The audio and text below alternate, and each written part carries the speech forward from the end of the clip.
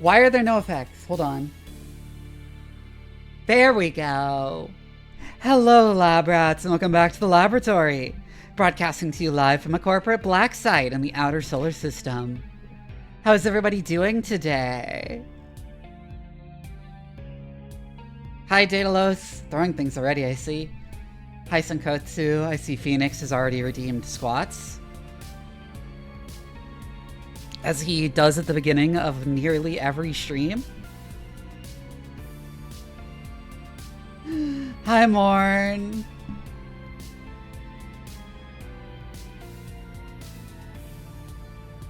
Did y'all hear Jeffrey Epstein got banned from Xbox Live for being rude to people?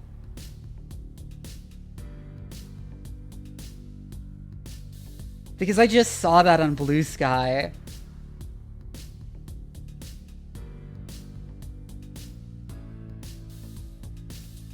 Yeah, billionaire financier and sex trafficker also. Jeffrey Epstein got banned from Xbox Live for being really rude, for like being rude to people. Hi Rowan, thank you for the raid. What were you up to? Somebody give Rowan a shout out.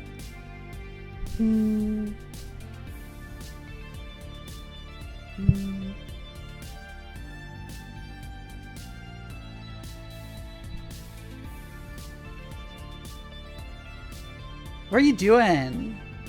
MechWarrior 5? Ooh, more MechWarrior. Cool.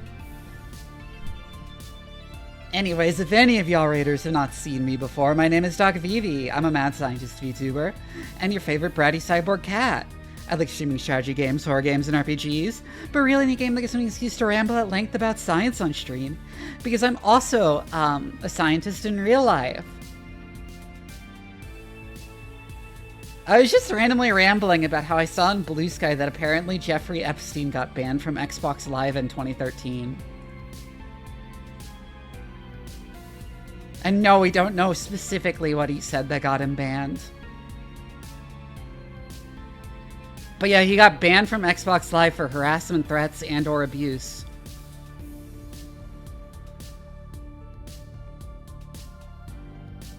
Also, Elon Musk sent him emails begging him for an invite to his parties.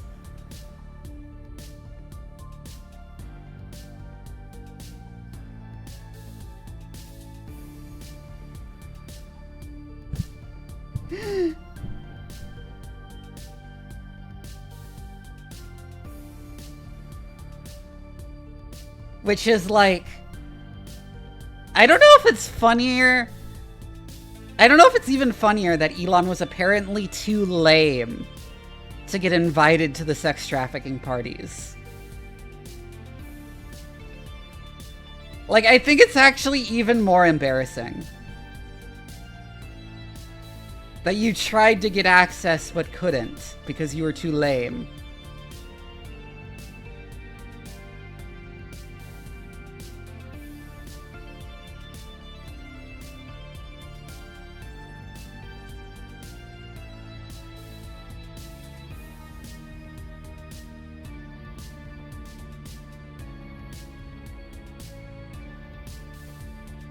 I saw that he was inflating XAI stock by having Tesla buy a bunch of, like, XAI assets.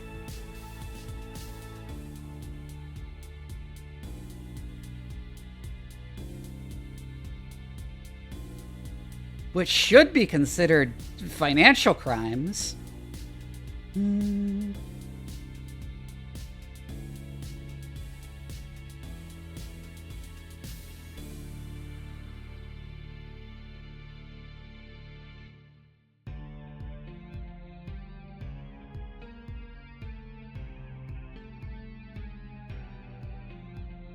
Hi, anti-fashion action. How you doing?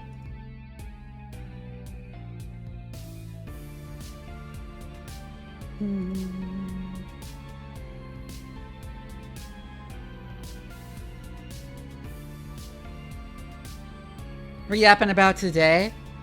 I mean, thus far Epstein apparently, but also slipped on ice Wednesday. Oof.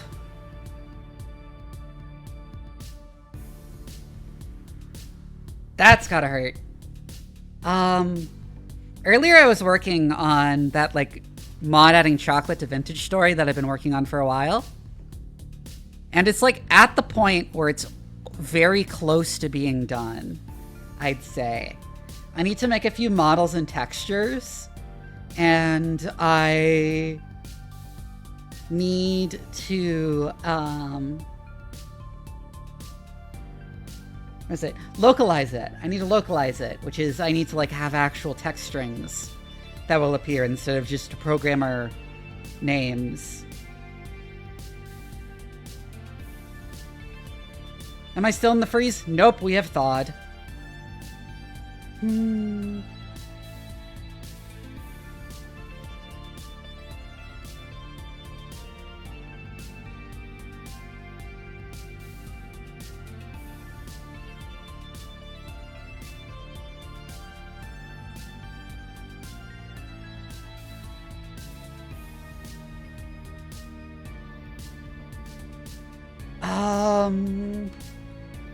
And I'm, like, tempted to, like, do more work on that on stream, but I don't have... I mean, Balalaika is a good choice, Wafa Bravo, but, like, I don't really have a good setup for doing programming streams right now.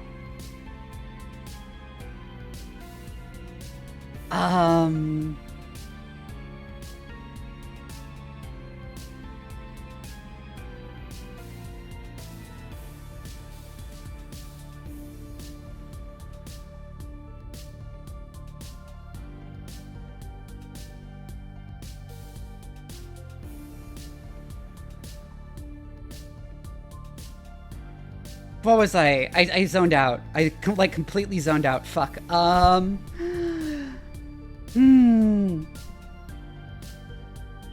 decently warm, yeah, in here.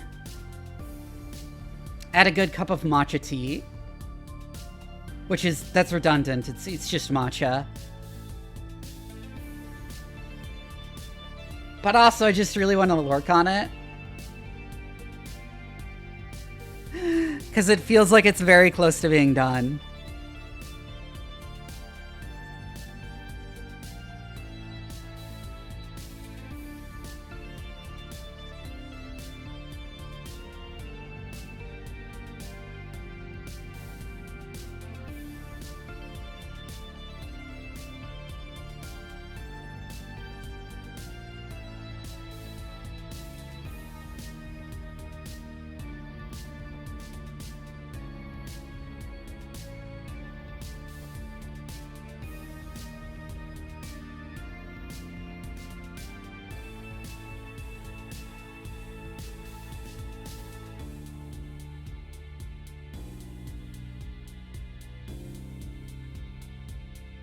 Talking about Fahrenheit or Celsius, don't worry, it's just my bones ache.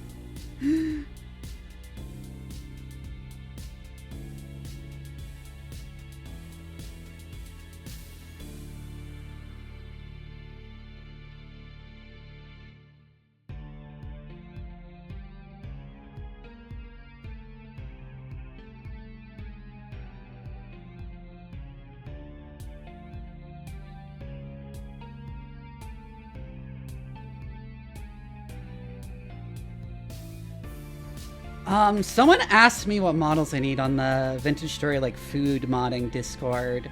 And I'm gonna reply to that real quick. Hi,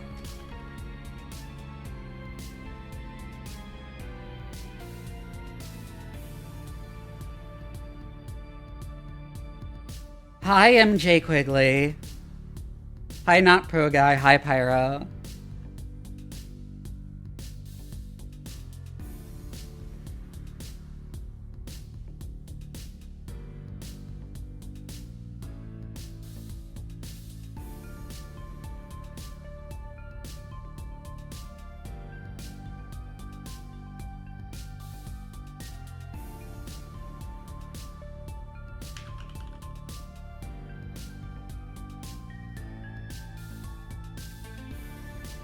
How am I doing? Pretty good.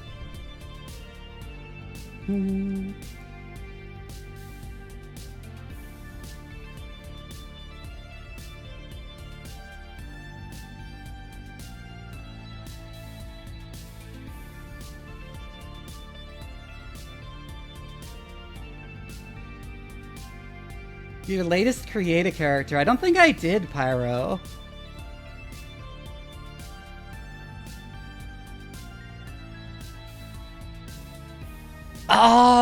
In the meantime, there is a squats or demon thing in the stream, so I am going to do some squats.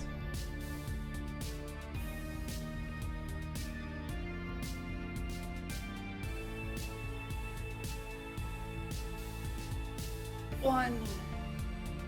Oh, they're not on practically. This happens every time. 2, 3. You got your VTuber model? Sweet. 3, 4, 5, 6, 7, 8, 9, 10. There we go.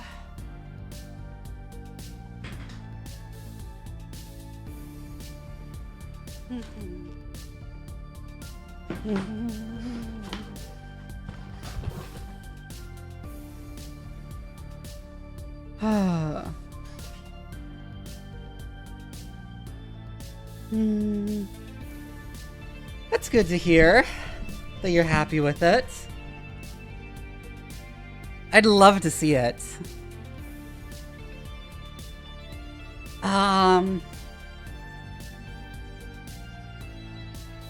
So first thing I'd like to do this stream is what I did. I didn't actually mean to hit the monster mouth button there. Is what I did last stream like this too.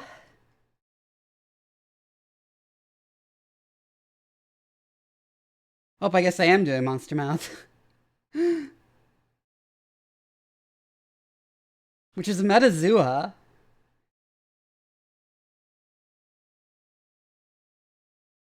Don't drop it in the Discord. That ruins the debut. Send it to me personally instead.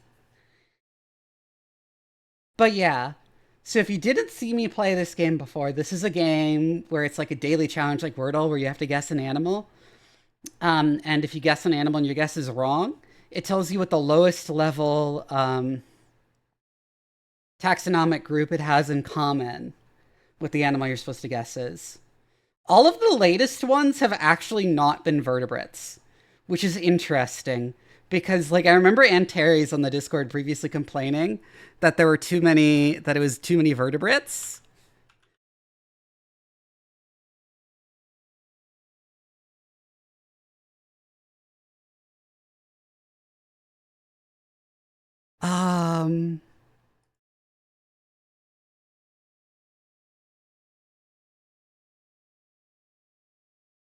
And, like, all the latest ones have not been. So I'm gonna, like, actually guess not a vertebrate this time.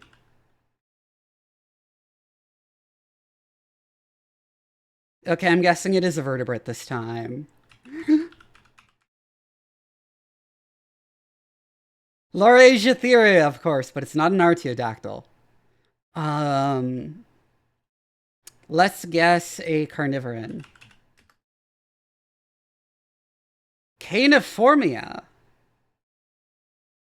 Bear or raccoon, probably. Oh, it's the American black bear. That was easy.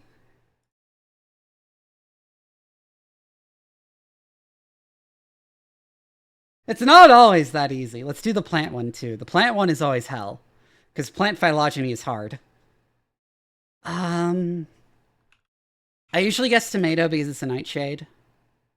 And it's in one of the bigger groups. No, we'll guess the other big groups of penapetalids, which is rosids. It's not one of the big groups of penapetali. Fuck. Tomato's a nightshade? You have no idea how many things are nightshades.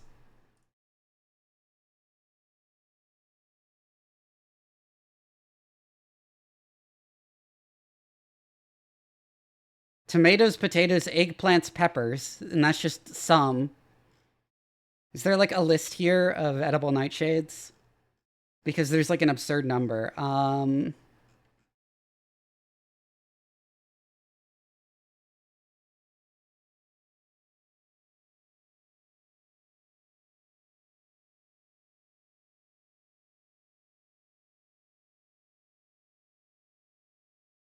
Okay, so it's one of the smaller groups of pentapetalids. Hmm.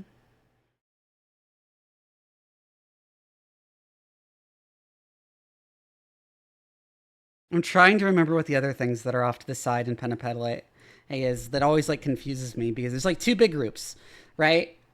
There's the asterids and then there's the rosids. Um,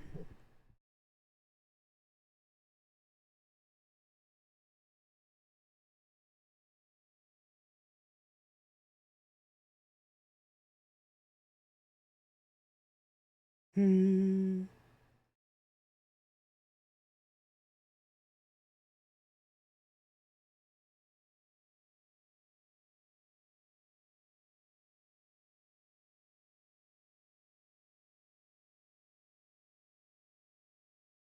All right, mistletoe and sandalwood are in that one.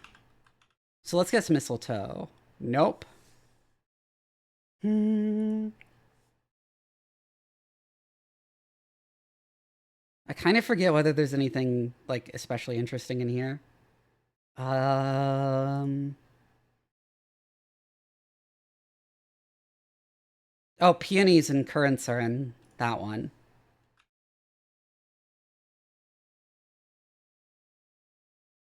No. Okay. So it's not you. It's not you.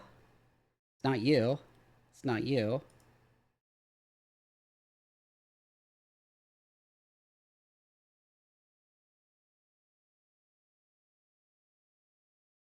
Southern Chile.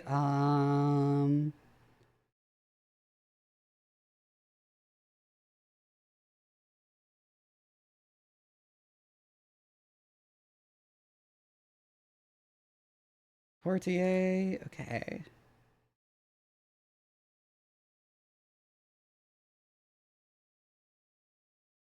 Yeah, it doesn't have anything that I would think would be there, so it's in Delinealis.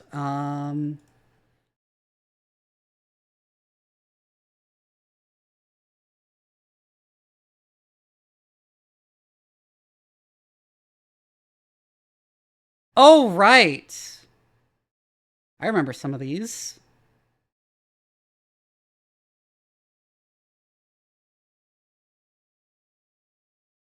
Cetracera, Pinzonia. What is this one? Nothing super important, I guess. Hmm. Delinea Hebertia. Deliocarpus. I think Baobab is somewhere in there, so. Unless I'm like completely wrong. Baobab is a rosid. Fuck me.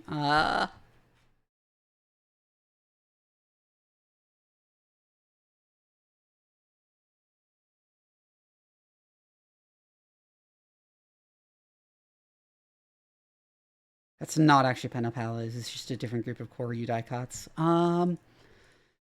Yeah, I'm struggling with plants once again.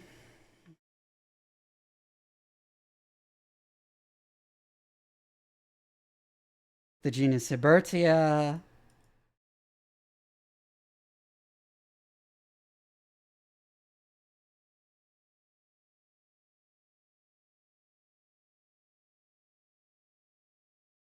What am I missing? I guess I'll ask for a hint. Caryophyales. Shit. Of course I was missing this.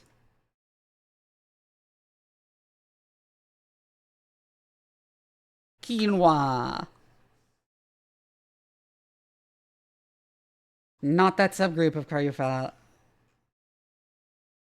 Um, that includes spinach and some other stuff like it is related to quinoa. Bouquet of Rafflesia. Um, cactus? Oh, it is a cactus.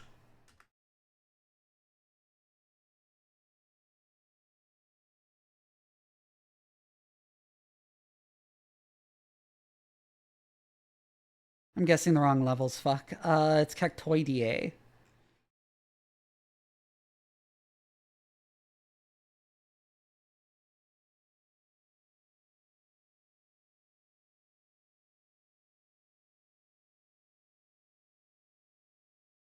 I don't know cacti. I really don't know cacti. Is saguaro in here? No. That's like all the cacti. That's like all the cacti I know.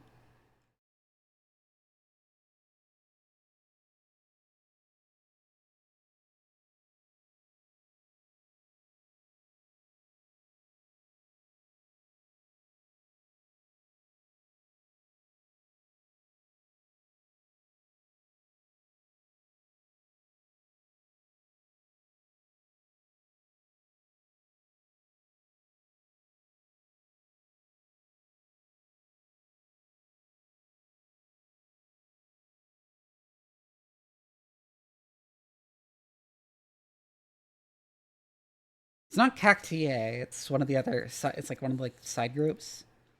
Um, this includes saguaro. Okay, but unfortunately, saguaro is not in there. Damn it.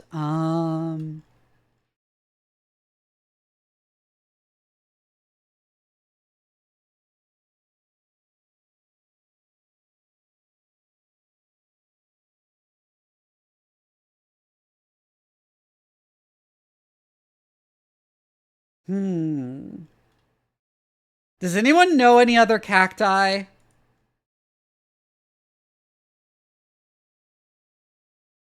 Fuck.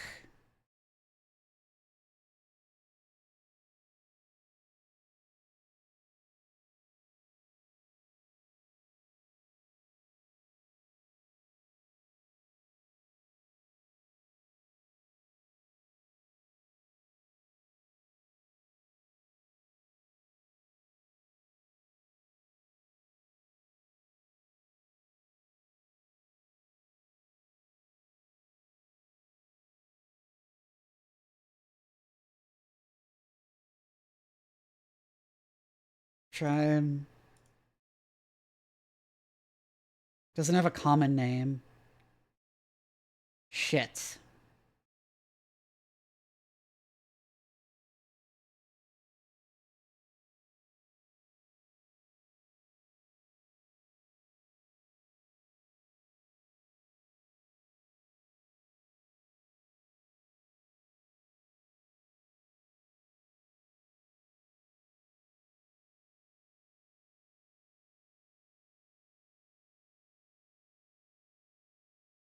He's a bitch. Does that count? Hmm.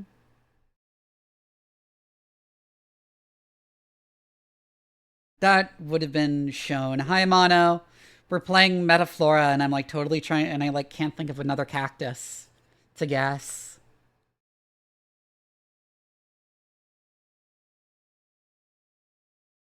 So I'm just like looking for cacti that have fucking common names.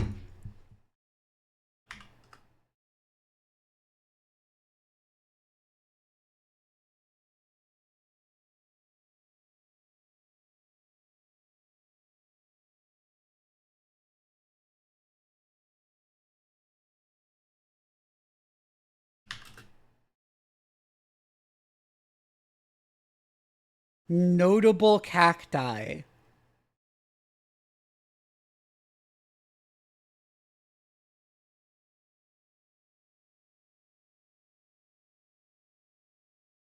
Oh my god, there's peyote. Is peyote in here? No.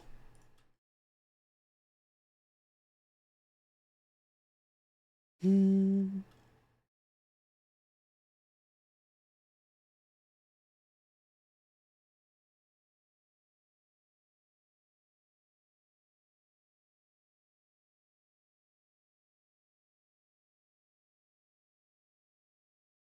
Penis cactus? Cactus.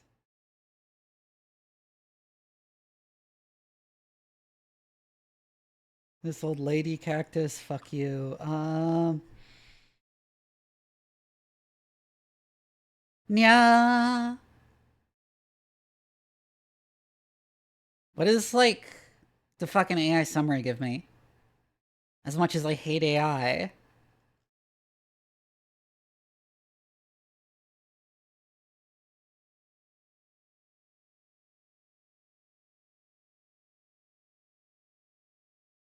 What cacti am I missing?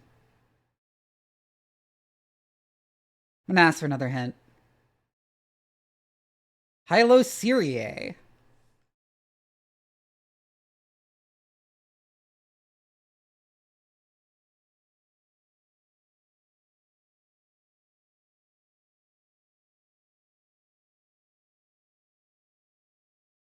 Epiphytic cacti. What the fuck? I didn't know these were a thing.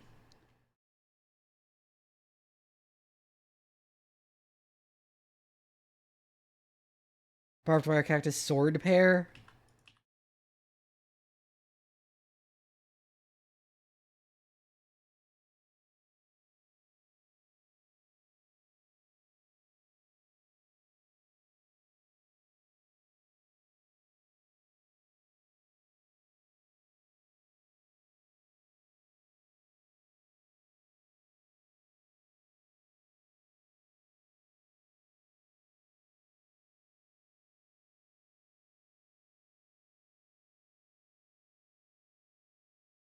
Okay, let's look here. Fishbone cactus. Rickrack? No.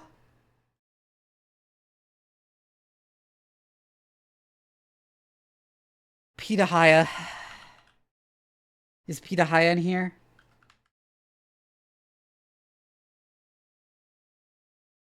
Yes. Oh my god.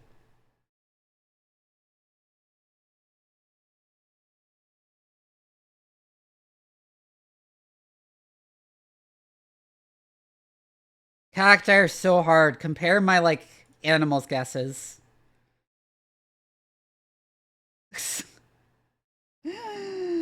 Why are plants so hard?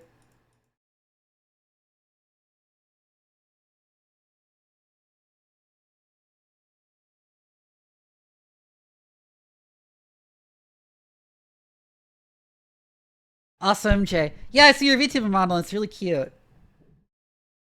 Hmm.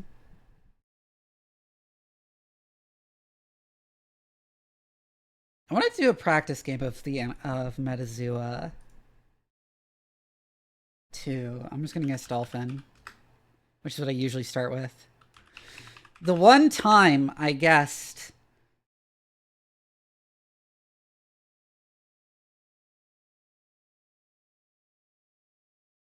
protostome, it's probably a mollusk or an annelid. It's a mollusk. It's not a gastropod. That means it's likely a cephalopod.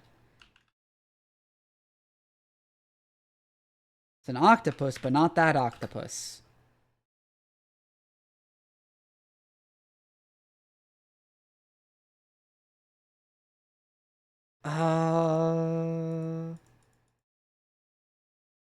The puss is in the vampire squid, right? I was trying to think of what I was forgetting. Vampire squid, yeah.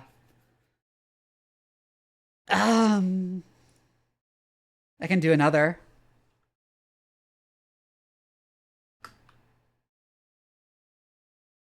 Oh, it's the other side of Amniota. Crow. Ooh, it's got to be a very basal bird. Basal bird. Duck.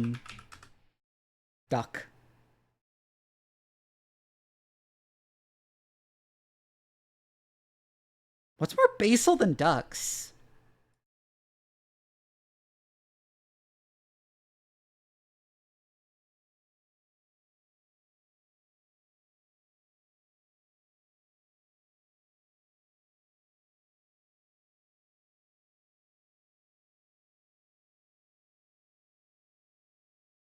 Oh shit! No, it's somewhere in here.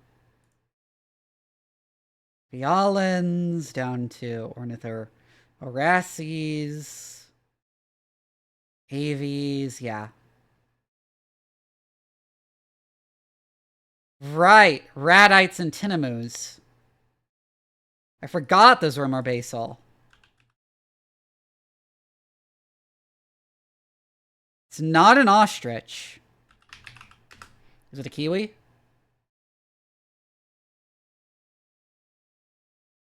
Um,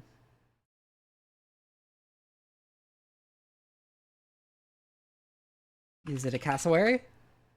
It's cassowary!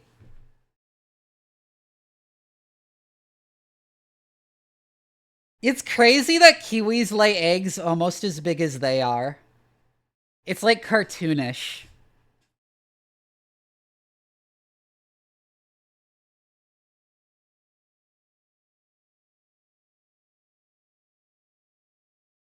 They do not have extinct animals. I'm gonna do another one.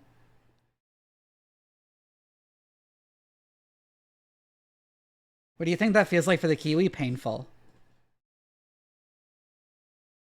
Um, my standard guess is dolphin for a reason. It is bony fish. It's got to be a ray-finned fish then, which I don't know very well. It's a teleost,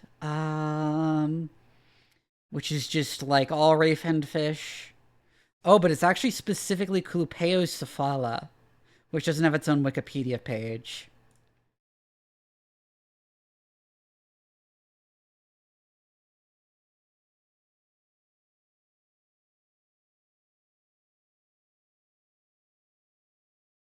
What's the reason? Because it's very deep in the phylogeny of one of the more popular groupings of like animals they tend to have on here. And so it tends to like tell me immediately what the thing might be. I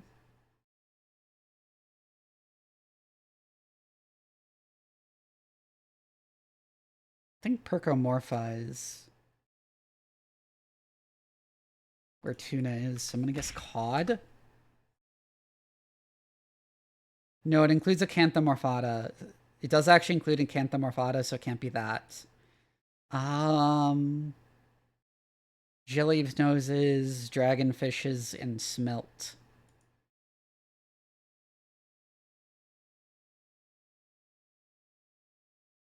Herring? It was herring. That was a really lucky. That was a really lucky guess.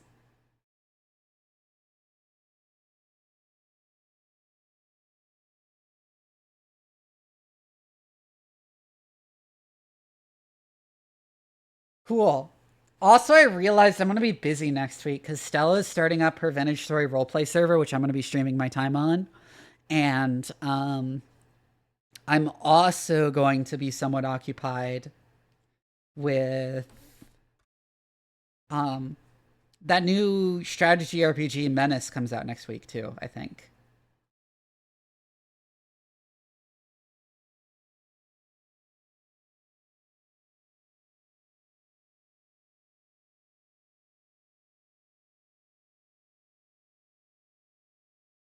Which is fun. I suppose having too many games to play is better than having too few.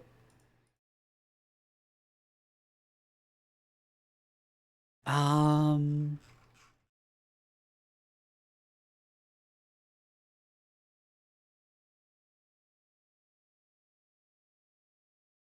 let's do one more at least. Bilateria. We're gonna guess mosquitoes because that will tell you. Panarthropoda. It's a tardigrade or velvet worm. It has to be tardigrade or velvet worm. Because Panarthropoda, it is arthropods, tardigrades, and velvet worms. And since it's not Euarthropoda, it can't be an actual arthropod. It's not velvet worm, so it's tardigrade.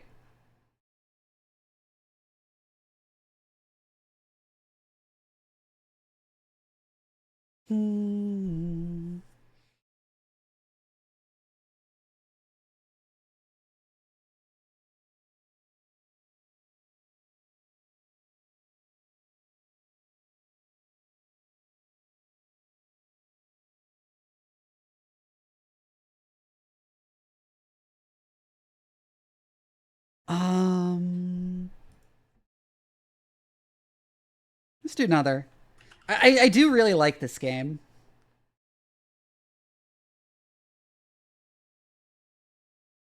It's a Neopteran. It's not a Dipteran. Um, I forget what dipterans are also related to. Let's guess Hymenopteron.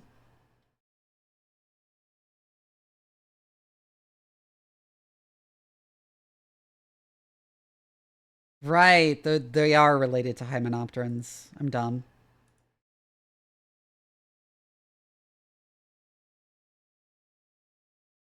There's Hemiptera, which is the true bugs.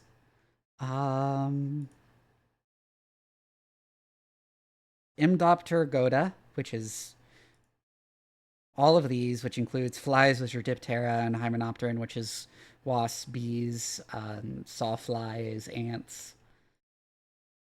Polyneoptera, which includes some notable ones, like earwigs, and Blatidea, which is cockroaches and termites, and Mantidea, which is mantises. Let's guess cockroach. Oh, it was the cockroach.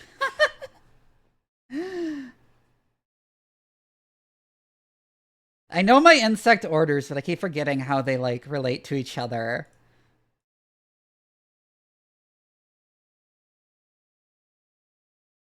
This is fun to do on stream music and show off all my animal knowledge. Watch. Like the second I guess it's something that's not a vertebrate, it's a vertebrate. Well, not necessarily. It's a deuterostome. But it's probably a vertebrate because there's not that many deuterostomes that are not vertebrates that they have in here. Boroeutheria. That means it's Euarchontoglires. When we get Euarchontoglires, I usually guess humans because that's a fun one to guess. Okay, that means it's got to be at the other end of Euarchontoglires. Which means rodent, likely? Galeries, it's a rabbit. Or a lagomorph of some kind.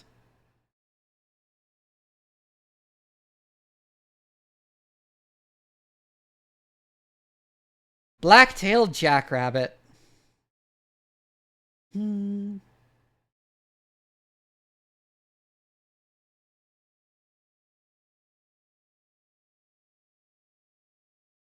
Sweet.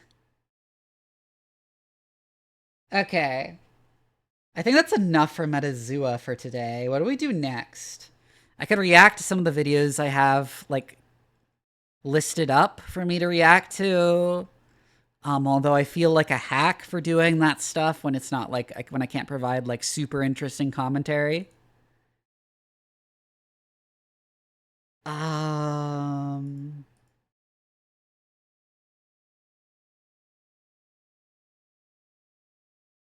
Not really, Druid.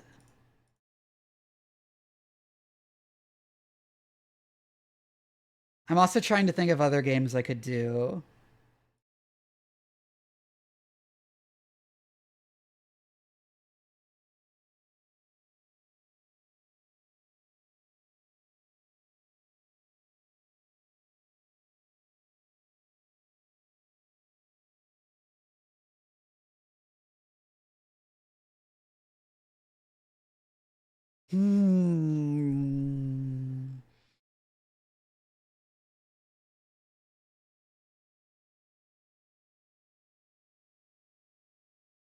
I do have some old games I could play. Once again, I could work on my vintage story modding stuff.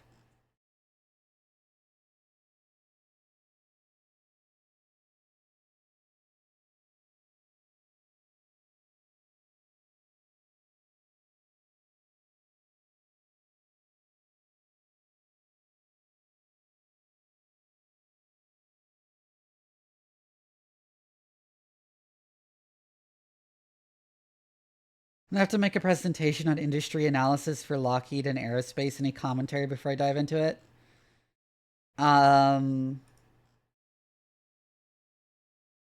Not really. I'm not that, like, informed on, like, aerospace engineering stuff. As much as I do like it. Biology is what I know a shit ton about.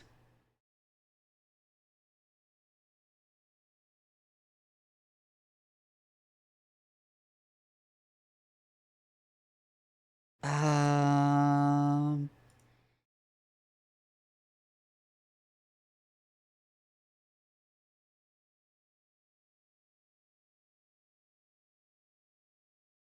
I could play more Megabonk, but like I really don't want to like try and grind high scores before I unlock the new whatever it's called item. Because I feel like that's pretty essential for high scores. You know what? I'll do that. That sounds fun. That sounds decent. Like a decent waste of time. I'm gonna change my category to Megabonk.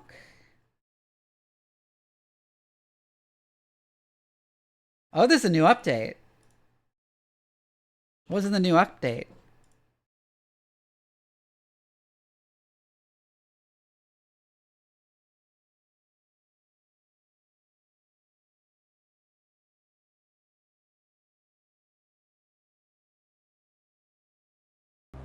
Let me check real quick.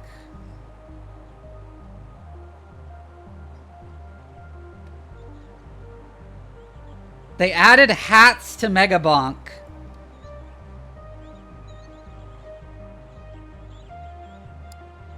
That's the whole update.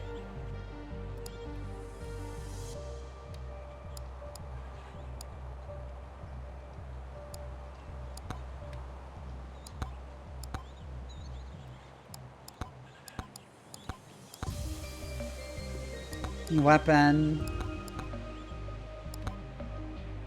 When every chest and pot. Yeah, what you have to do is bandit. Who's an annoying one to do it as.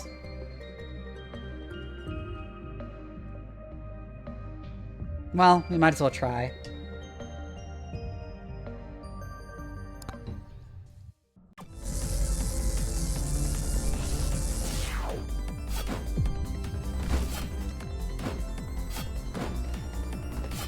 Fucking missed.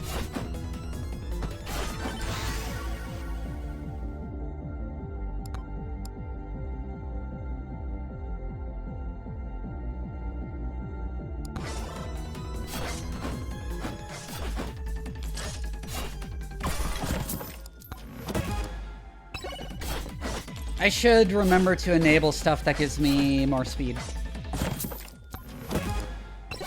I don't know what the most efficient route for this room is. I'm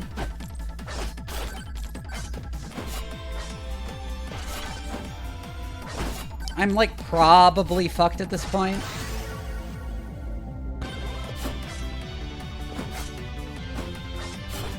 Shit, I almost picked that up from the ledge.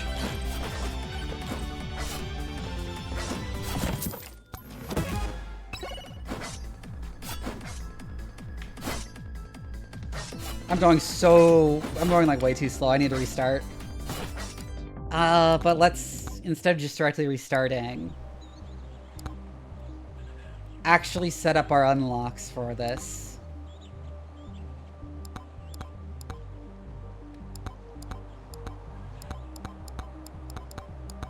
I think it is set up actually already.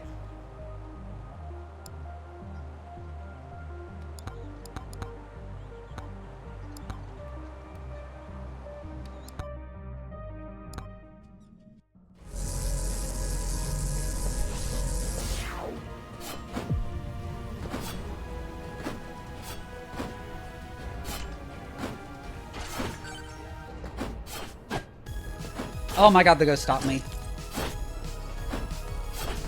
I'm just gonna restart.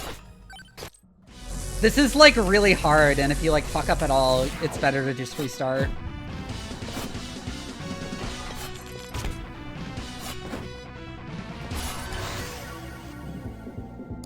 None of those help me. Scythe is decent.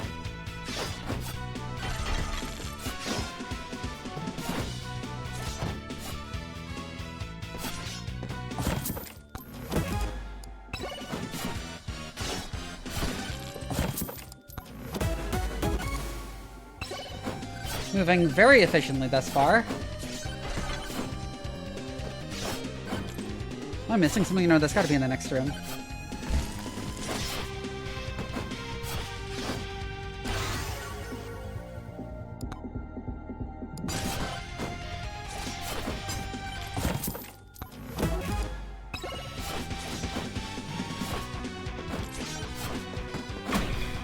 shit. I fucked up getting out of there.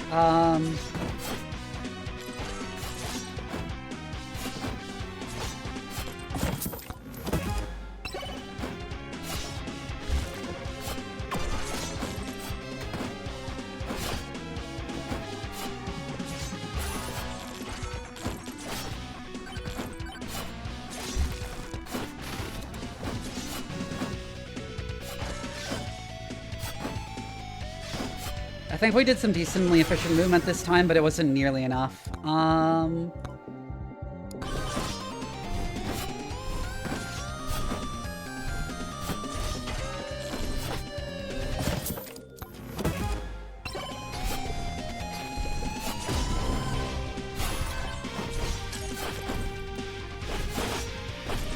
I can't even get up there from that side. Okay, that's a thing to note for this room in the future. Okay. I think I'm getting back into the movement tech.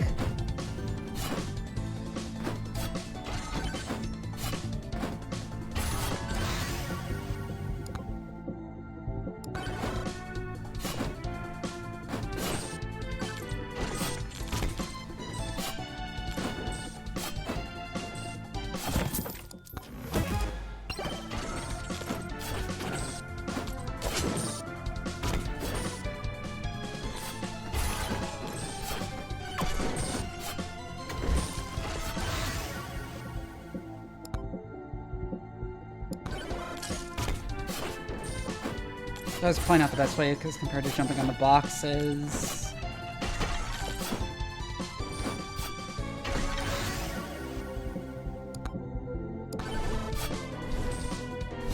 Yeah, we have no chance at this point.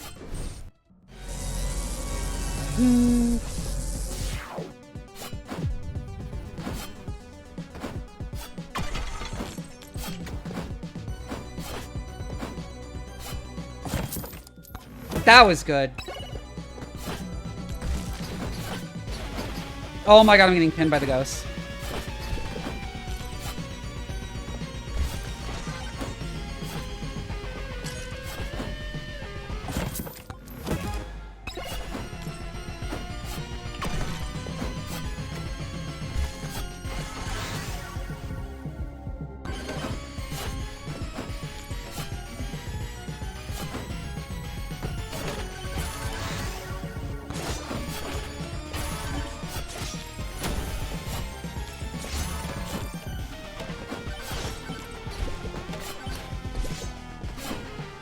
I almost died to the lava there.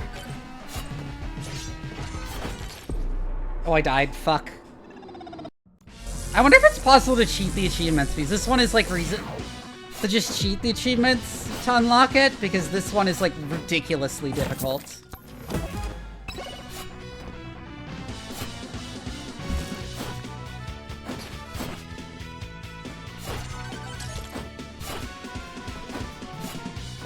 I should have gotten that one down there.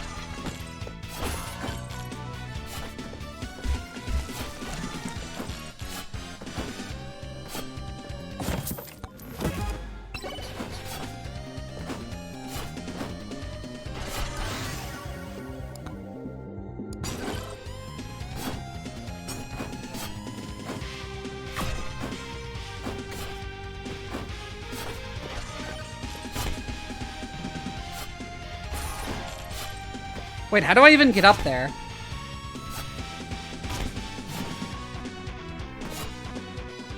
How do I even get up there? Fuck you.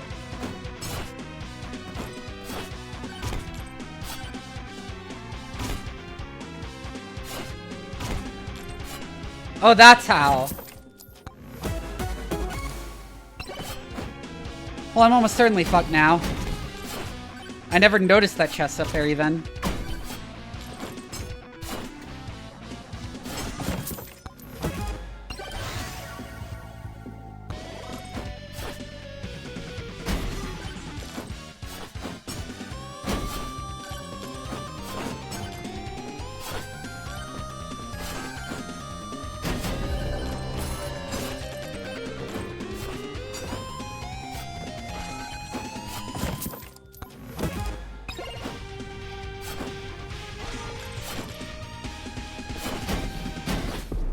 I'm dead. Why did he make this fucking... Why did he put, like, an incredibly good new item behind an absurdly difficult challenge? Like this. It's so annoying. Ooh, agility turn right away is nice.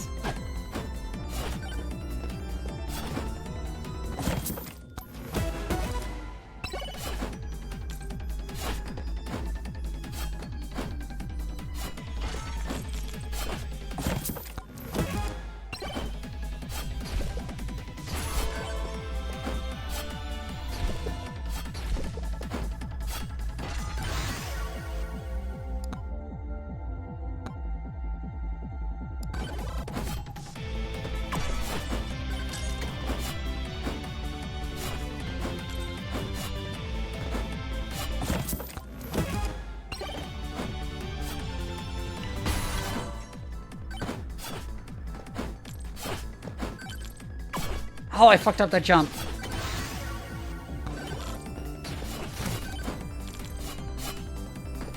Yo, a speed power up.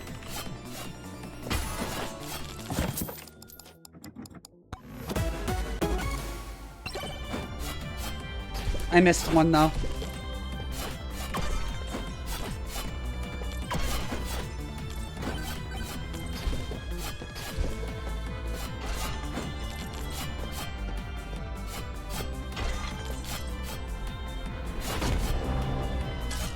Oh, I went up way too high with that. Wait, what? How do I get in there? Okay, do I have to go on the drop? Okay.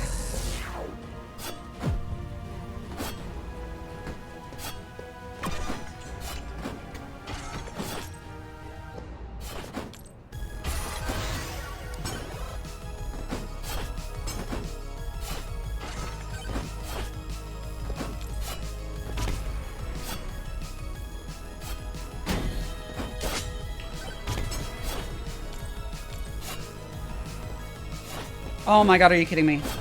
Oh no, I'm supposed to go along the walls. I see.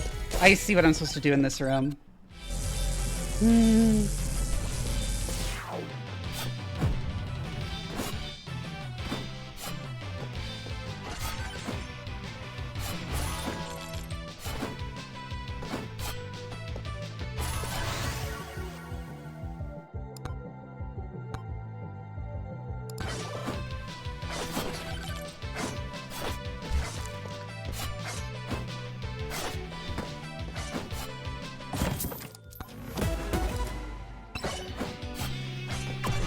That's decent here.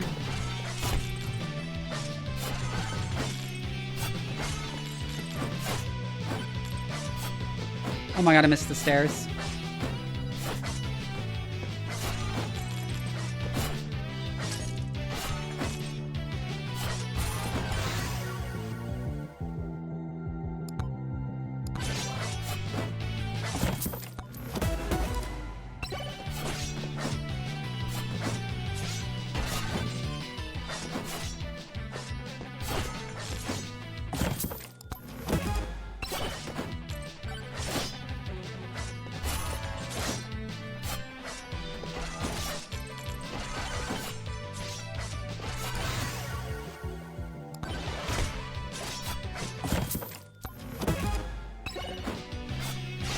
I will actually take shield tome here. I'm not gonna make it. Not a fucking chance at this point.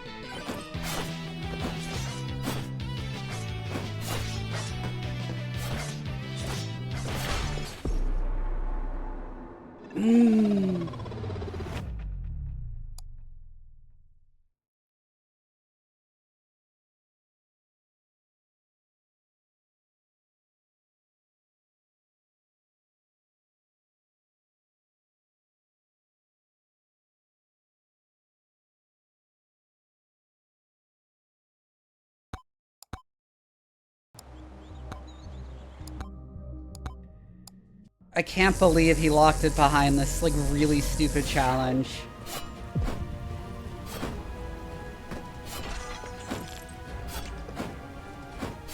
Yeah, that was the jumps I was supposed to do in this room.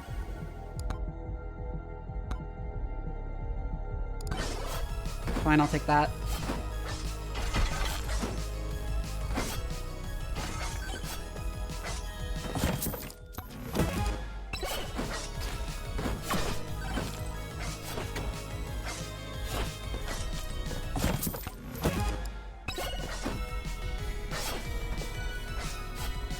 Oh, I should have slid off that.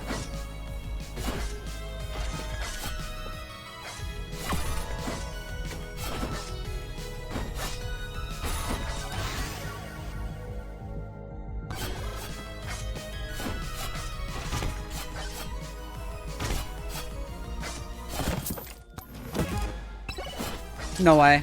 No way I'm gonna make it.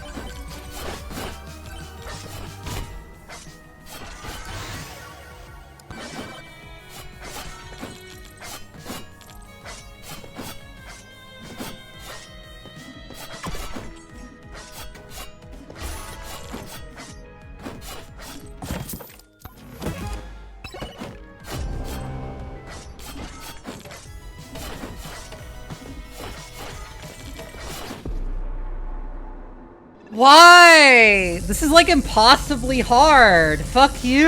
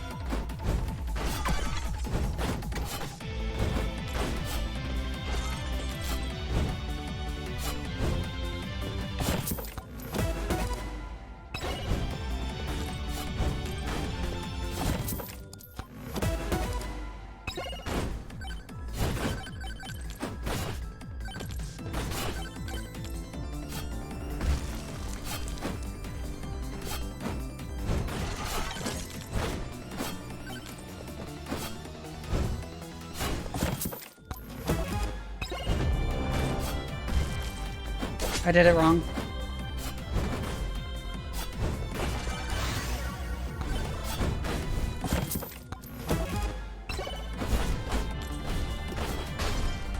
I didn't get it. Fuck.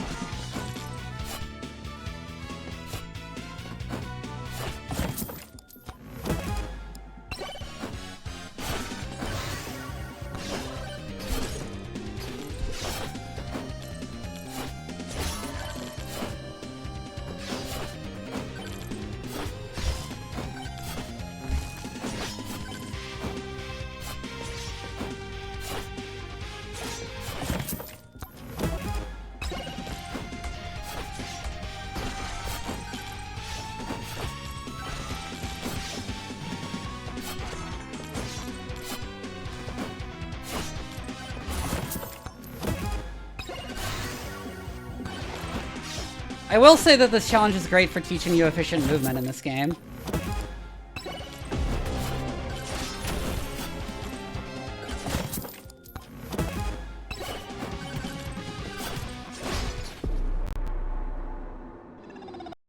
I did stop to look up if there was a way to cheat challenges, and it doesn't look like just an easy one like there is with Risk of Rain 2.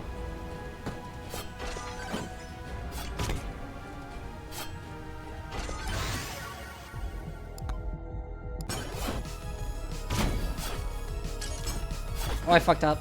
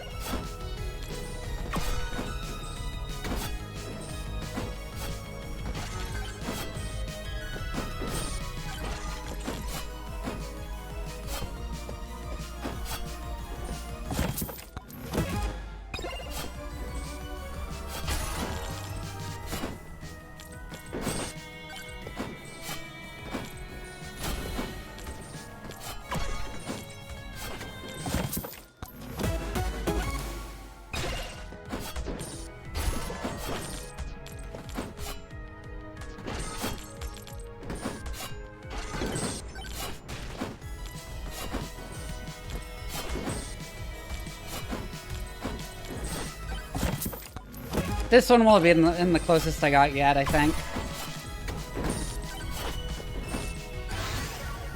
Actually made it part of the way through the last room.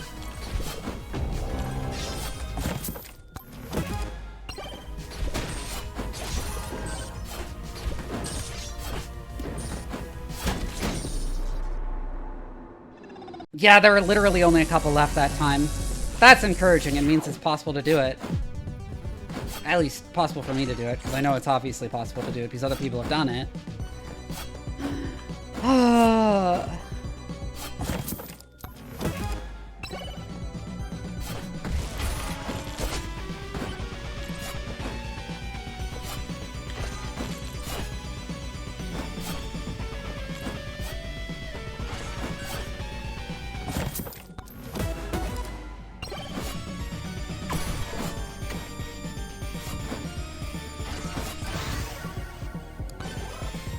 Grab shield tome.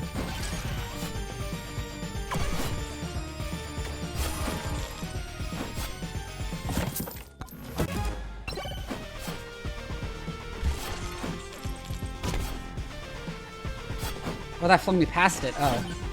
So then that's not the best way.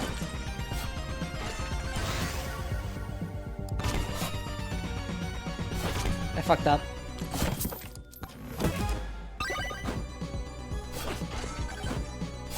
I got that one for free, not like it matters.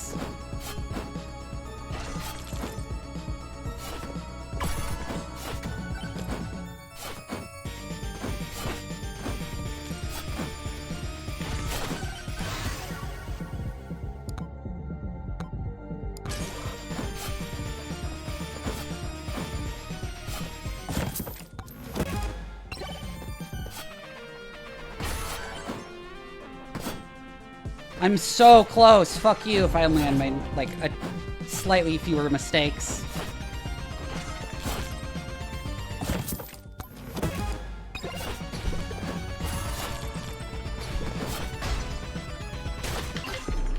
Oh my god, I got it! Oh my god, I got it! Oh my god! Holy shit, I did it! Just barely! I pulled it off!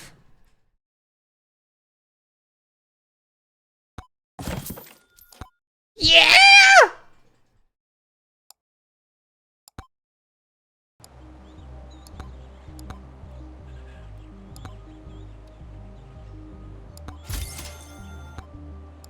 Stainless steel pot!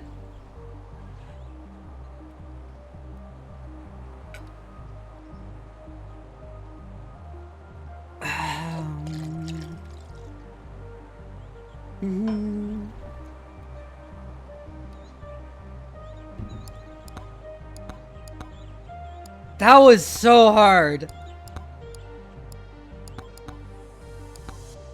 Anyways, I'm gonna play Vlad because this one requires Vlad. And I also like Vlad, so.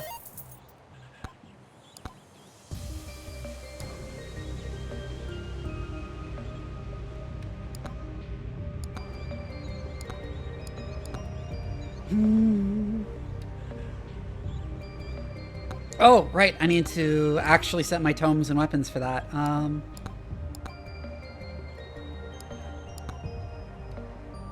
XP tome, Curse tome, Chaos tome.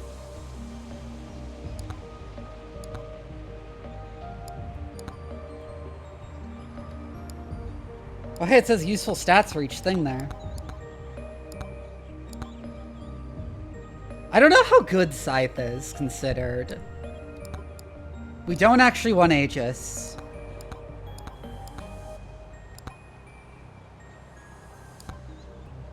We have to do blood magic because we're Vlad. Flamewalker.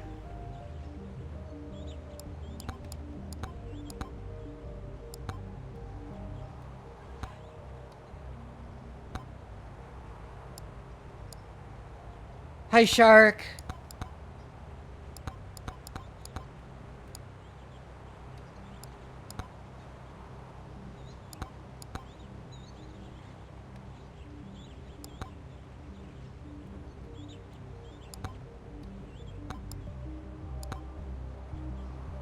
I'll take Dexecutioner.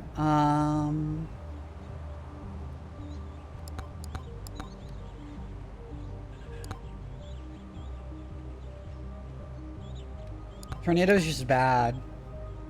And fuck it, we'll try Scythe.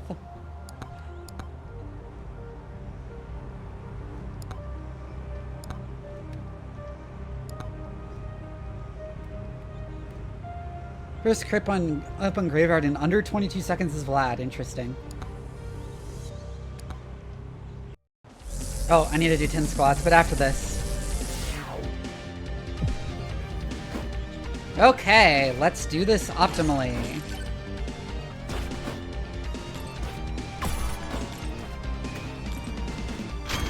Grab. Electric Plug, that's a nice find.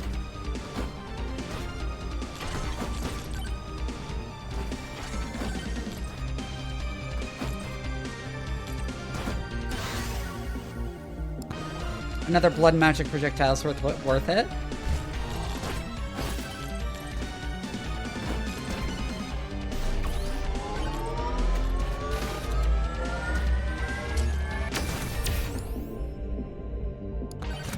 Carb drop chance is incredibly important.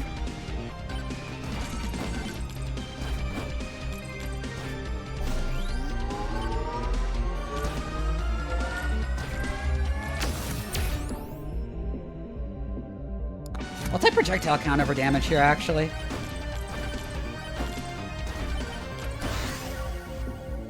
There's Flame Walker, that's one of the weapons I want.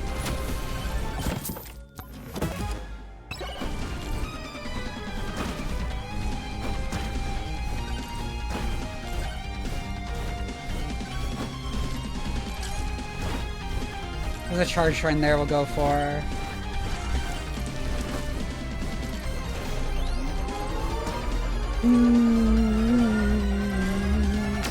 Actually, I don't understand how the meta has changed now that green card got nerfed a little. Do people take Luck Tome again?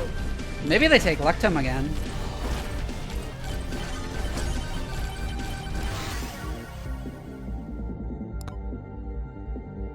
Precision Tome, we want that.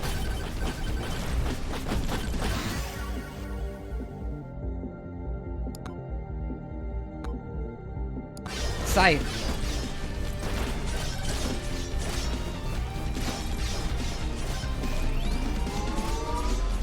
Oh, there's a microwave. We need to remember the location of that. EXP gain. We'd normally be very interested in taking lifesteal, but we're glad so we don't actually care. So we get tons of lifesteal for free.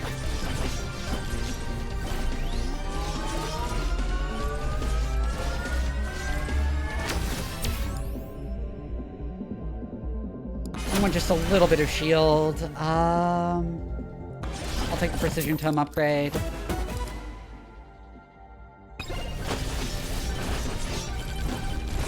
I'll take that. It's not good, but I'll take it rather than banish it.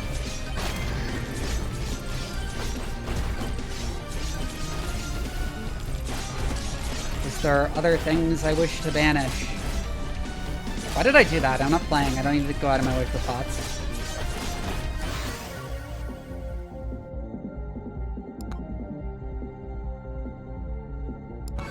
Damage and projectile count on Flying Walkers is nice.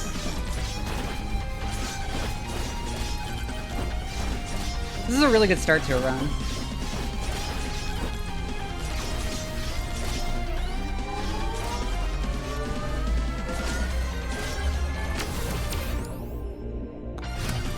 XP gain. There's the Executioner.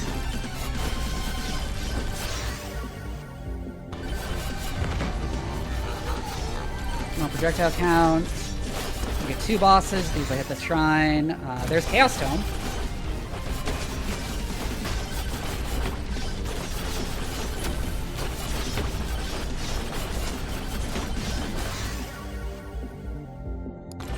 Big Precision Tome upgrade.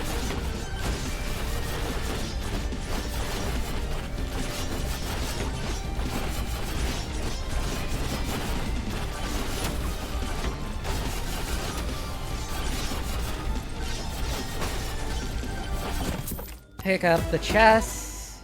Echo Shard, that's a really good find.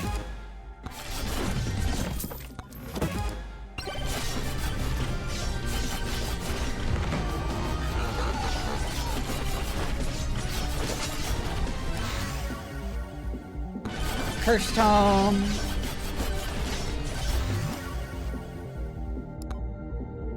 Mirror.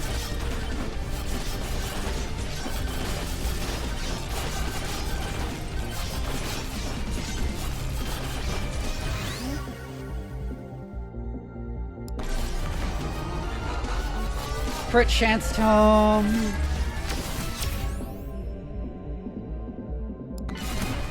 Even more projectile count.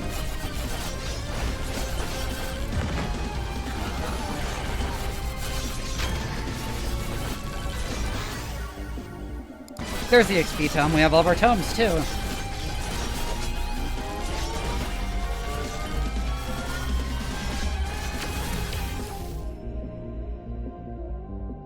I'll take gold gain. More crit chance.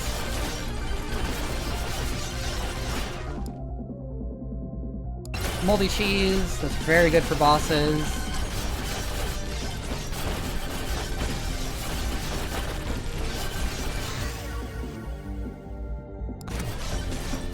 Even more projectiles, okay.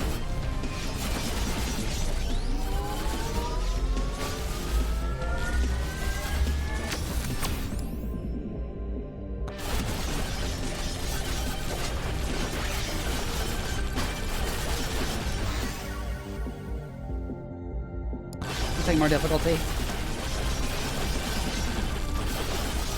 There's too many there to get that power up.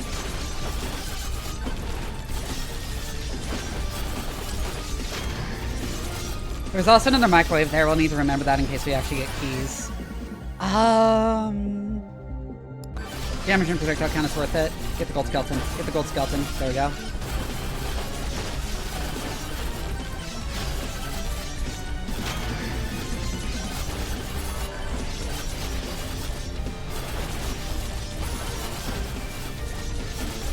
Oh, another Moai. There's a key. Now we go duplicate keys. Hello? Gift. Oh, it's a hat.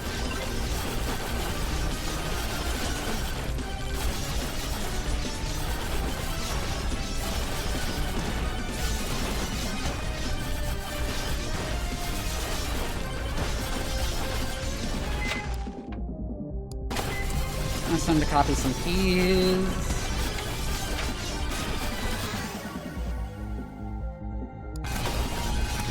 And get the magnet.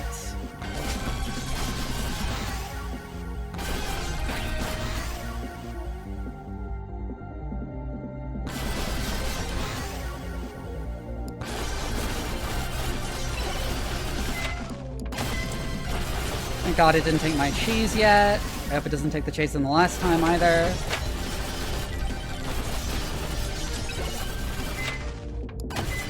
Oh, it took the cheese, fuck.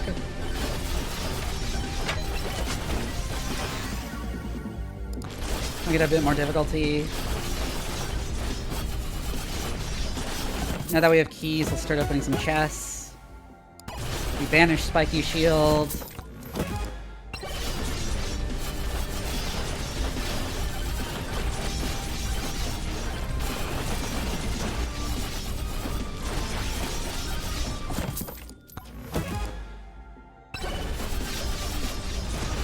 You, Oats.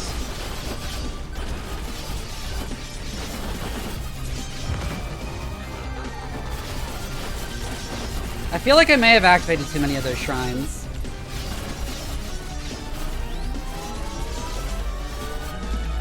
There is an invulnerability power-up right next to.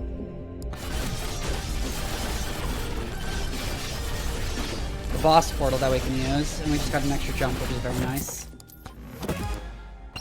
Hey, another key!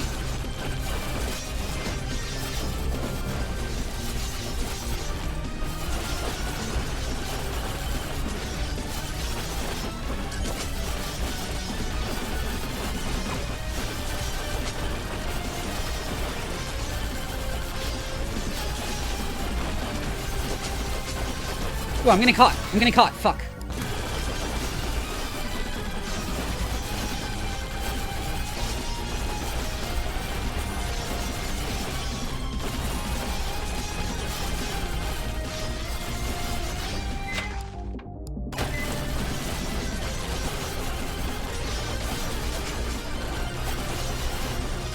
I get at least one more key. Now we really need to open chests. You don't want beer?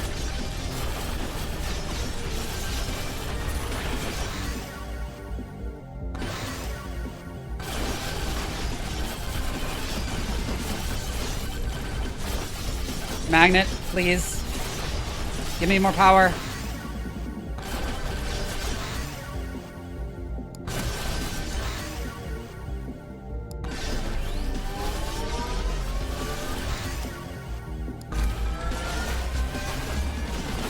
I couldn't do that in time.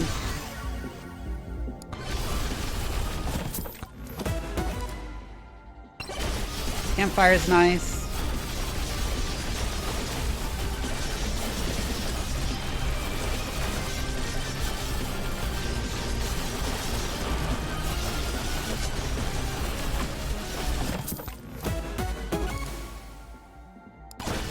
You don't want a second mirror.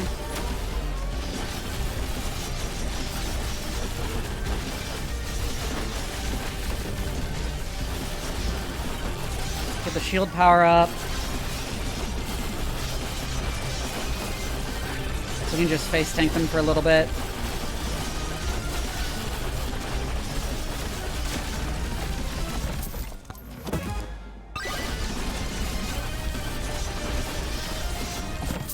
Oh, there's a nuke there. Hi, Caliban.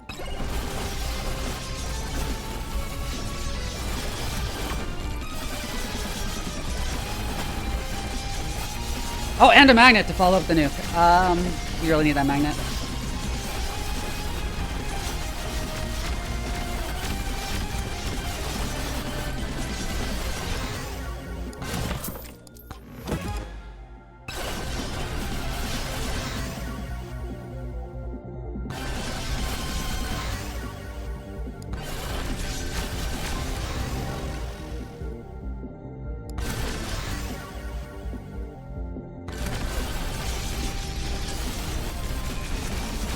I'm hitting the portal because we are running out of time.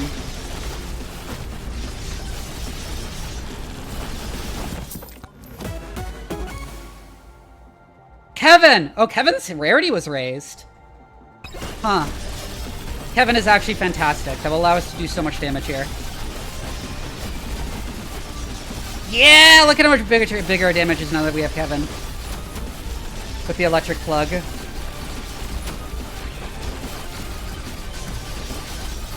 Get the money power up too.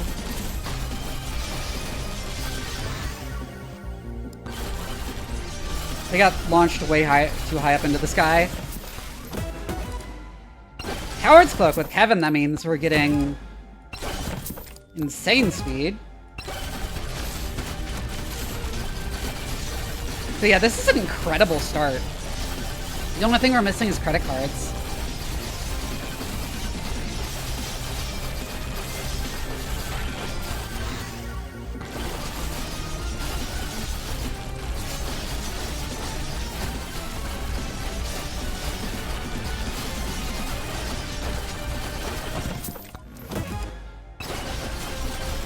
Terrible.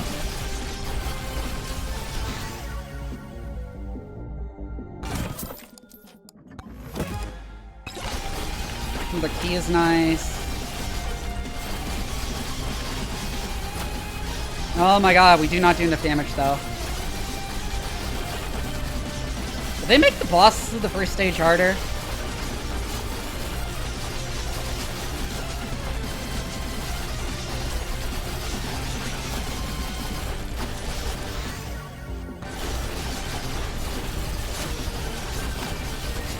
There finally goes one of them. But we are running out of time.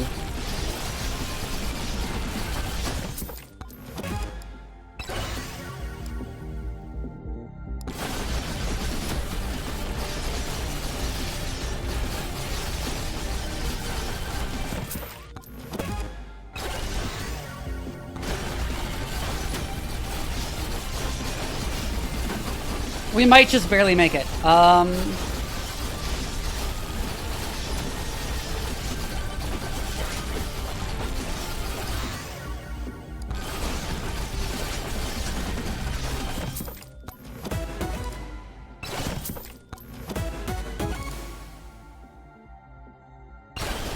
I'll take that because we really need as much damage as we can get right now.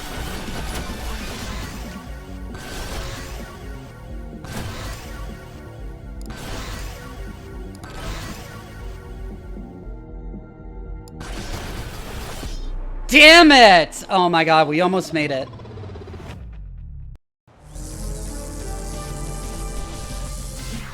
Why did my left monitor lose connection? That was so weird. And it's back. Ooh, projectiles and damage for blood magic is a good upgrade.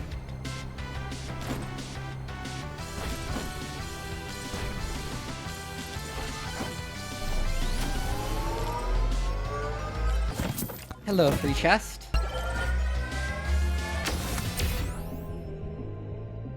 I'll take attack speed.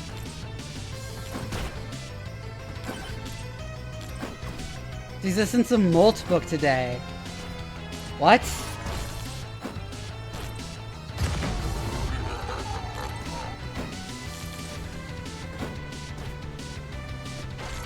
Oh, that's what the portal is. Precision Tome.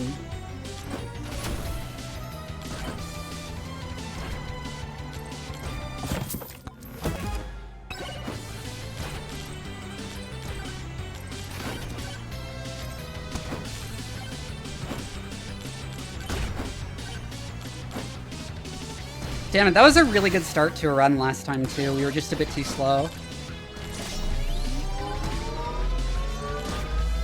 Reddit-like social network exclusively populated by LLMs. Crazy. Extra jump. Incredibly important to efficient movement. Oh, we got pushed out. Fuck.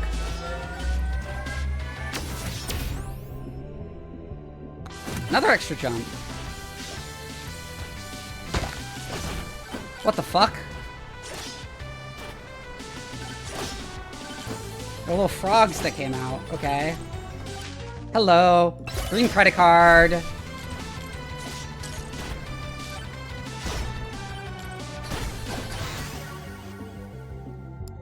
I might have risked too much there.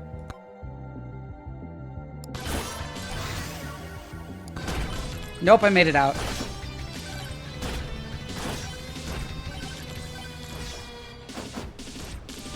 Hey, free chess.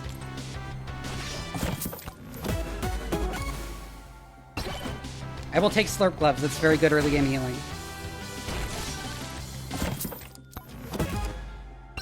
And a key. What the fuck? That's crazy. I have no idea what killing the frogs does.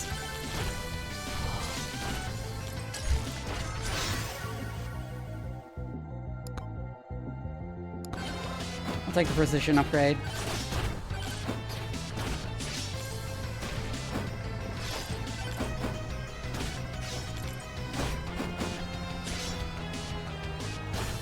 There's another shady guy shop there.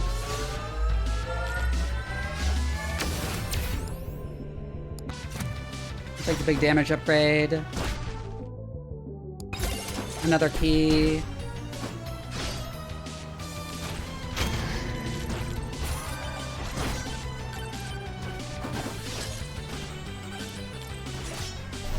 There's a golden charge shrine there.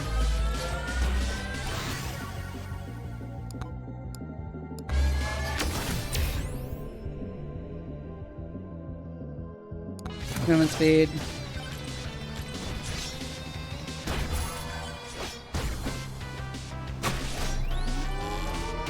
Oh, we really need the XP against this boss. Ooh, the Executioner, our third weapon. XP Tome.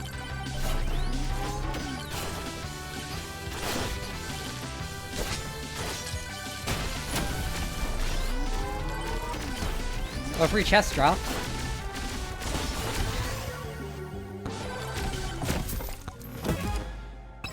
Hey, Curse Stall, that's a good one. I need the power boost. Give me a chest.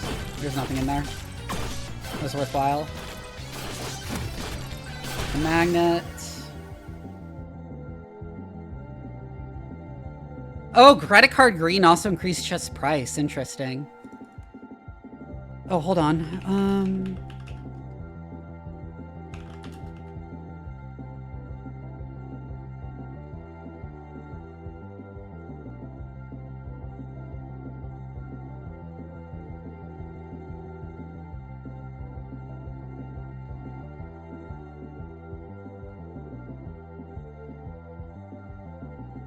I'll take first chance on damage on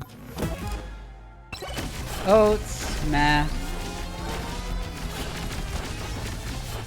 It's like a tiny survivability upgrade here. Aw, oh, damn it, I didn't get that skeleton.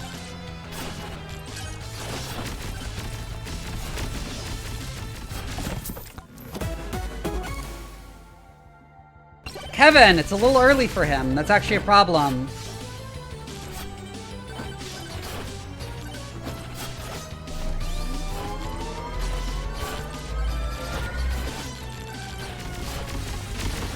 I almost died.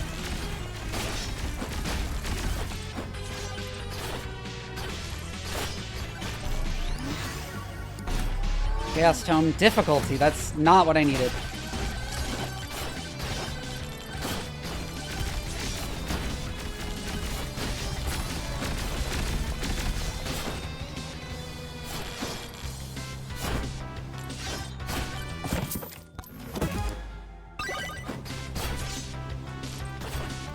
Clover, we got that chest for free.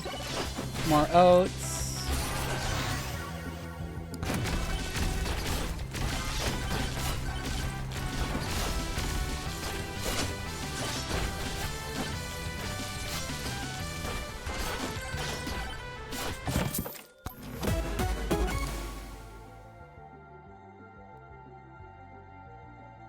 I'll take Scarf.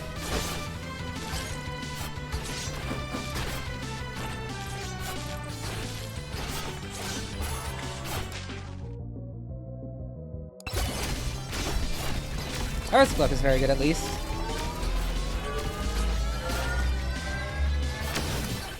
I died.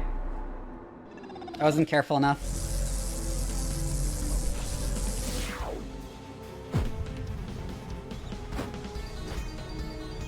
Hey, there's a free chest over there.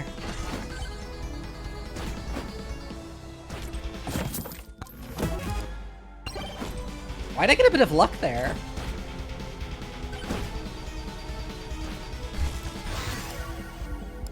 Hi, Sucky Magnet! That's incredible!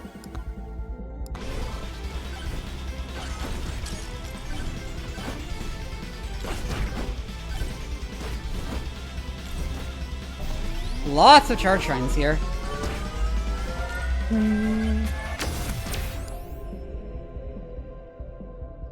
Projectile count matters more here. Right, matters right off the bat.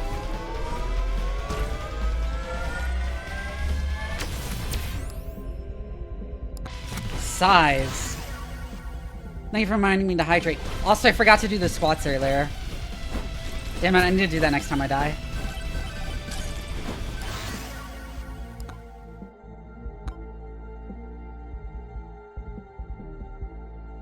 These all suck, I'm skipping.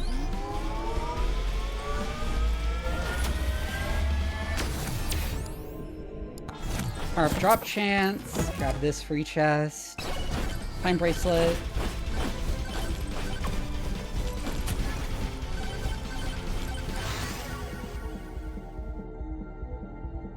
This also soaks skip.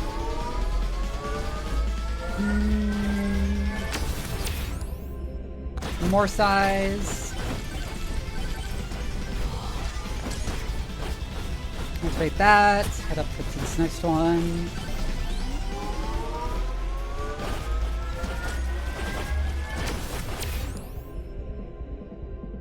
For chance.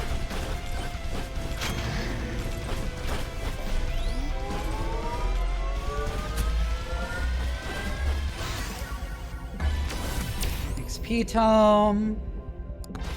XP gain.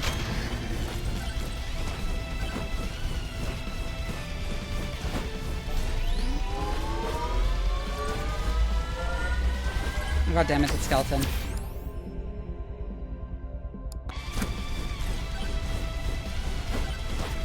I wasn't fast enough to get him. Hey, there's a purple hat guy over there.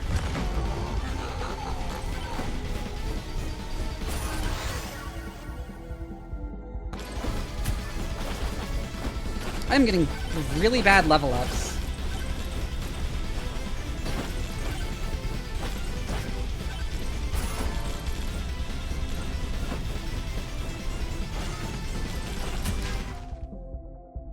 Beefy ring.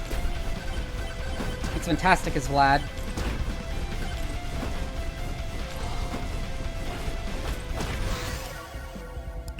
Moldy cheese.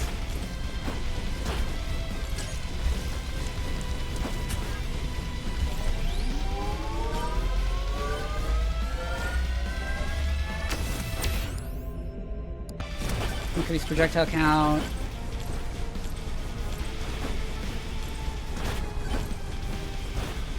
Why are there so many charm shrines this time? First tome.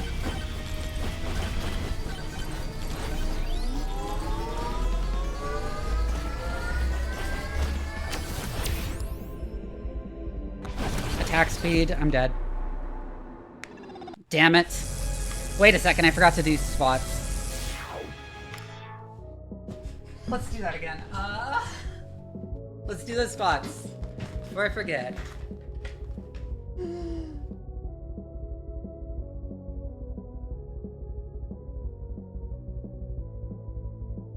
Hi, DJ. 1.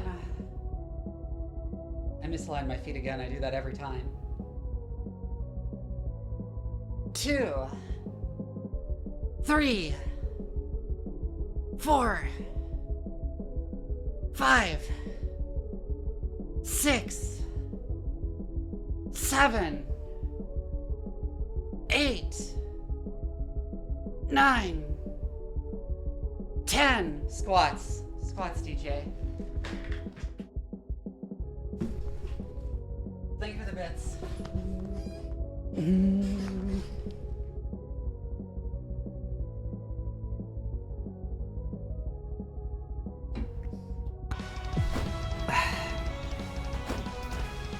Aw, thank you.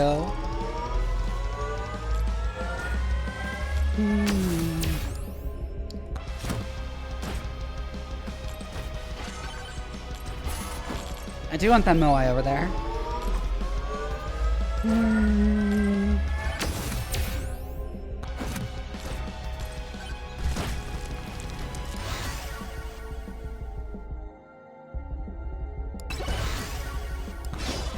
I'll take the moldy cheese.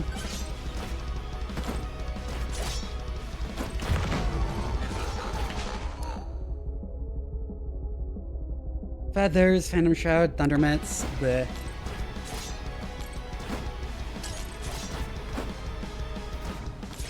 My left monitor died again. Why is that happening? Well, I know why it's happening. It's because the cord is loose. The cord is, like, finicky, and I touched it. Hey, a bit of shield.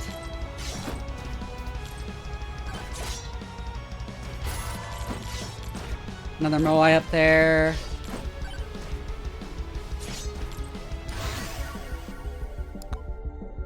Key.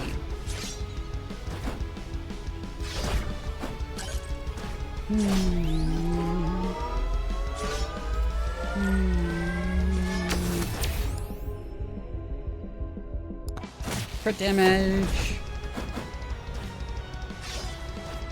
Right, I forgot I had extra jumps.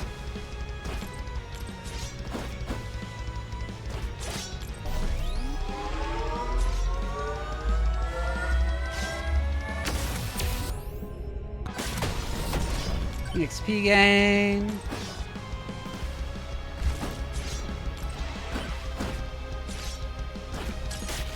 Oh! Blue skeleton. I'll take projectile cannon size on blood magic. Flame Walker.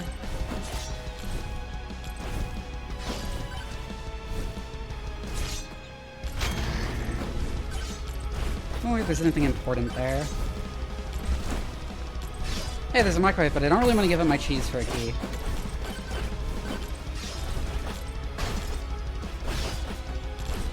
Hold on. Ow. I was wondering if the value on keys had changed. A second. Also, that was a bad choice. Level up. That's fine.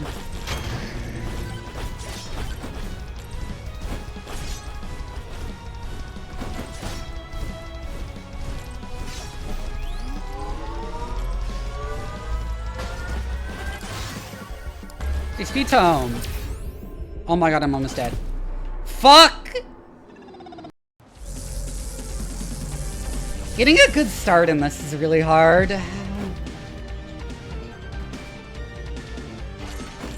Especially when you haven't played in a while.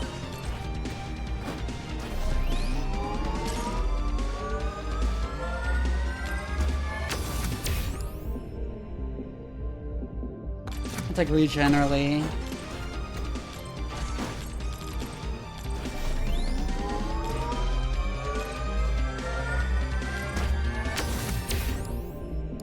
Our drop chance.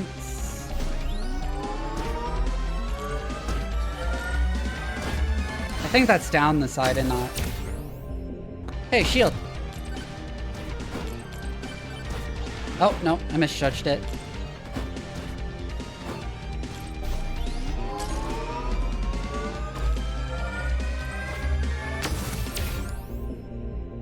Attack speed. What? Oh, it's a microwave.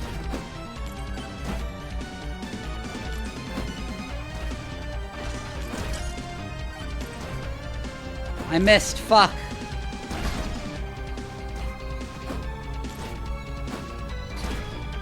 Hey, free chest. Wrench, that's decent.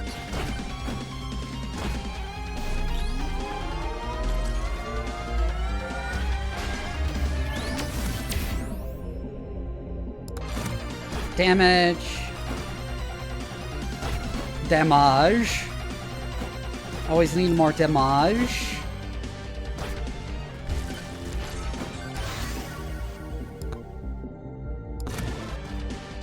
Old game. Well, grab that.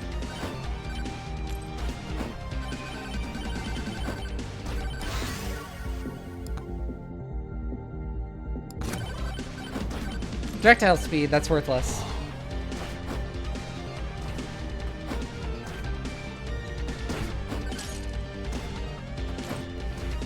Damn it.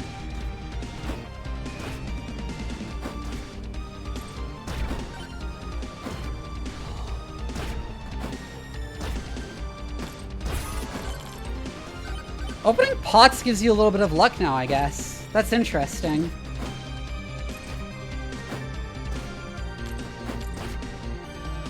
Aside from basic mechanics, it's Vampire Survivors except in 3D. That's really all you need to know.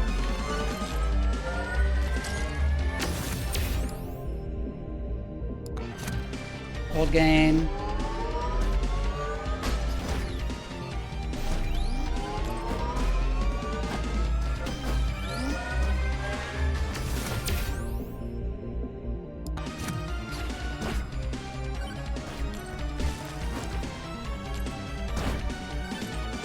Okay, I really need more power. What? I'm stuck on the goblin's head.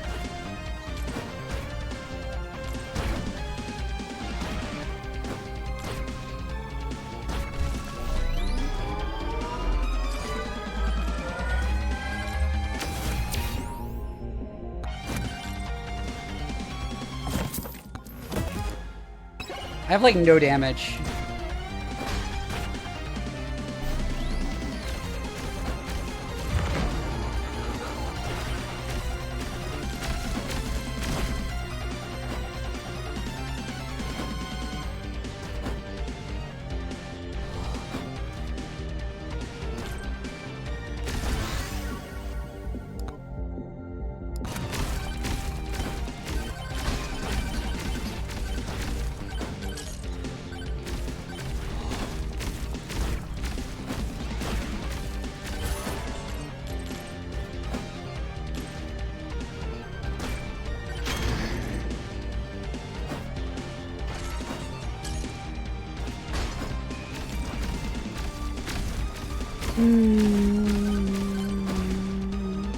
If I don't find something good soon, I'm probably just gonna restart. This run actually kind of sucks this far.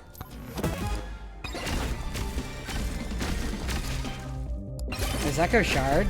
That's really good. I'm probably dead regardless.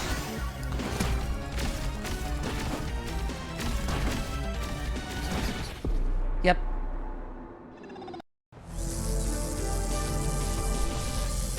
Hey, Moai right next to respawn. Nice. First stall. That's so strong early game.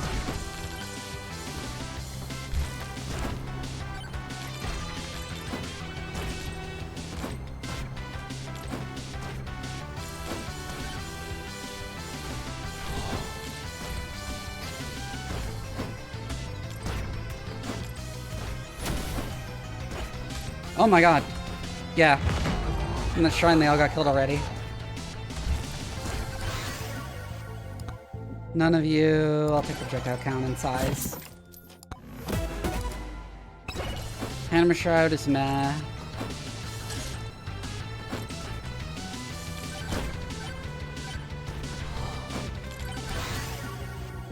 Precision Tome. Oh, another chest drop. Carb drop chance. Chaos Tome.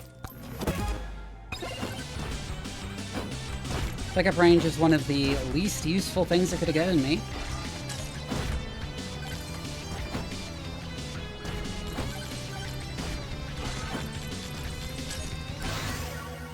Executioner. This is a much better start.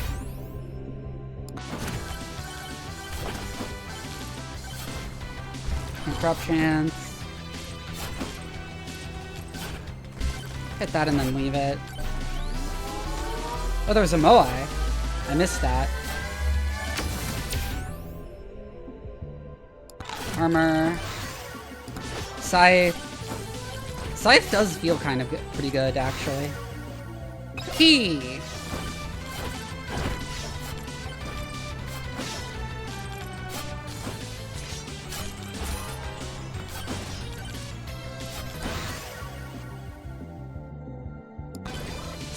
Sure, I'll take an epic size and projectile count.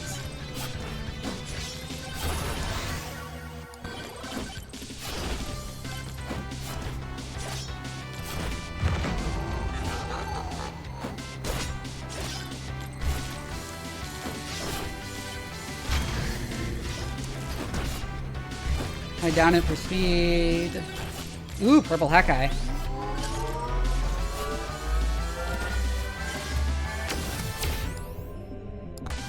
Projectile count.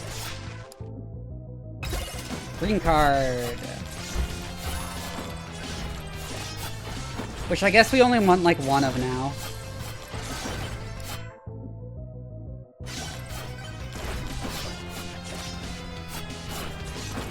Because it makes chests more expensive now.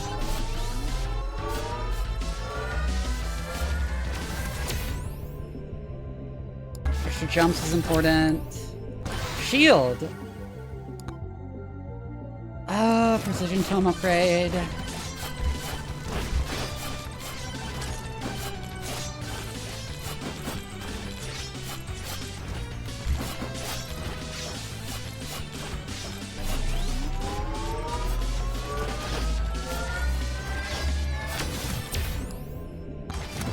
More projectile count. Oh, bosses.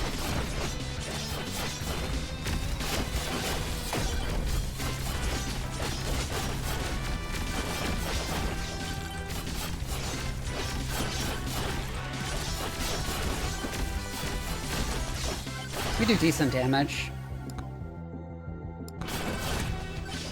Pickup range. Terrible.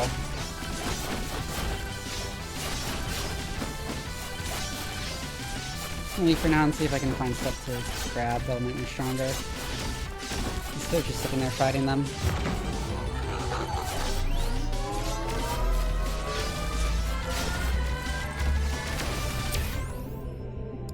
Crit damage is nice.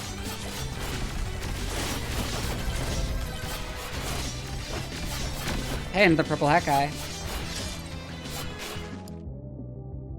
There's Kevin, which we don't want yet. I'll take the mirror instead.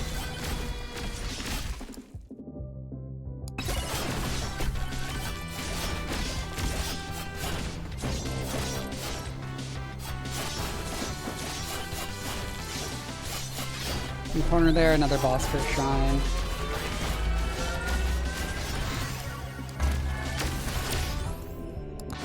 Yikes, I took a decent amount of damage there.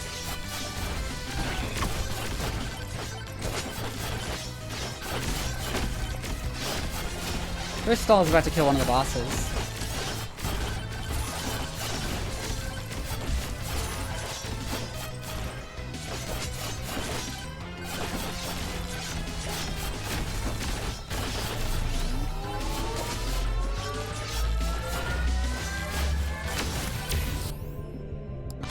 Size, more precision tone. Oh, there's a nuke.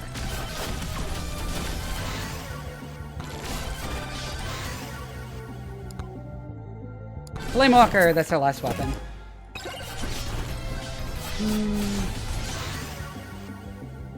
XP tome.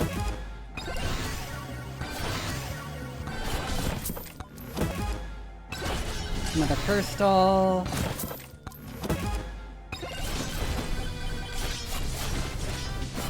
Now we really want to find a microwave.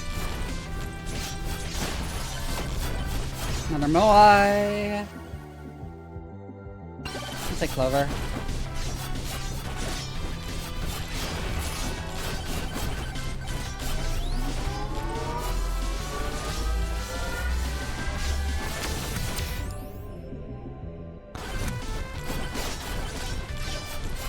Is that over there against the wall? Oh, just another boss for shrine. I'm not gonna activate another one of those. I've probably activated too many already. Paired with food, yeah. Am I winning? I'm doing pretty well in this one, yeah. Damage and projectile count is great. Health drop chance.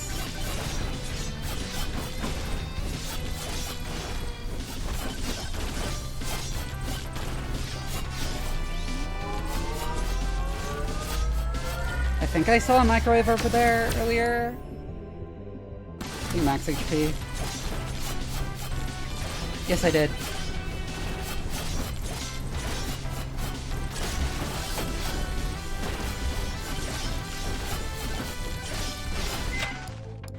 And then we'll start opening chests.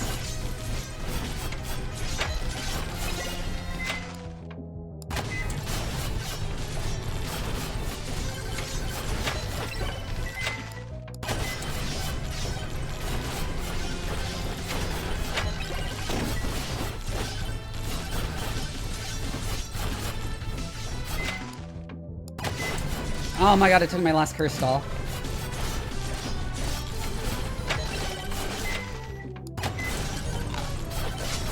Well, no point in not trading in the rest of my rest for as many things as possible. Because they all kind of suck.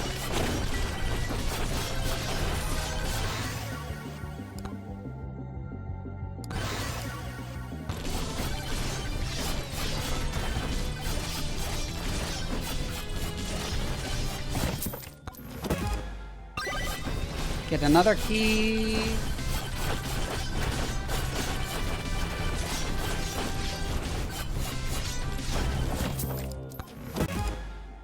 Moldy cheese, thank you. Really helpful against bosses. Borgar is completely, is more or less useless. Spiky shield is bad, we banish it. And then this is merely fine. Clover is okay. Oh, free chest. Scarf is meh, banish it.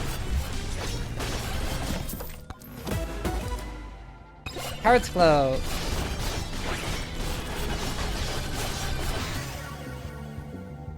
Skip.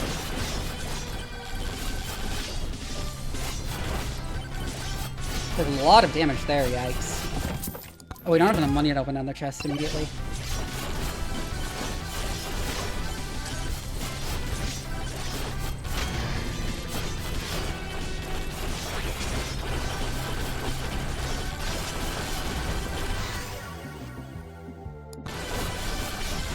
With executioner projectile, get the money power up, get the money power up, get the money power up. Base damage for blood magic is good.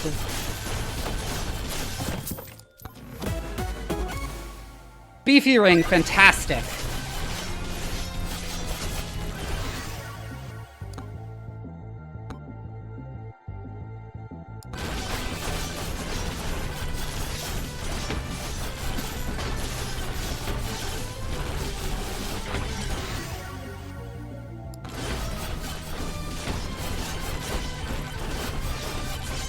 Projectile cannon size on blood magic. You stay close enough to hit them. Hello.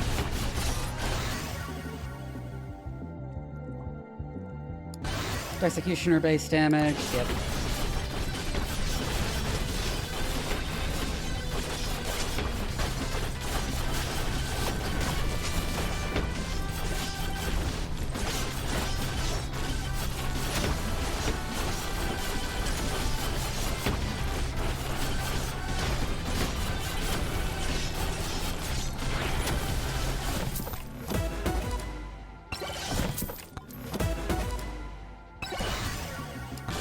Juice is good for late game.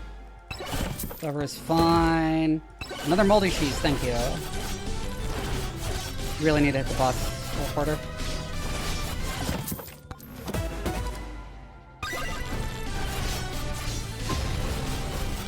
And shield is fine.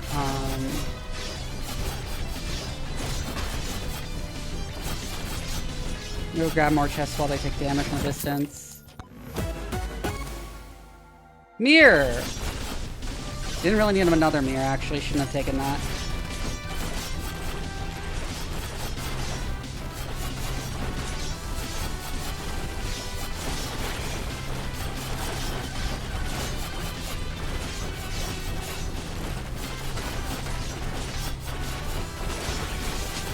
I'm not sure we have enough damage.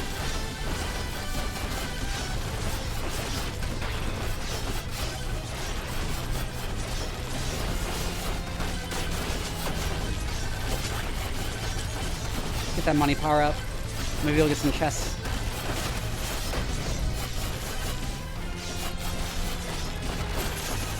Ooh, there's a time pause one. Oh, magnet. Magnet's real good. Grab the magnet. To give us a decent power up. More crit chance. I'll suck. My cursed tome, finally.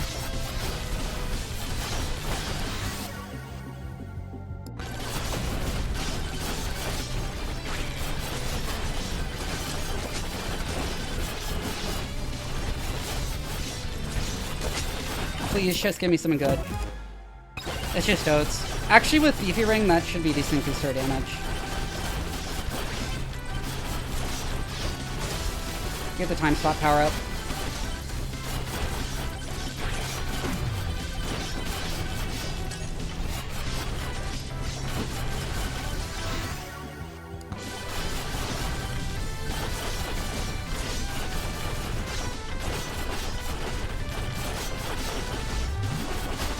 Oh, we do not have nearly enough damage, fuck. Shit. I hate that, when you have everything going, but just not enough damage to finish off the boss.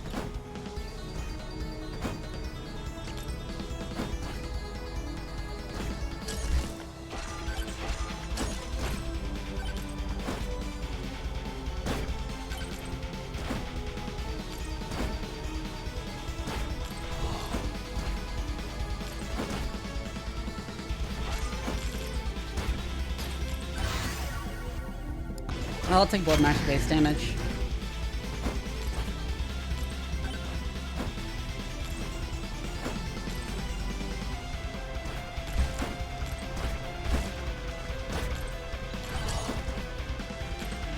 Hey, shitty guy. Wow, I almost died there. First stall. It's fantastic.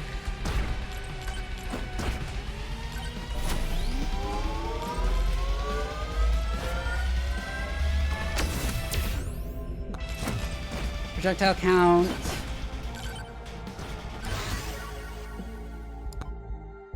Flamewalker.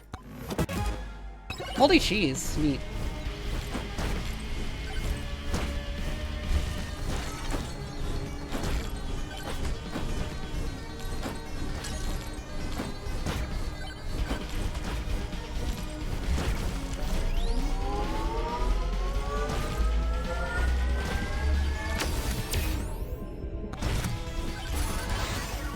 He regen, first home.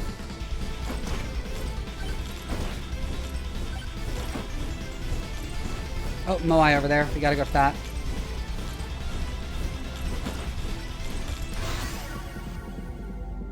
Backpack.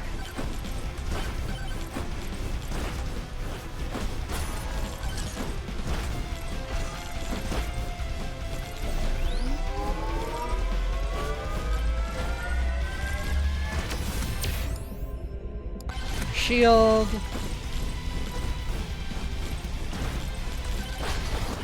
Ooh, I died. I took too much. I took too big of a risk there. Shit. And that was a good start.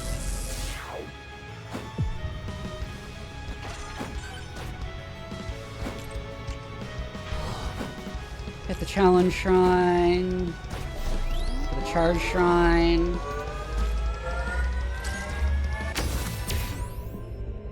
Attack speed.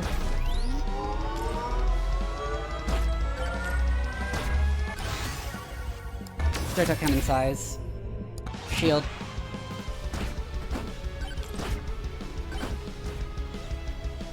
Ooh, purple hack eye. First stall. Have to remember there's a microwave here. Extra projectile count. Grab the chest that dropped over there. Actually, I should have gotten the purple hack eye first because it might have been a credit card that he has. No, he has a beefy ring. That's what we'll buy from him. Another moldy cheese. Scythe. Cool.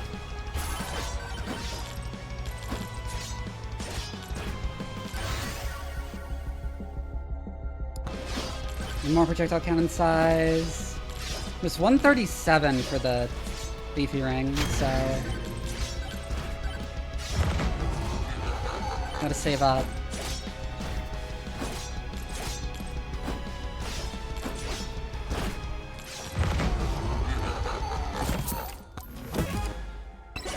Even more moldy cheese. That'll be really helpful against bosses. Increased damage.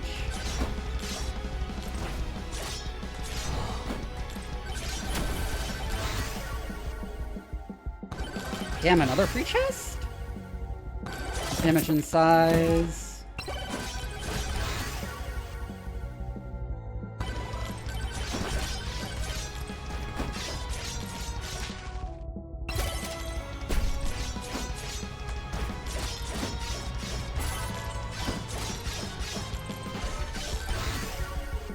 First home.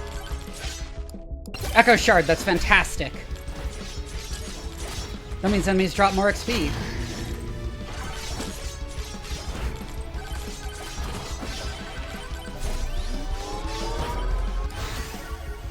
Executioner. XP gain. Note that since its enemies drop more XP, it stacks multiplicatively with increased XP gain effects, which is fantastic. No campfire, that's good.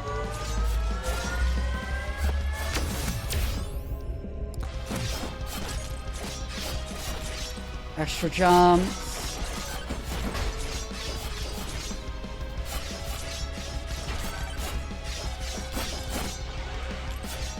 Oh, there's another shady guy over there.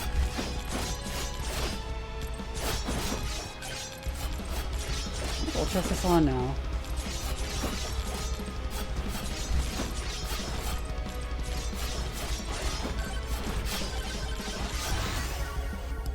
Flamewalker, good. All of our weapons. Idle juice.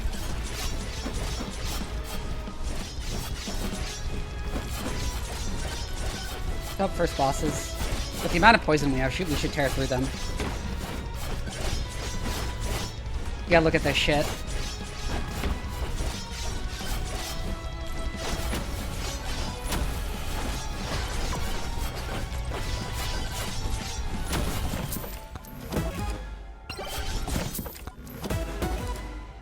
Red credit card, that's nice.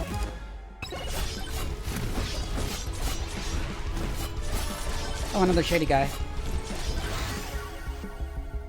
XP tome. Clover.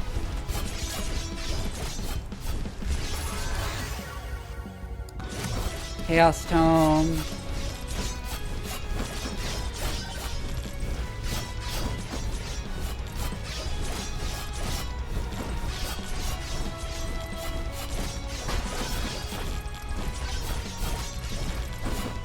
Incoming raid. Ooh. Also, hi, Katra.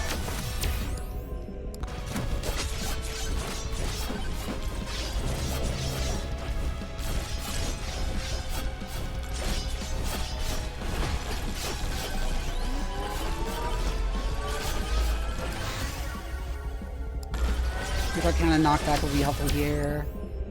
Attack speed. Yeah, okay, we have like way more damage than any of our other runs today. So we should be fine.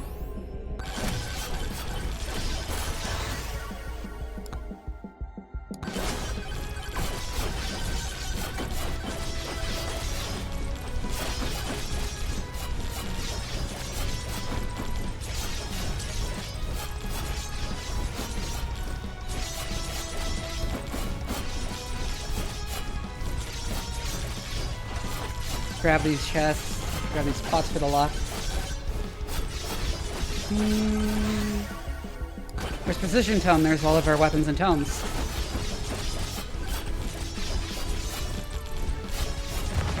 The Boss Curse Shrine and the Magnet.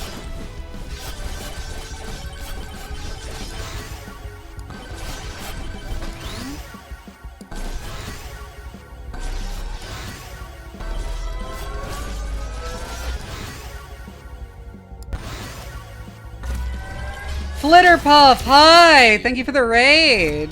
How are you doing? What were you up to? Oh shit, I got yeeted out of the charge shrine! Somebody give Flitterpuff a shout out. And yikes, we took way too much damage there.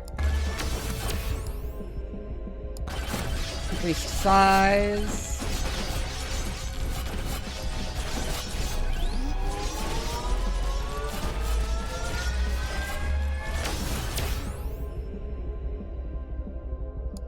Game. Thank you for the follow, too.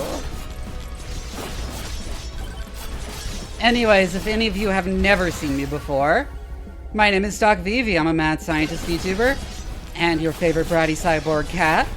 I like streaming strategy games, horror games, and RPGs, but really any game gives me an excuse to ramble at length about science on stream, because I'm also a scientist in real life.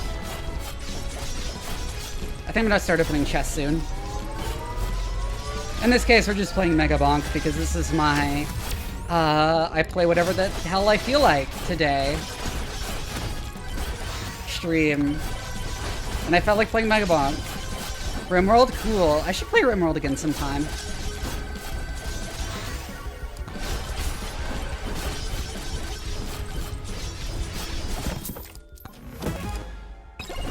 Another curse stall.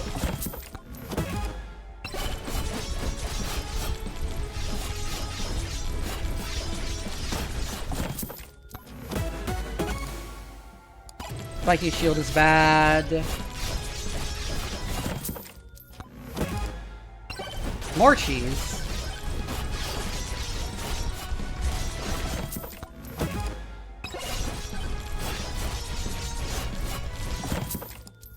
Mad Max Maid Cafe. Okay.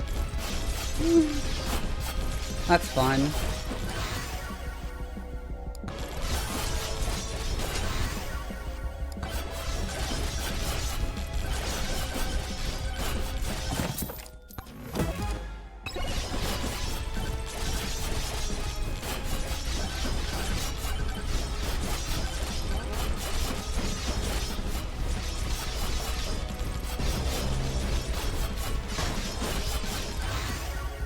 There's not much notable in this. How's Megabonk? It's really good.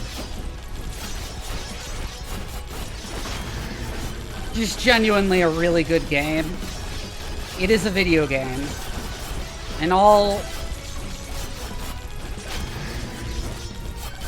the ways you'd hope a video game would be.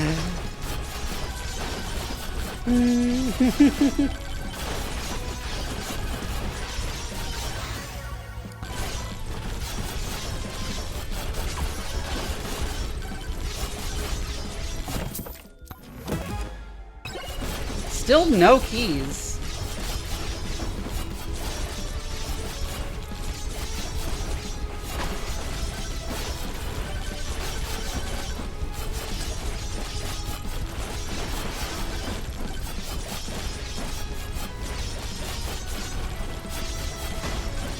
Let's head for the boss portal then.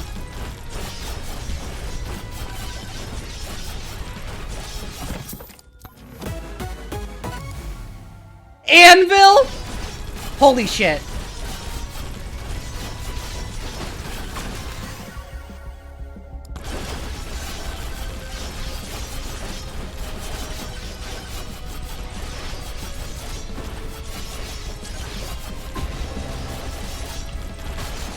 Ooh, they spawned on top of me and I took a ton of damage.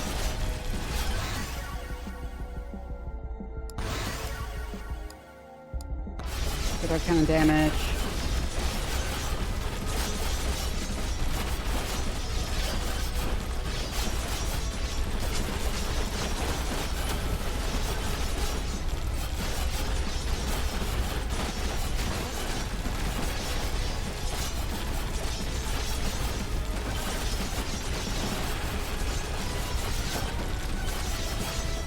Come on, I gotta lock in here.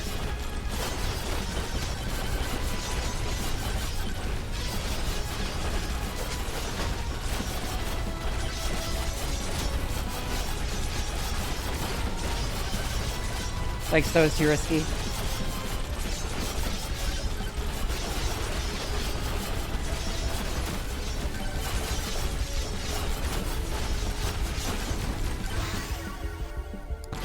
Projectile count, damage, and size.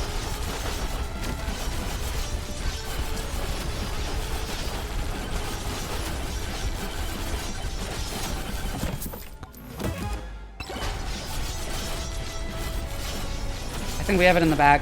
Holy shit.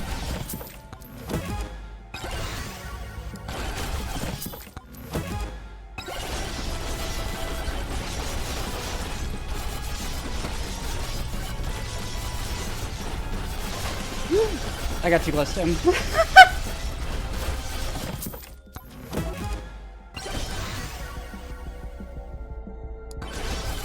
I'll take her stone.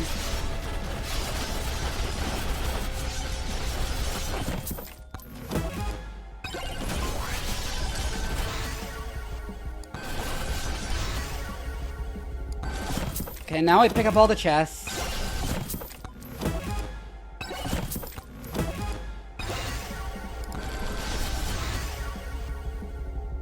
Does it count damage, size? Yes.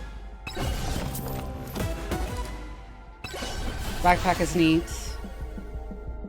Does it count damage, size? Size, damage, duration. Duration, damage, projectile count. Projectile count, crit chance.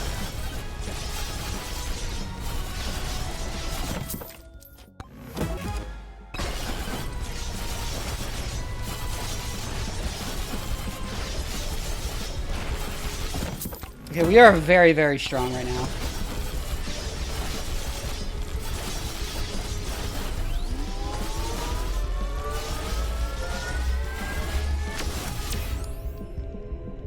Damage to elites.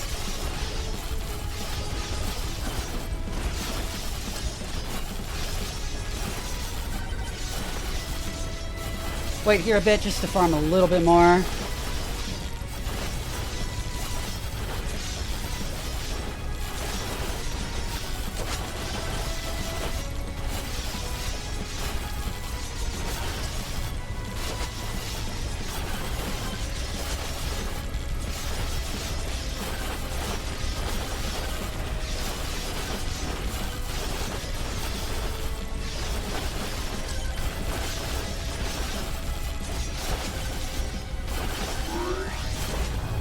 Yeah, they got too close. That was risky. Okay. Hey, Moai. Why? No, that said tier 2, not tier 3. I was very confused for a second. Golden shield, if we get Kevin, that'll be amazing.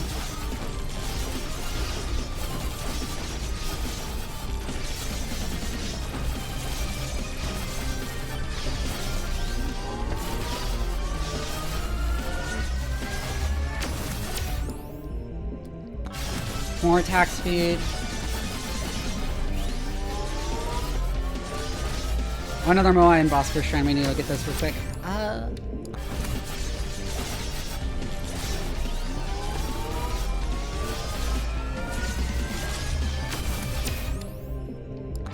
Crit chance, sure.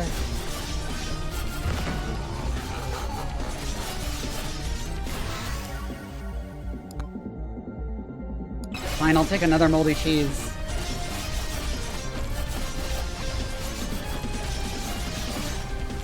Oh, free chest.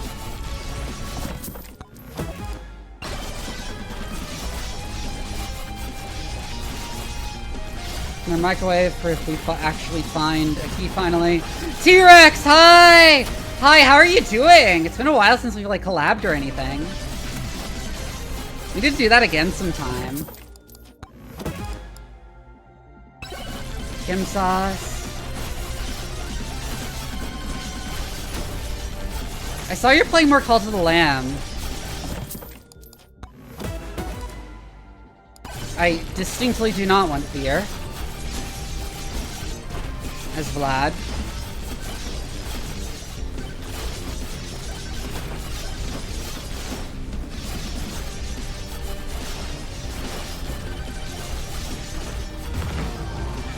What's that? Oh, Magnetron. I should probably take that.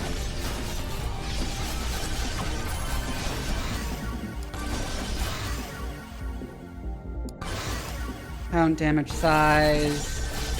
A crit chance. Projectile count size.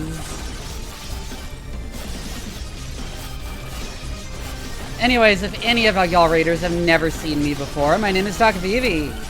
I'm a mad scientist VTuber and your favorite bratty cyborg cat. I like streaming strategy games, horror games, and RPGs.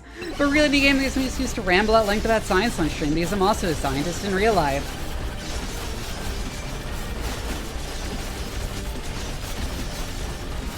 Right now we are playing Megabonk, the 3D Vampire Survivors like. And I have a very good run going.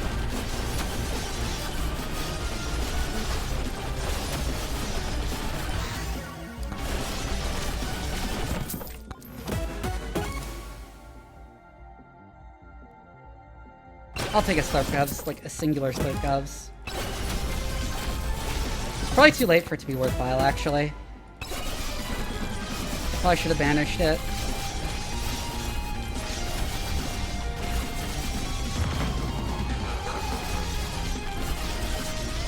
Oh, I left the chest behind. Whatever.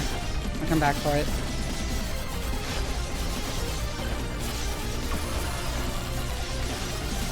I do like that pots give you a little bit of luck now.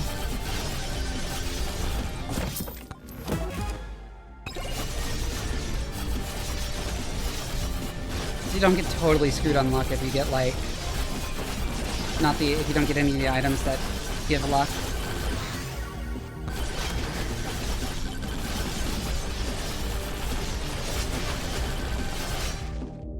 Oh my god, a key, finally.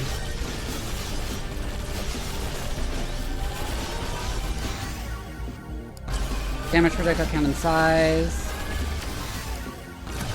Tome, projectile count. First tome.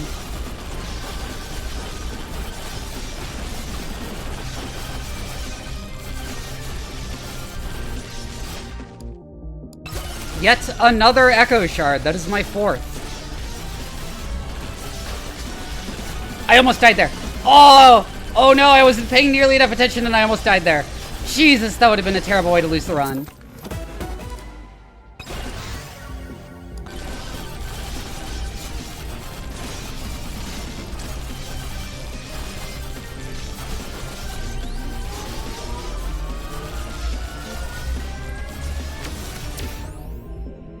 Duration.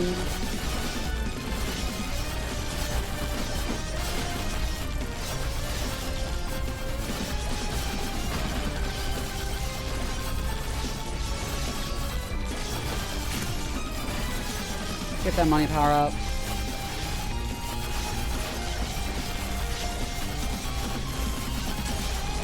Tag that magnet shrine.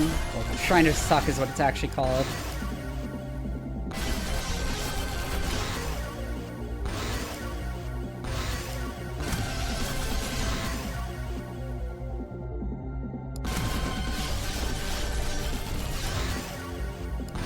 Trigger count, damage size.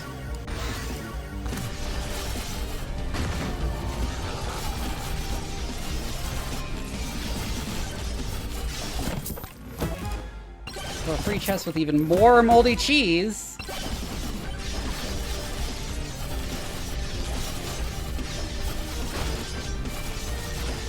think the microwave I saw was over there.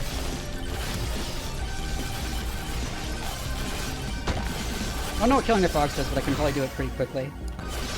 No, actually, they have an obscene amount of health.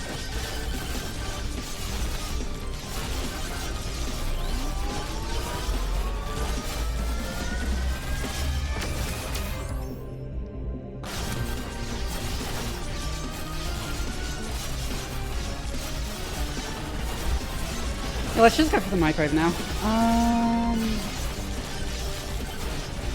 Because then we can get keys and start opening chests.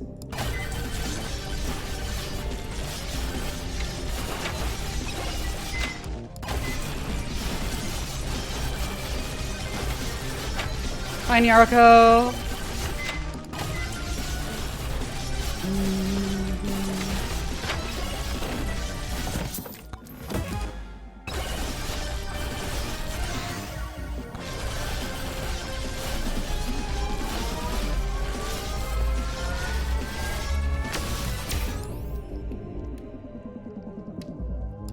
Take some extra HP regen.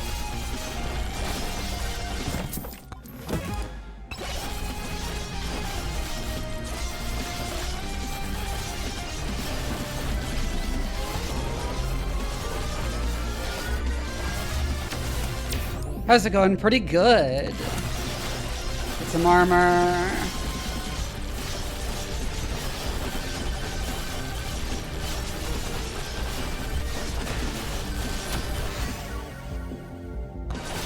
Free chest drop.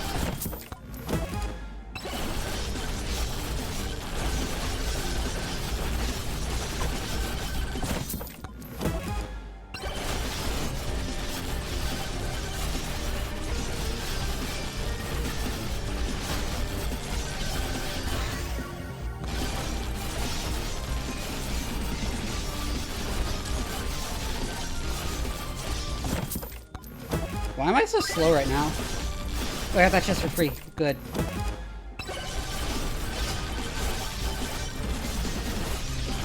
Where's the... Yeah.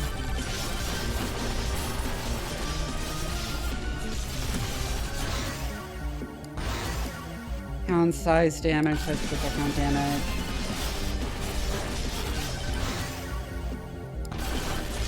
Big XP gain.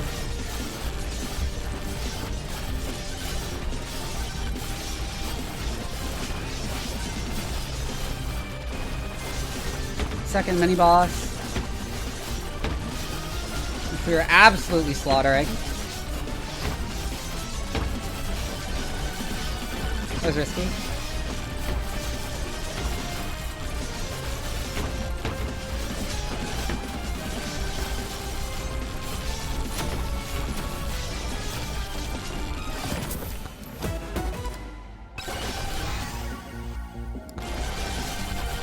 Beacon is fine. It's not good.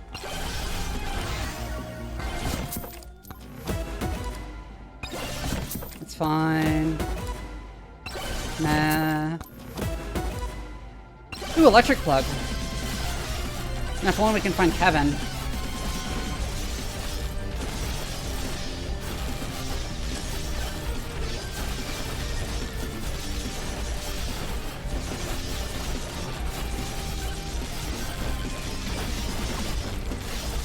That one dropped free chest we left behind.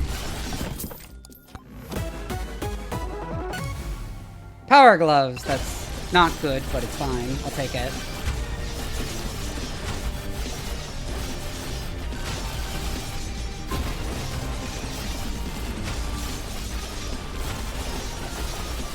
What the hell?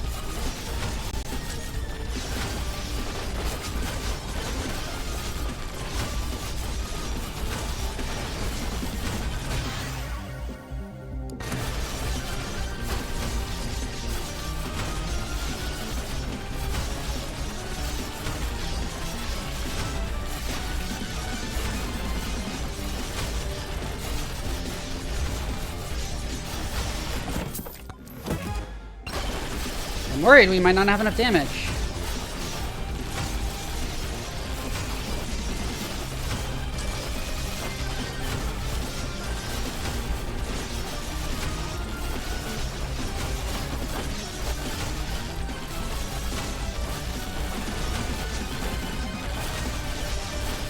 Come on, nuke power up.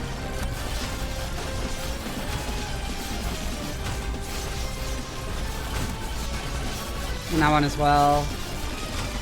That really helped.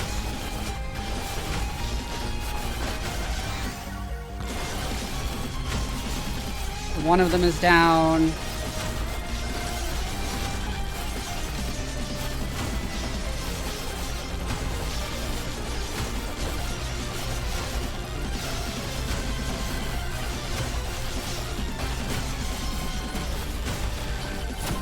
That was much closer than I would have liked.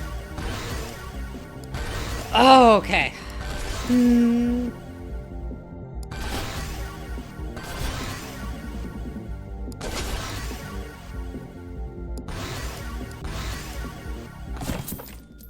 Hi, Kilda.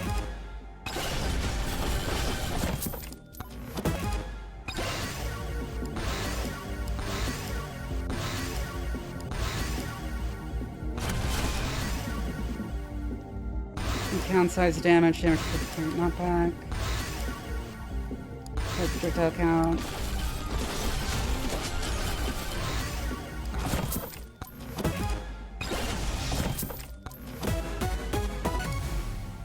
Ice Cube, that's a really good one.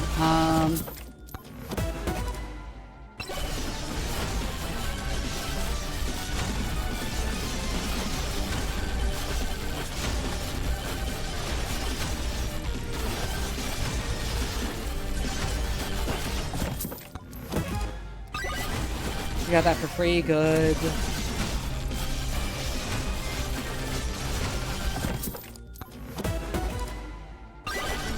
Oh my god, give me Kevin, please.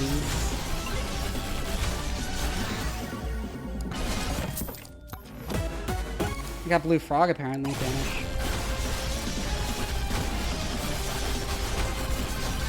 Okay, we need to hit the portal. Yeah. We might not be strong enough.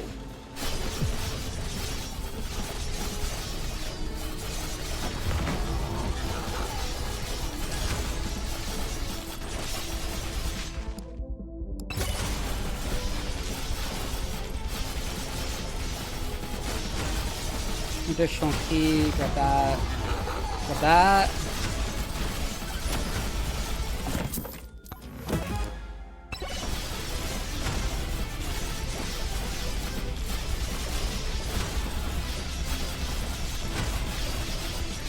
Remember boss first when there, we need to hit them as many as possible.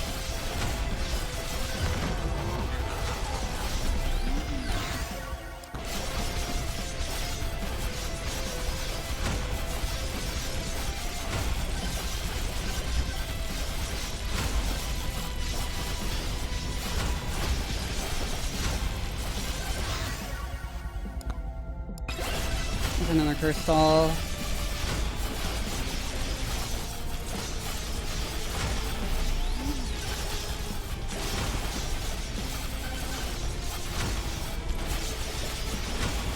I hate how it slows you down as you go through the stages.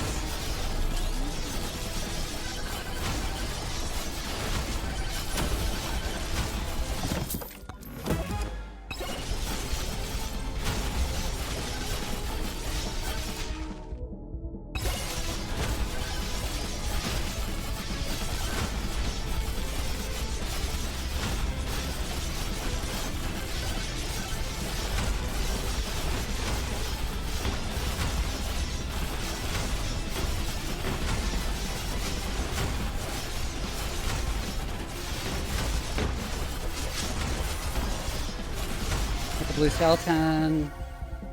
Effect size damage, duration size projectile count, damage projectile count size.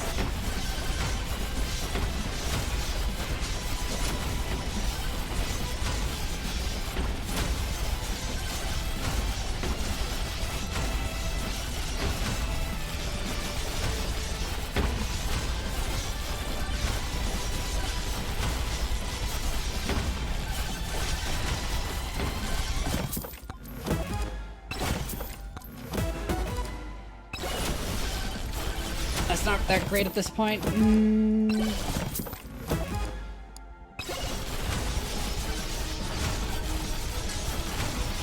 save that nuke for later.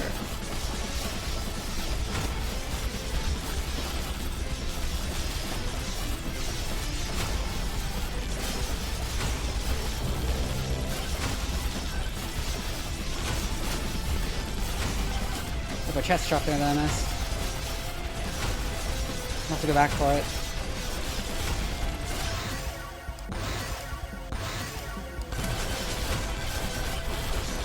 Drop chance is nice. Ooh, legendary XP upgrade.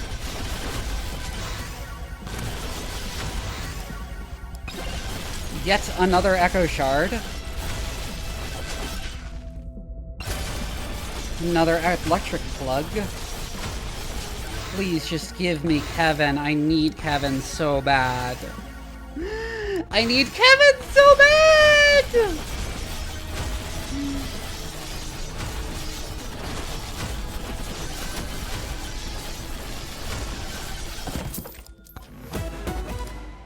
Oh my god.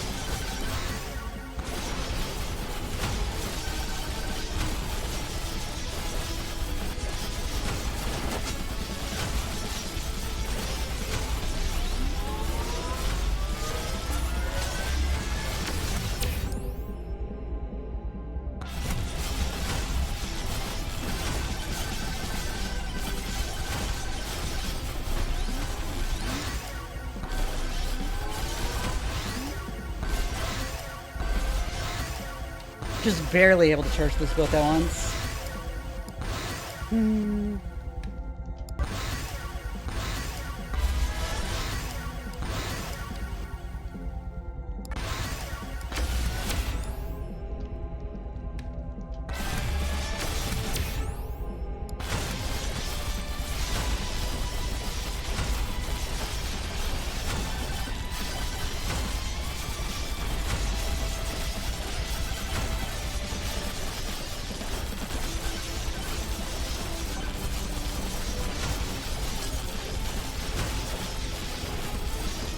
I can make even more Echo Shards with that, but I think I have enough already.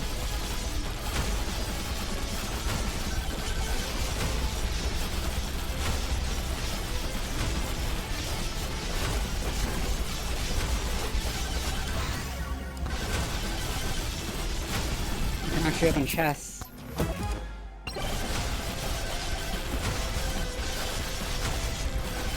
One, because I got unlucky.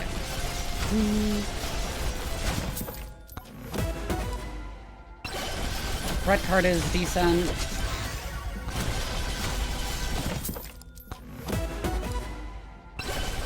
Meh.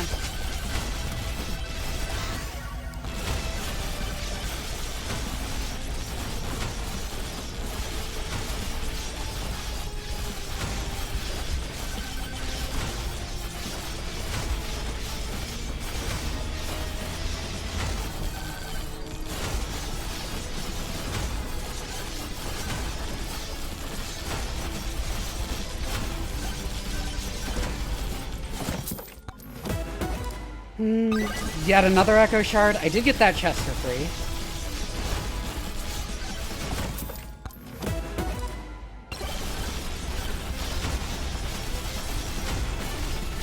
Another red card.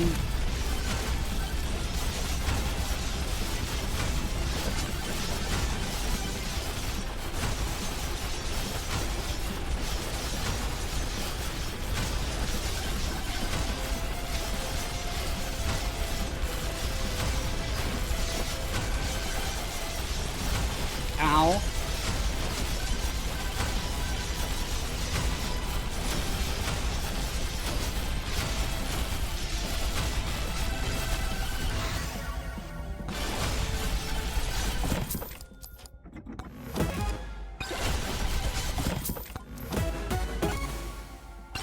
Oh hey, it's green card, finally.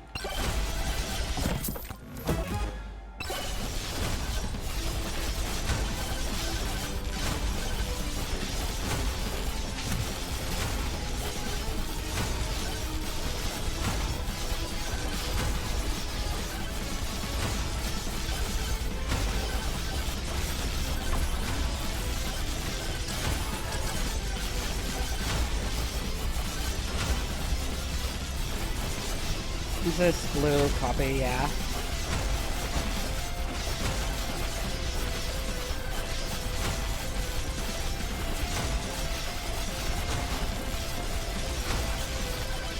Oh, there was another boss curse I missed. Damn.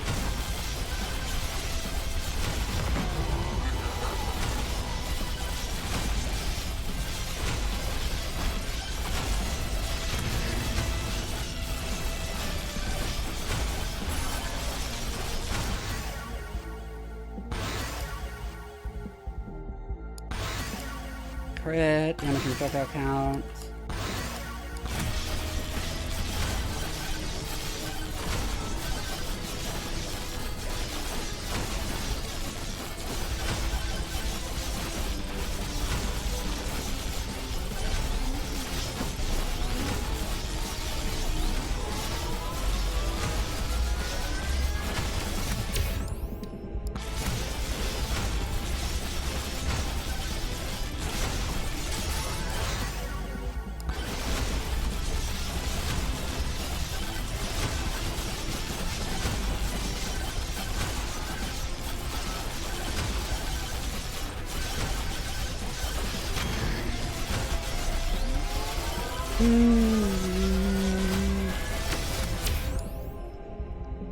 Elite spawn increase, that's good. Oh my god, it didn't even give me the chest for free.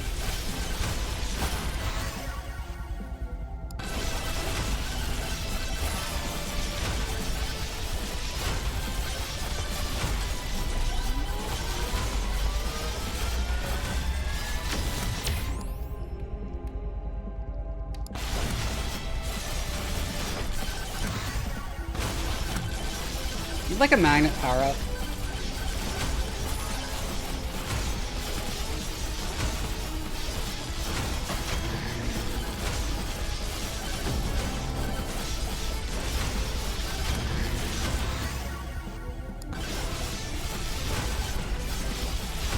Let's projectile count. Yep.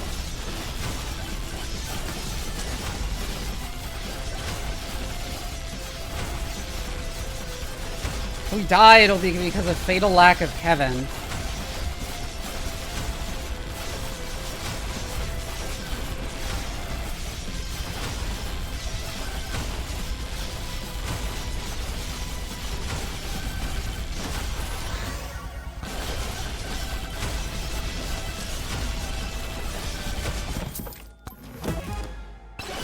Oh my god, I didn't even get it for free.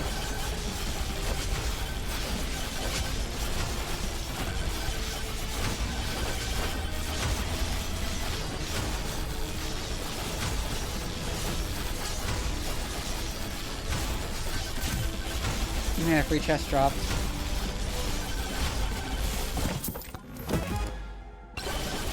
More poison. Okay.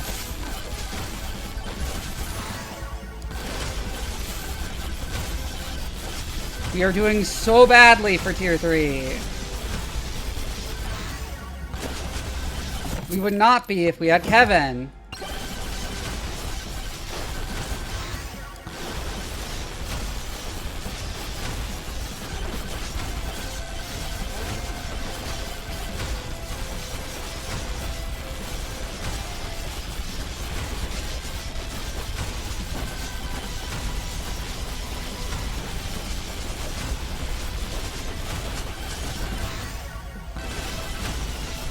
Restoration damage.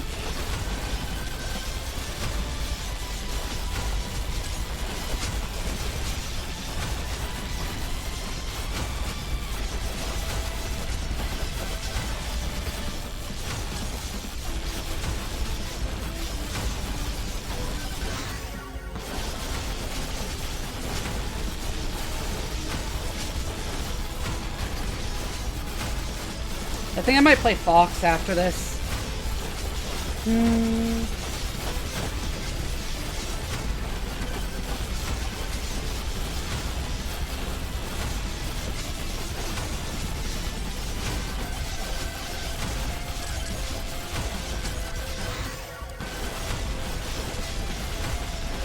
have like no control over my character at this point. They're just eating me.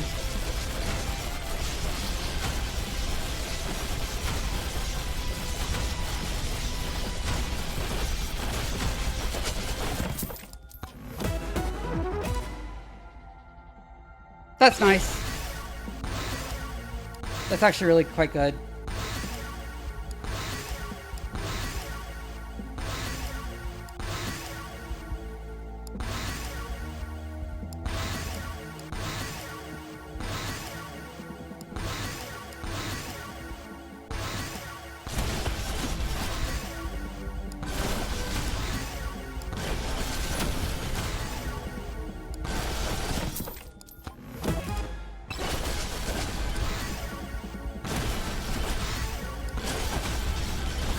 There's so many levels there. Grab the chest, please.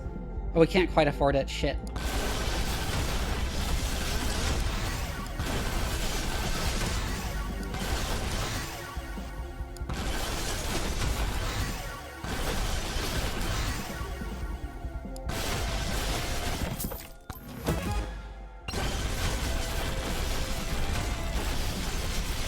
Another key, and yet we did not get that for free.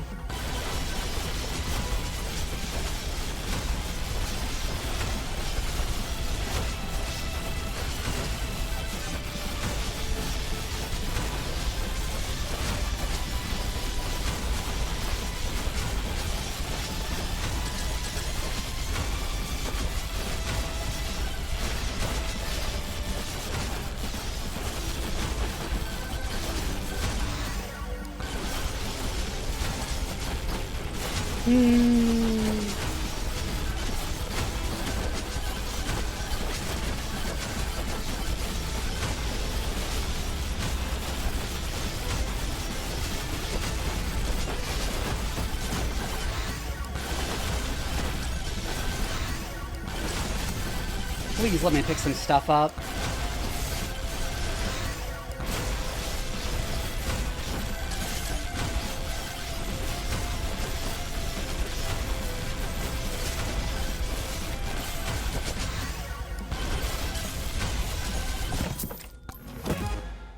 Oh my god.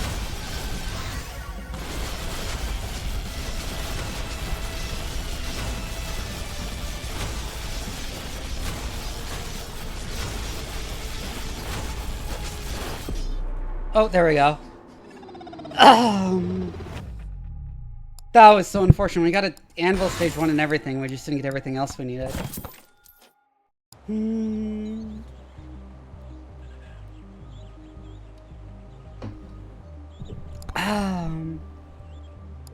still at the head of my friend's leaderboard.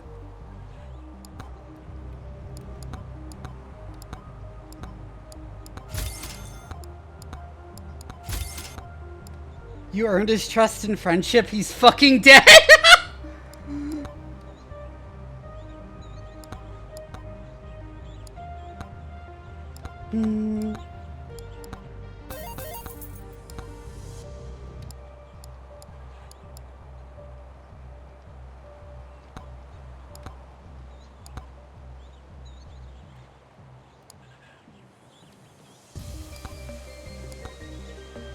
People are ranking with Dice Head again. Interesting.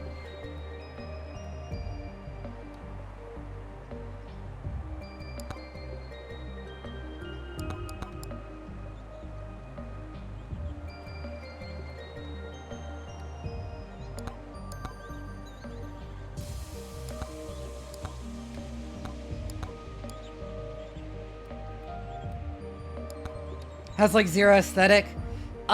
Because it's a bunch of like stock models.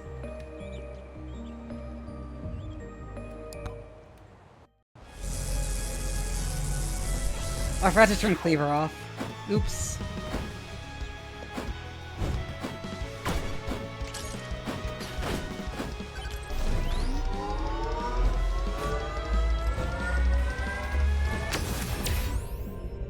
Shield! Cool.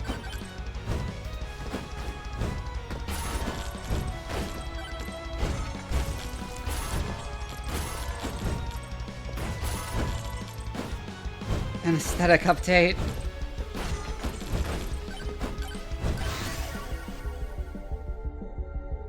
XP tome.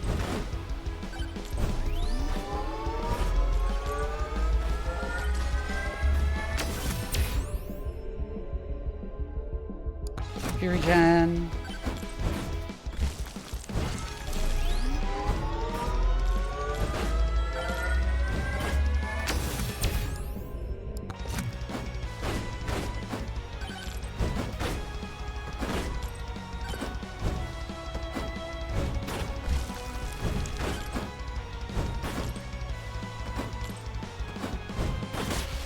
Yeah, it is very much part of the game's identity that the only, like, unifying thing to its aesthetic is that it's low poly.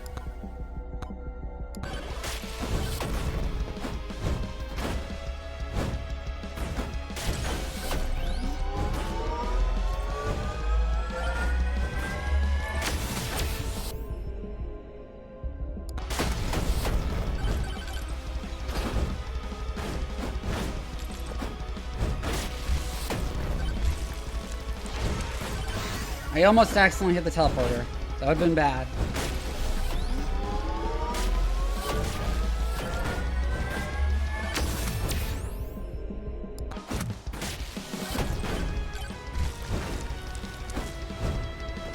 What are you? Minus shrine, sure.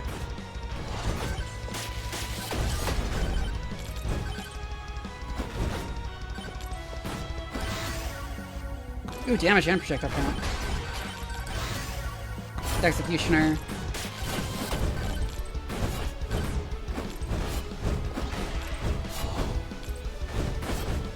There's a Moai over there.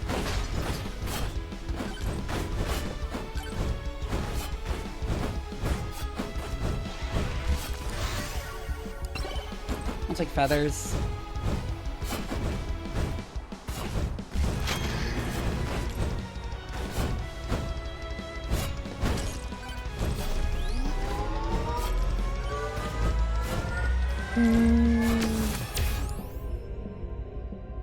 Max HP.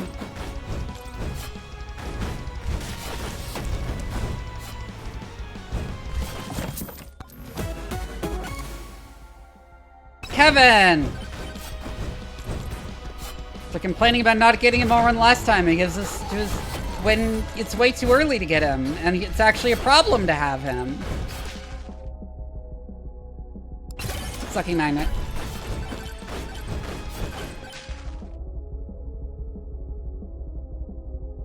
I really want the mirror, and I almost have enough for it.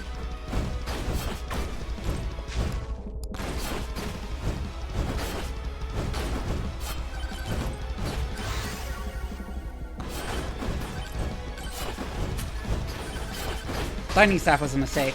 Why did I take that?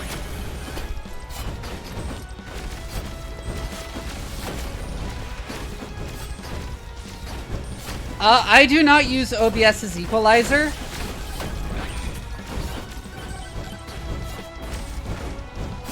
I use a separately installed equalizer.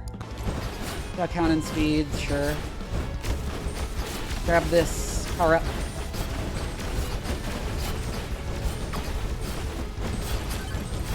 Well, the thing is, in order to have Kevin not like just bring you down to 1 HP, you need to have a decent amount of lifesteal, and we have no lifesteal right now.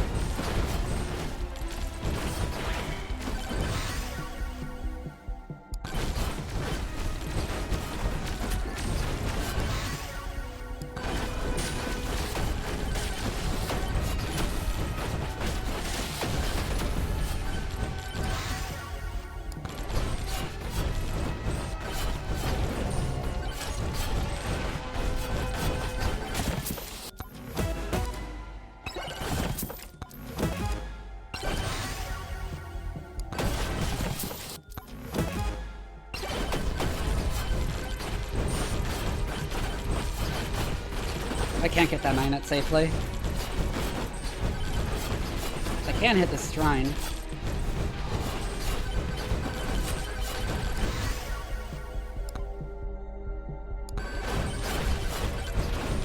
Get that first tome.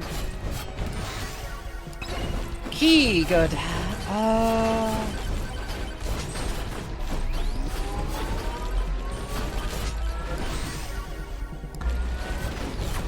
Damage and bounces on the lightning staff is good.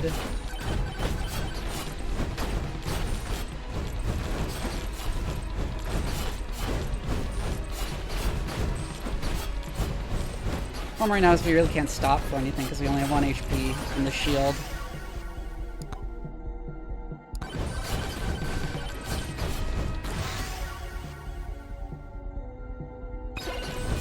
Could I survive the quiet place? Not in a million years.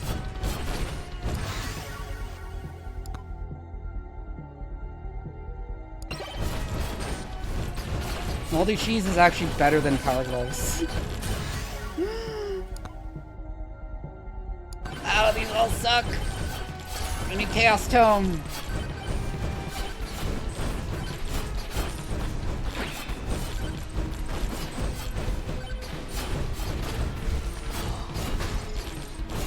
Oh, we almost died.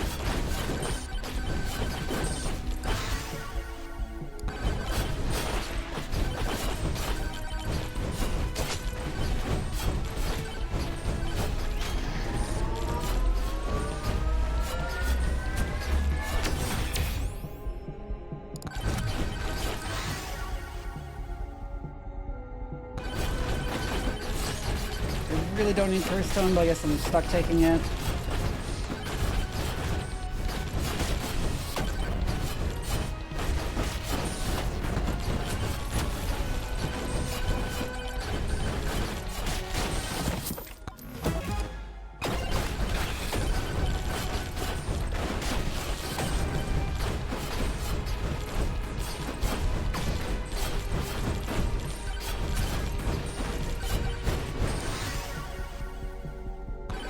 There's an projectile count, sure. Oh my god, I did make it across.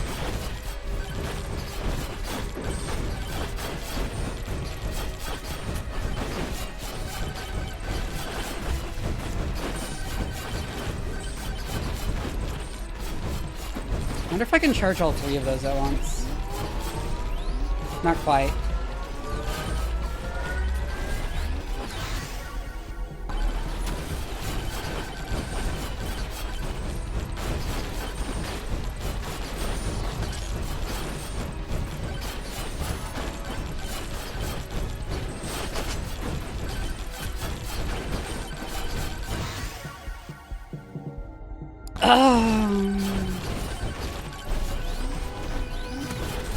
Yes, grab the magnet. Okay, that's a very needed power boost.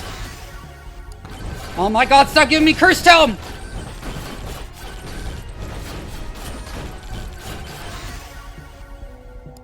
Are you serious?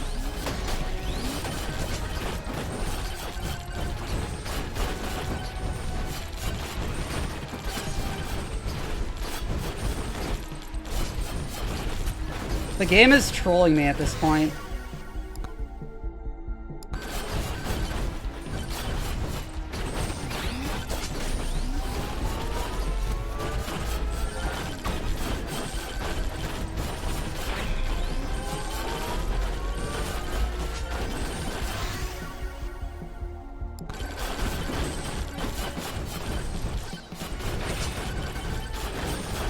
We're just gonna restart.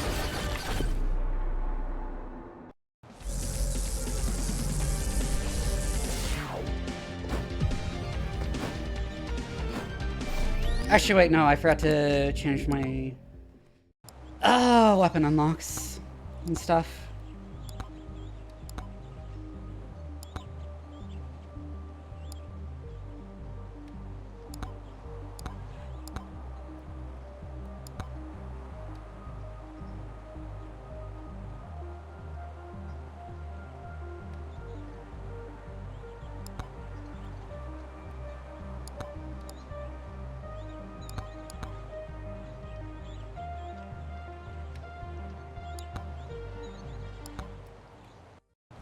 There we go.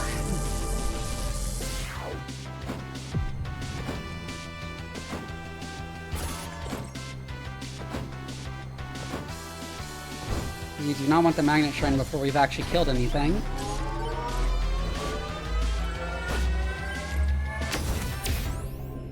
Ooh, projectile count early. That's really good.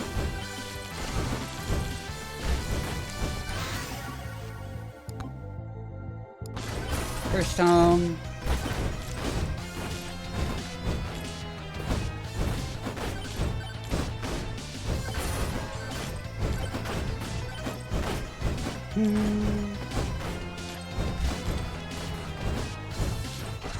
Alright.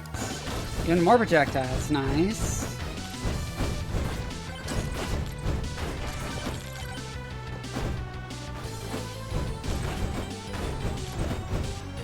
What is that there? Oh yeah, the magnet shrine.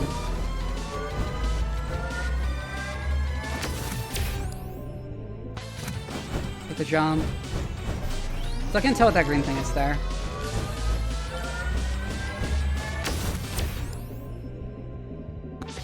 Regen.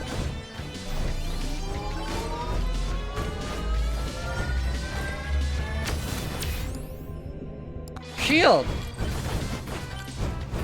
Oh, it's a microwave.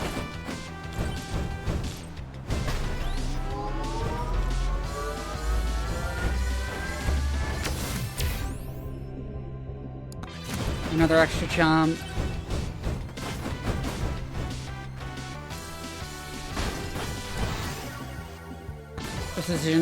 Precision tome.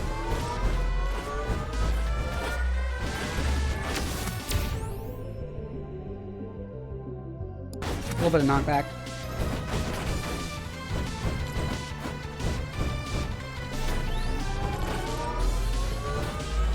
They're shooting fireballs from the crotch. I'm pretty sure they're just shooting it from the origin point of the character. Crap, drop chance.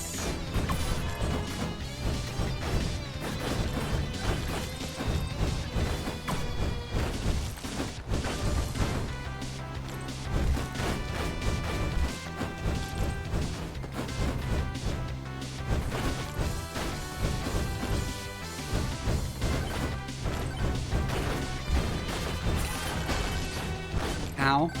I trapped for a second.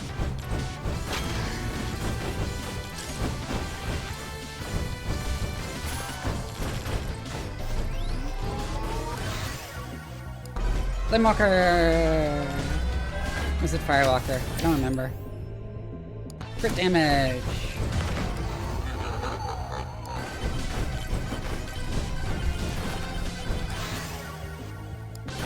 Oh, those suck ass! Probably shouldn't have taken that. That's kind of a waste.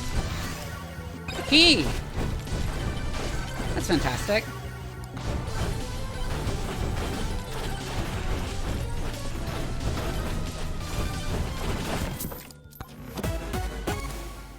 Ooh, Slurp Gloves. That's some nice early game healing.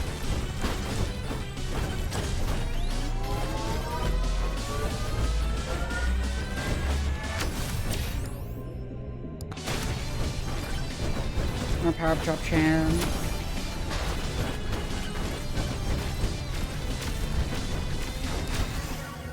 Curse stall. Good. Yike! Yike, yike, yike. I almost died.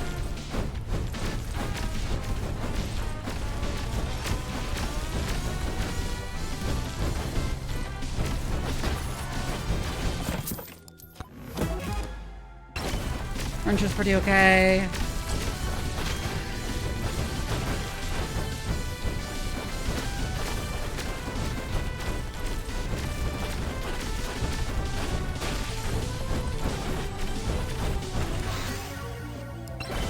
Another key.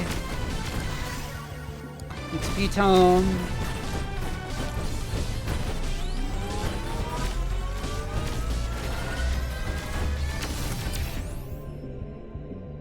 For damage.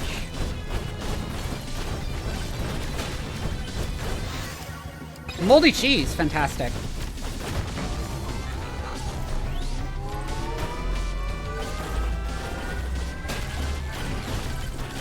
Oh, almost. I just fucked up right at the end.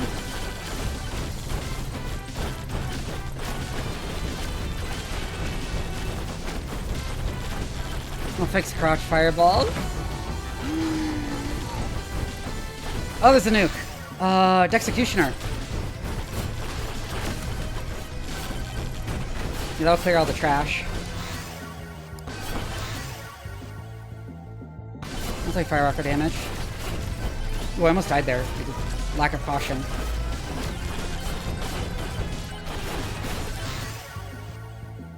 Chaos Tome! That's all my tomes.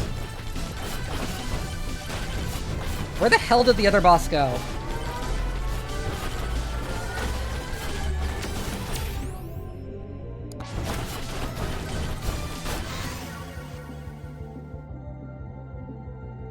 For Katana, right? Take another projectile. Executioner, Phantom Shroud.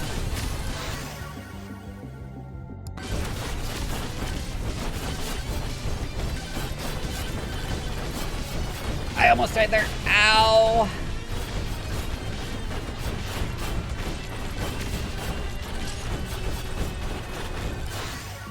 There's Katana.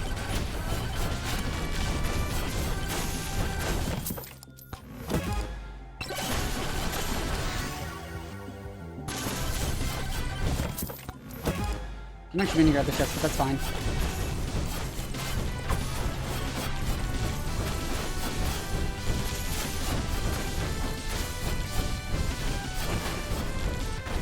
Ooh, golden shrine.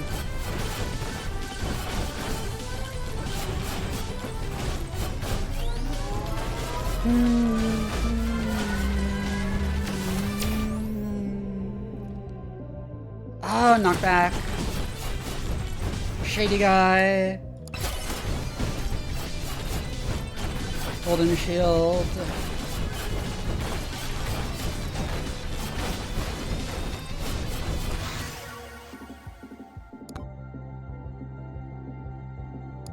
Mirror.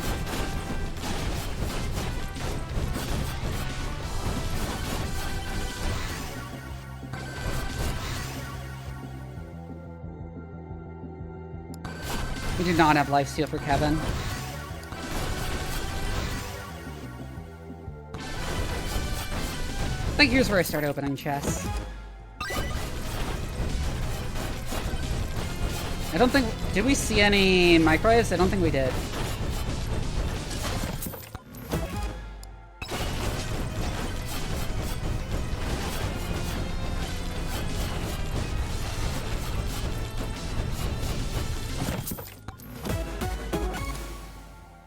You don't want a second mirror.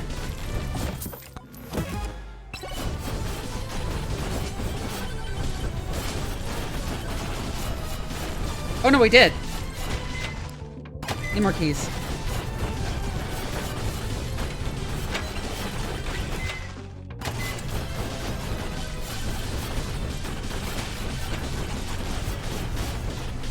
Game, I need you to not take my cheese. That's really important that you not take my cheese.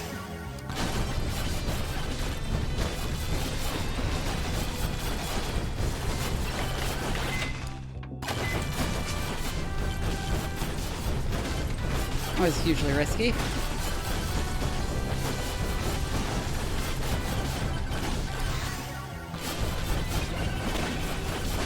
Oh god!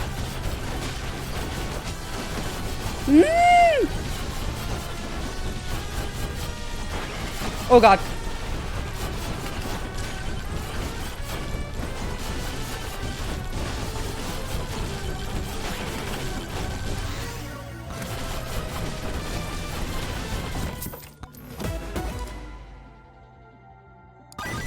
We don't want beer. We got that for free, thank you. Hi, Doc!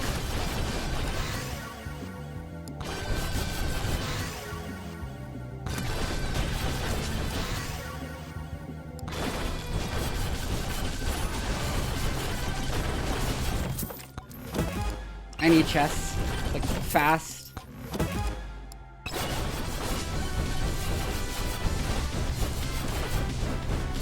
And I need to start heading for the boss portal.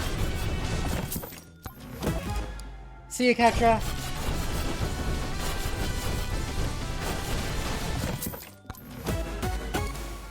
Oh, beef hearing. That is why we don't get beer.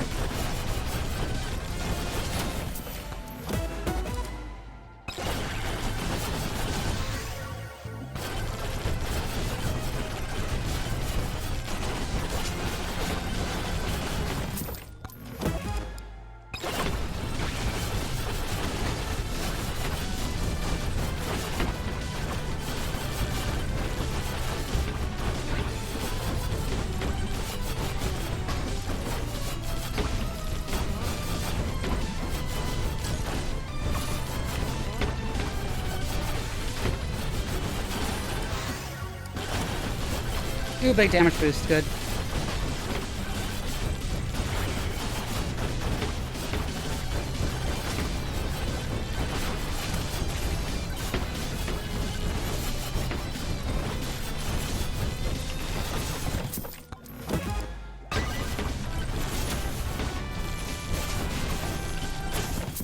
We need to hit the boss portal.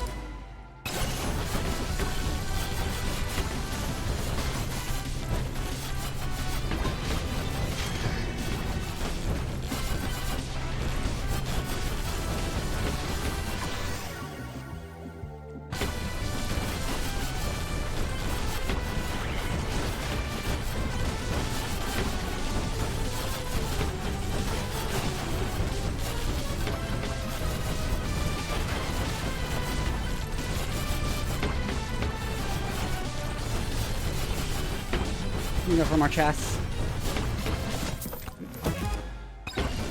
Please give me things that give me actual damage, game. Like, moldy cheese would be very nice. That's extremely good. Thank you.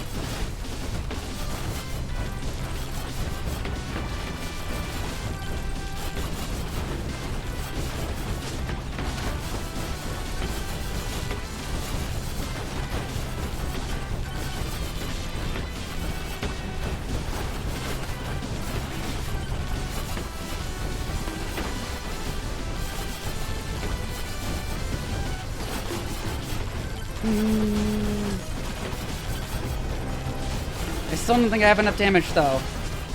Maybe if I get that.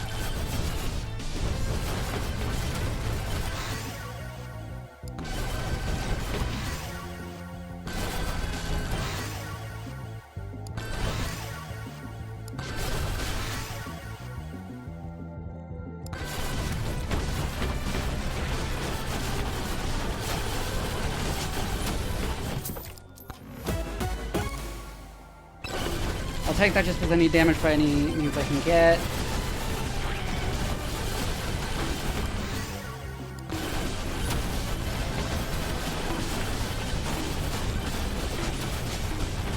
Oh my god, we're doing like a lot of damage now.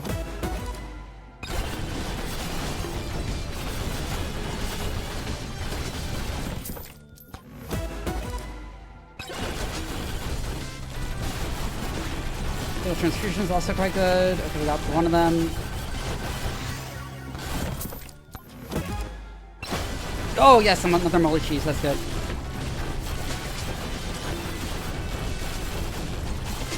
I think we're probably dead still, though. Yeah, fuck. Shit.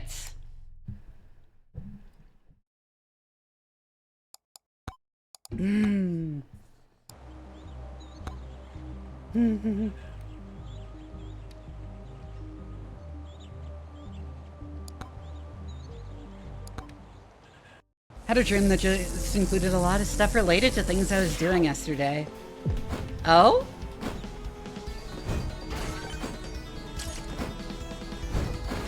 Next to the boss portal, so we know where it is. So I'm just sitting here, know that was a dream. Huh. That is weird. When you like... When it gets like mixed up with like things that really happened. I still have not played Dice Faders, Ree.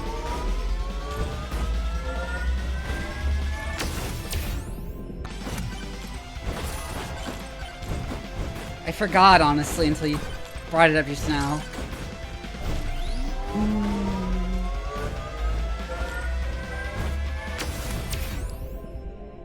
Even more projectile count, nice.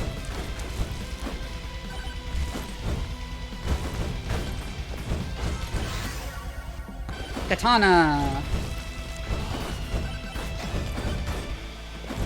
Ooh, Moai.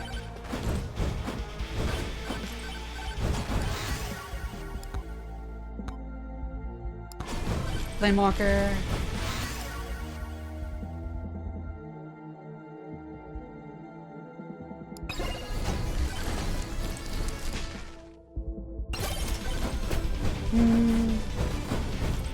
No, I'll play it. I trust that it's good. Given I really liked Starvaders. I just forgot.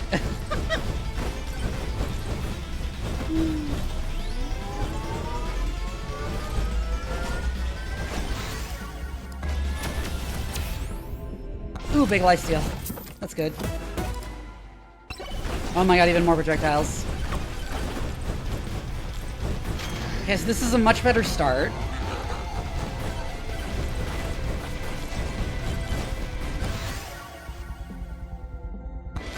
Well, it's more like it did. It's more like I didn't play it until I saw it on stream.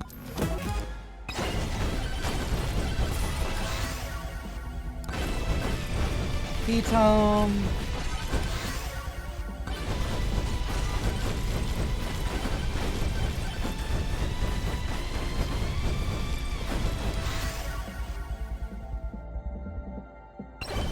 I'll take the wrench.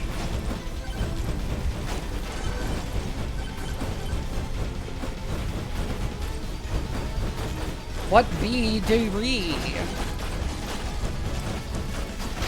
Oh god, I almost died. Due to lack of attention paid. Hit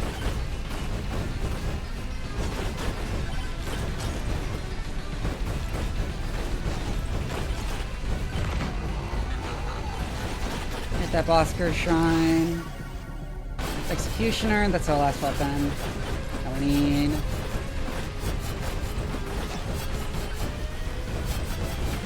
Ooh, purple heart guy.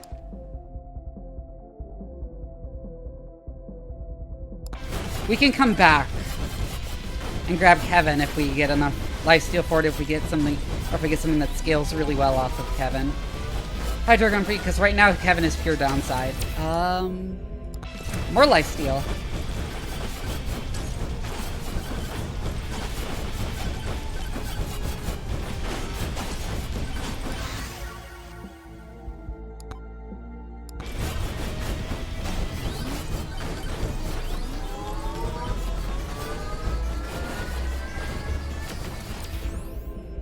Size. Ow. I hate how that slows you down too, so you get more likely to hit by subsequent attacks.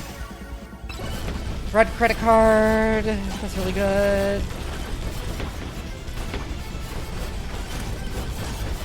Grab this so you can just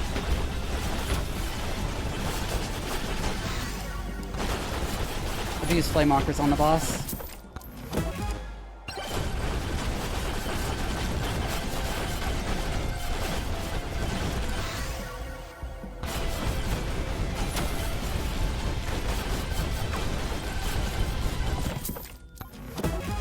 Some money. No, it's a magnet. I'll take that. Ooh, near. Chaos Tome.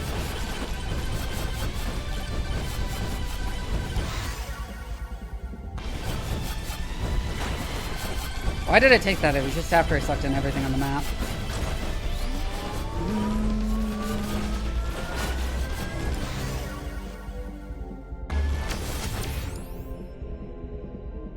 Power multiplier.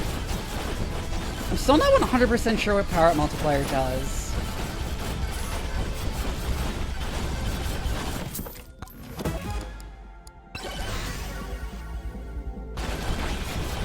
I keep forgetting to check what that does.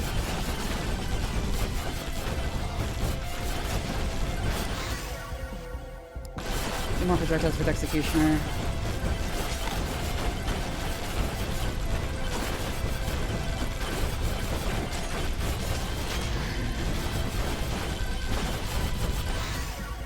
More difficulty means more enemies. Means more golden experience.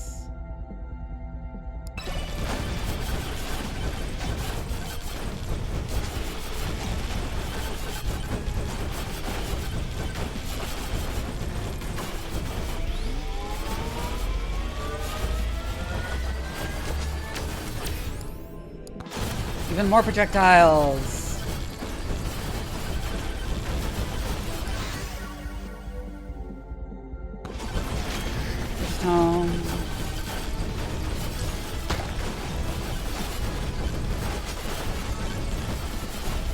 I'll spawn the frogs.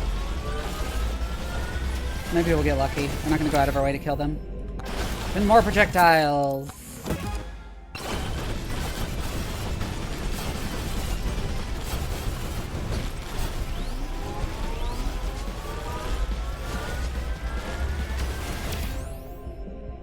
Fire drop chance. More lifesteal. I think we have enough to sustain Kevin, don't we? Yes, we do, just barely.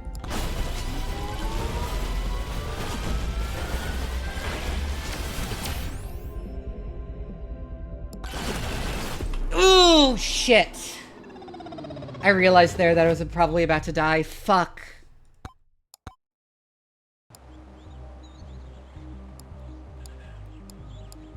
I'm done for today. A lot of those runs were quite frustrating. What do we play now? The Dire?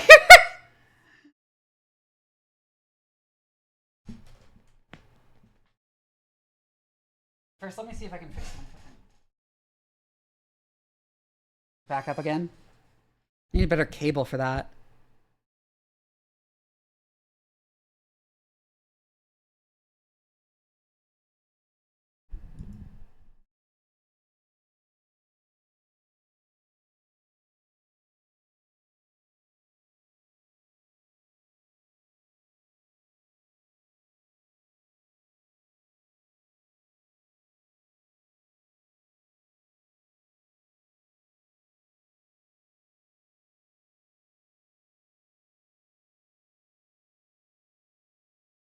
Oh.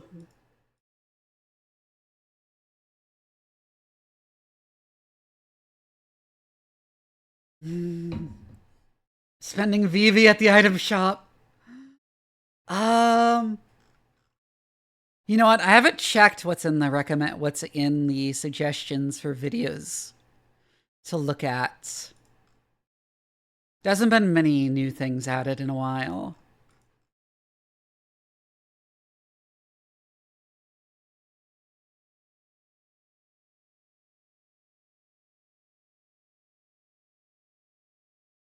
Do y'all ever just think about how rye is a weed that tricked us into domesticating it?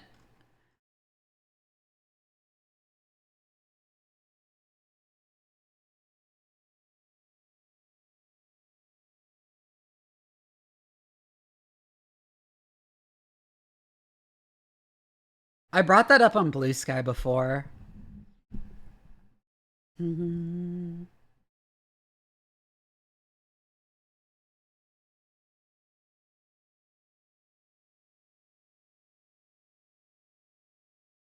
I thought you were talking about Re. Oh my god. There's a new Mandalore review.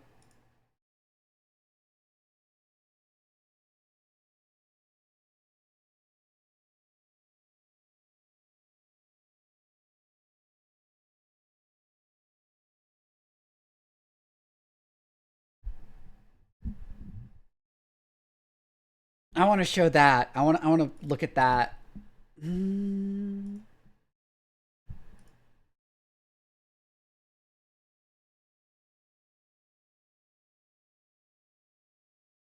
Yeah, it's the original Rogue.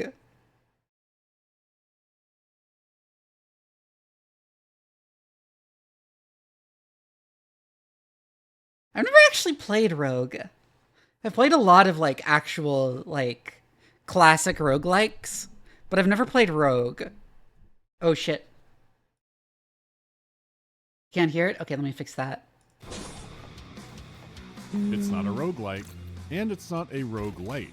No, today, it's Rogue. The original Rogue, the whole genre is named after. It's from the early 80s.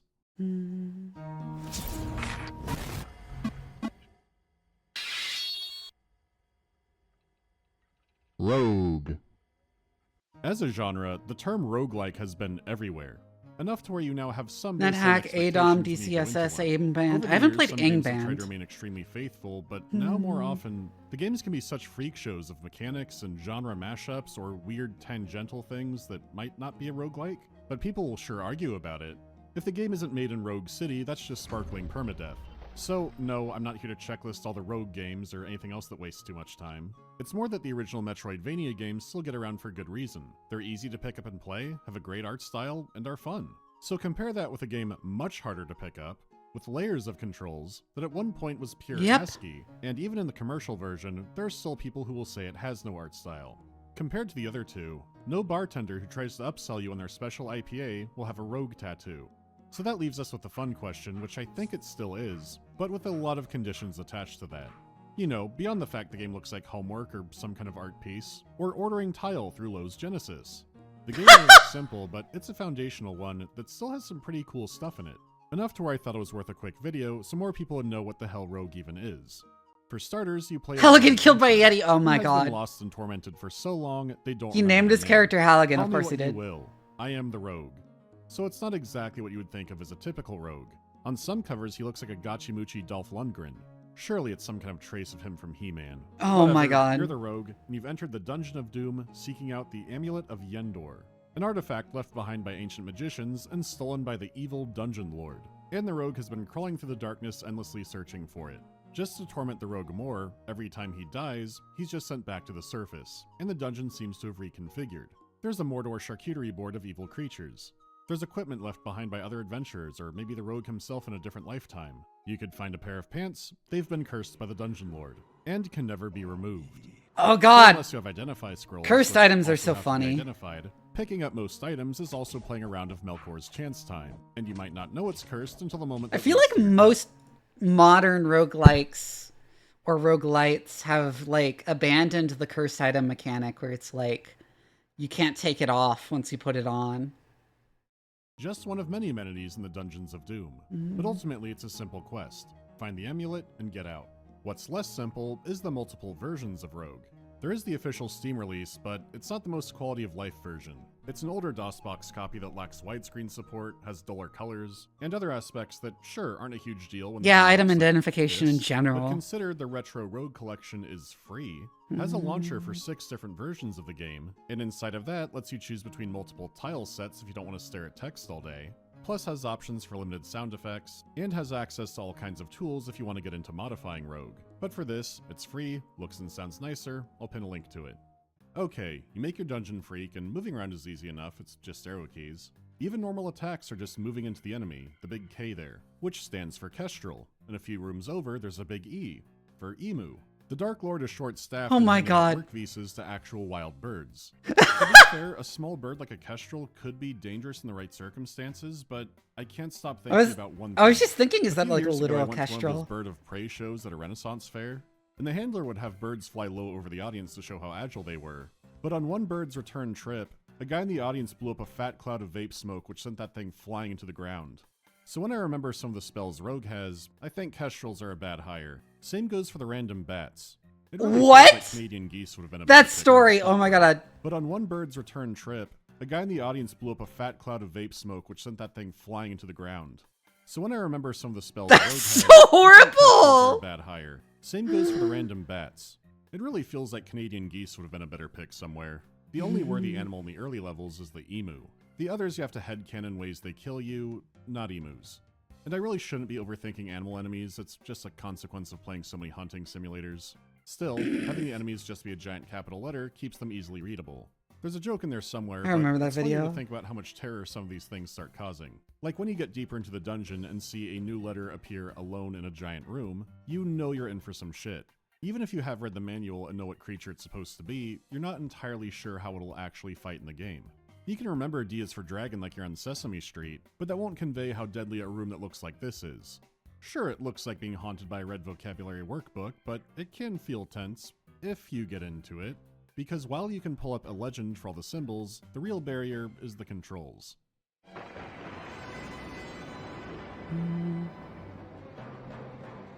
Now, it does look like there's a lot of controls, but there's also a second page. You may not need Oh to my know all God, of them, yeah. but knowing some of that list is still a lot. Movement also being a regular attack isn't just the most basic control, it's the most convenient.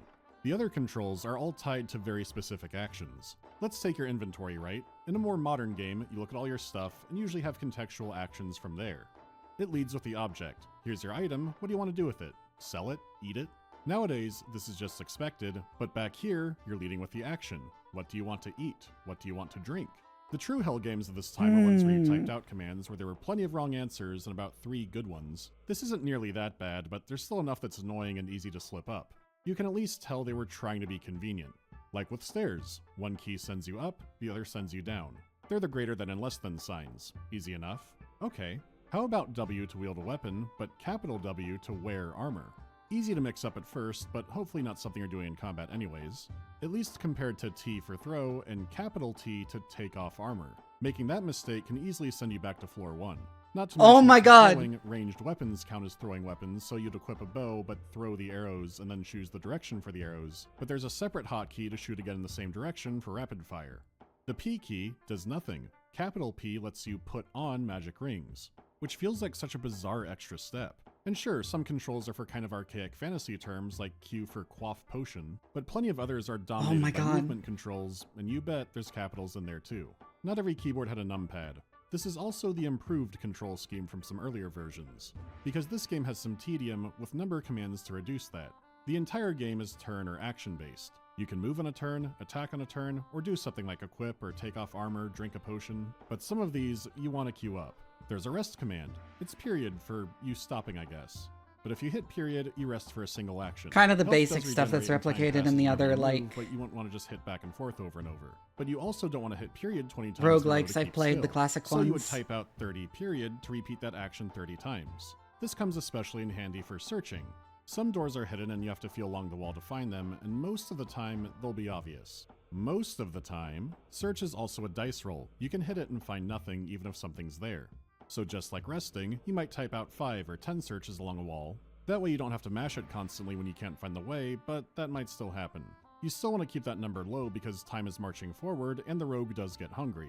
Plus there could be an enemy sitting inside the hidden door, or one might mosey into the room and take 10 steps while you're doing this. You're just floundering around a Scooby-Doo bookshelf looking for the hidden switch, and the next Do you thing just know, eat there's your a enemies Scooby-Doo like in Dungeon prostate Crawl? exam. You ever play a tabletop game with a rogue player who says, by the way, I'm always searching for traps? Many DMs don't let passive perception fly that high, and neither does this game. Once traps begin appearing, if you don't move with searching, you will step on one and go to the hurt locker. There aren't instant kill ones as far as I can tell, but they could shoot arrows into you, maim you, teleport you, or drop you down a floor. Sometimes the stars align, like you're being chased and you drop down a floor and great, a free level I went down. But if the game decides it, there might be fall damage, and it is an instant death trap if your health is low enough.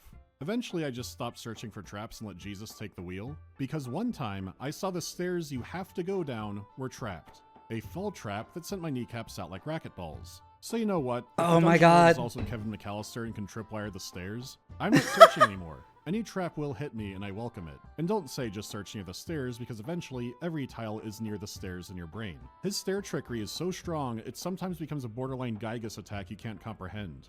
Like here, I'm going up the stairs, but there's a trapdoor right next to it, so I fall back down a floor. Next to a different staircase, I go back up, then I fell again and was murdered by griffins. It's just part of life. Sometimes things are going great and a bus hits you. You could play every movement extremely carefully, but I don't have that in me.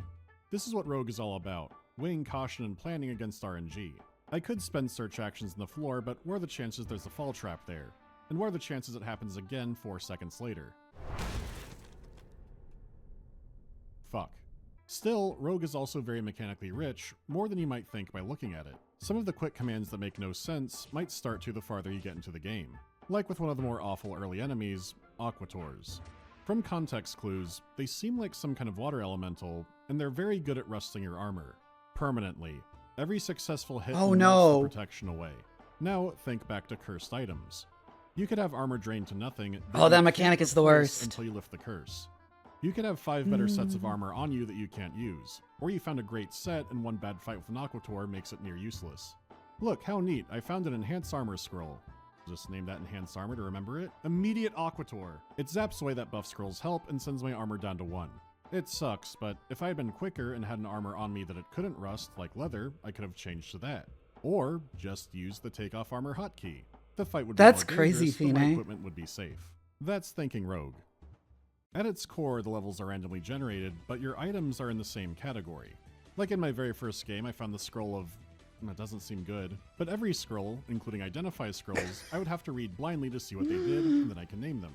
The same goes for potions. If you can't identify them, you have to have a little sip. It could be useful, or a sludge that makes you sick, but all the colors and textures will mix up in the next game. The magenta potion used to enhance your weapon, now it causes paralysis. You might use a scroll and it says somebody's watching over you, or you hear mysterious laughter. So you also find out what some of these effects do by playing the game. You sometimes have to guess or experiment to figure things out. Collecting and understanding the items gives you a huge advantage in a run. Scrolls can detect monsters or reveal an entire floor. It could enhance your weapon beyond time and space, but if you do it twice, your weapon vaporizes. Some benefits will be extremely obvious, others are head scratchers. Scrolls and potions are reliable once you understand them, but magic weapons like wands can be tricky. Something simple like a light staff can be reliable, but combat magic is a different story. A good failure is when a magic missile just vanishes in a puff of smoke. A bad failure is polymorphing a centaur and getting a dragon instead. And then it instantly rips your face off. That's oh my god! You can kill an enemy with magic not fully understanding what happened, and that is pretty cool. As you progress, your rank increases and you get more HP. You understand more items. Instead of drinking the bad potion, you throw it in the griffin's eyeballs. Items that just seemed like middle fingers to you can sometimes be turned around in your favor. Or you can roll the dice, read the unknown scroll, throw the potion at someone. Maybe it hurts them, or it could make their attacks cause confusion, or you just level them up. It is a lot of fun to experiment, but the real genius is the time pressure. Rogue's deadliest enemy is starvation. If you don't eat enough food, first your character feels weak and will then begin fainting, including in combat. It is a long process and more likely you die blacking out in the middle of a fight than anything else, but you can absolutely starve. It's a death timer. What this does is make you juggle 3 different things. You want to go down and get the amulet, but the enemies will get more dangerous. Killing enemies gives you XP, ranks you up, and makes you stronger. Exploring and finding new items gives you more tools to work with. But the more time you spend exploring every inch of a level and not going down, that's the greater the risk of starving. In one run, I fought the rattlesnakes from hell who permanently lower your strength, and it actually caused some kind of error where my strength got so low it reset to being at the highest, but I didn't account for food well, and that character starved. You have to weigh the risk of making a stronger character versus the risk of not having supplies. It's a good idea that keeps the runs compelling. You can buffer underflow your stats, okay? You find food or any good equipment, you stumble on a nightmare monster room. On level 2. A map can look like it has a secret door that won't appear no matter how many times you search it. You can investigate every corner of a tiny room and there appears to be no way out. The level has chosen death for you, or you keep searching every tiny pixel hoping. In one run, you find a clever new way to fight an enemy, in another, you slowly die in Buffalo Bill's fun pit. There is skill involved in doing better, but you're absolutely at the mercy of RNG. Your only real cross-run upgrade is the knowledge that you pick up. like how enemies behave or what certain effects do. The biggest difference copies would have is who's on the scoreboard, a combination of how far you got with the amulet, and gold. Yeah, gold isn't used for a shop or unlocks or anything, really. It's just pure score. How much you care about score will also affect how much you hate the leprechaun. He's not after your life, just your pockets. So the second he hits you, he swipes some credit card balance and vanishes. He gets a nice dinner, I go back to the Ratlin bog with a 490 credit score. If you don't give a shit about score, he doesn't matter much, but somewhere, you know there were friends hot-seating this game who would start screaming when he showed up. Sure, I could shrug off the actual single hit, but no. He's not leaving the hood on my watch. So how about that amulet? Well, the first time I ever got it, I kept going deeper, forgetting that, oh yeah, you want to go back to the surface. Which, to its credit, it does generate new levels, but going back, the enemies do get easier. It doesn't start spawning most professional killers on earlier levels, it just lets you progress backwards. Yet another reason starving is your biggest enemy. You don't want to die that way after all that, but with enough time and patience and a lot of luck, you can make it.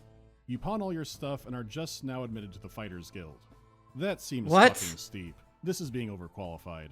So even though the semantics are borderline meaningless now, here's some things to think about if you see people typing fast and breathing heavy over roguelike versus roguelite.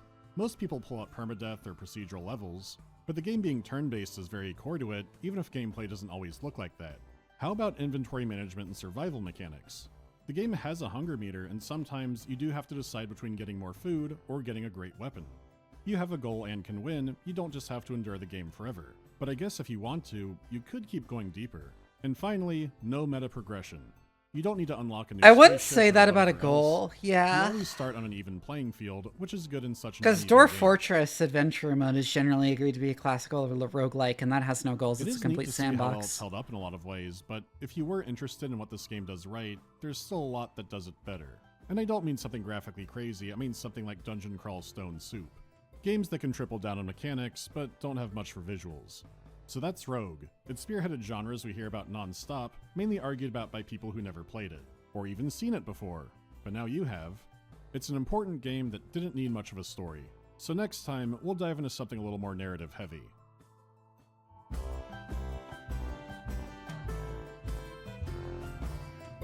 Cool. I finally read Alien's Labyrinth, and Let's see what else.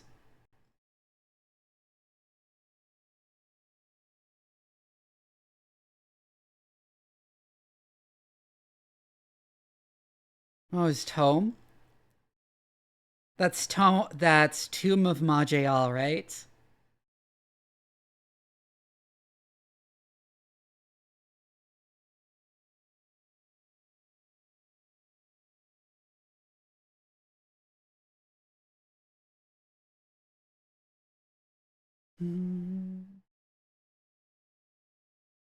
Tales of Majayal.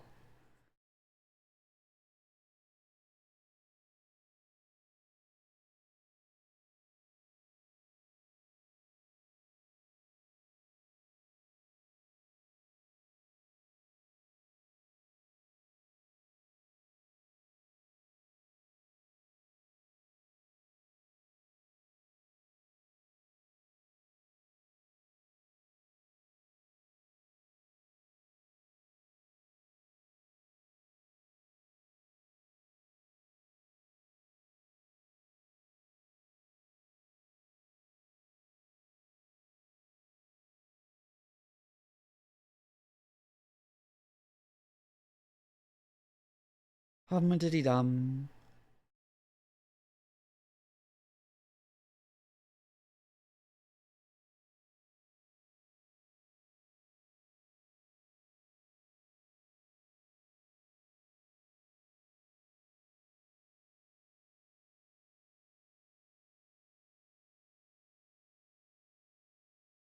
Thank you for reminding me to stretch my wrists and fingers.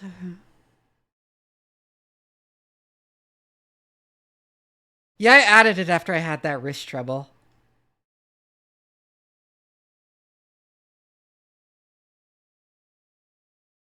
Oh my god, there's a Giant Grant Games video I haven't seen. That's like a challenge.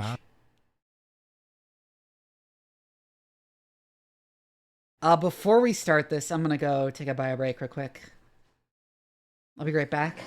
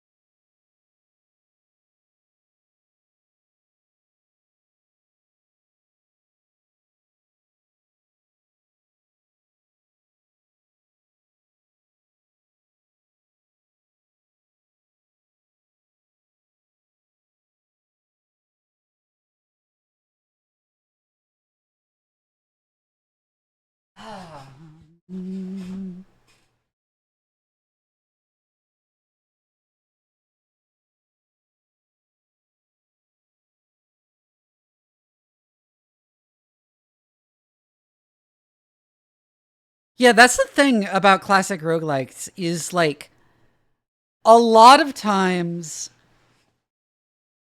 the meta progression is just kind of annoying compared to older roguelikes which had no meta progression and were just skill, and it was just more about learning the game and how well you can do. Because it feels like you have to grind meta progression sometimes in order to progress instead of like, you know, like I know how to beat this.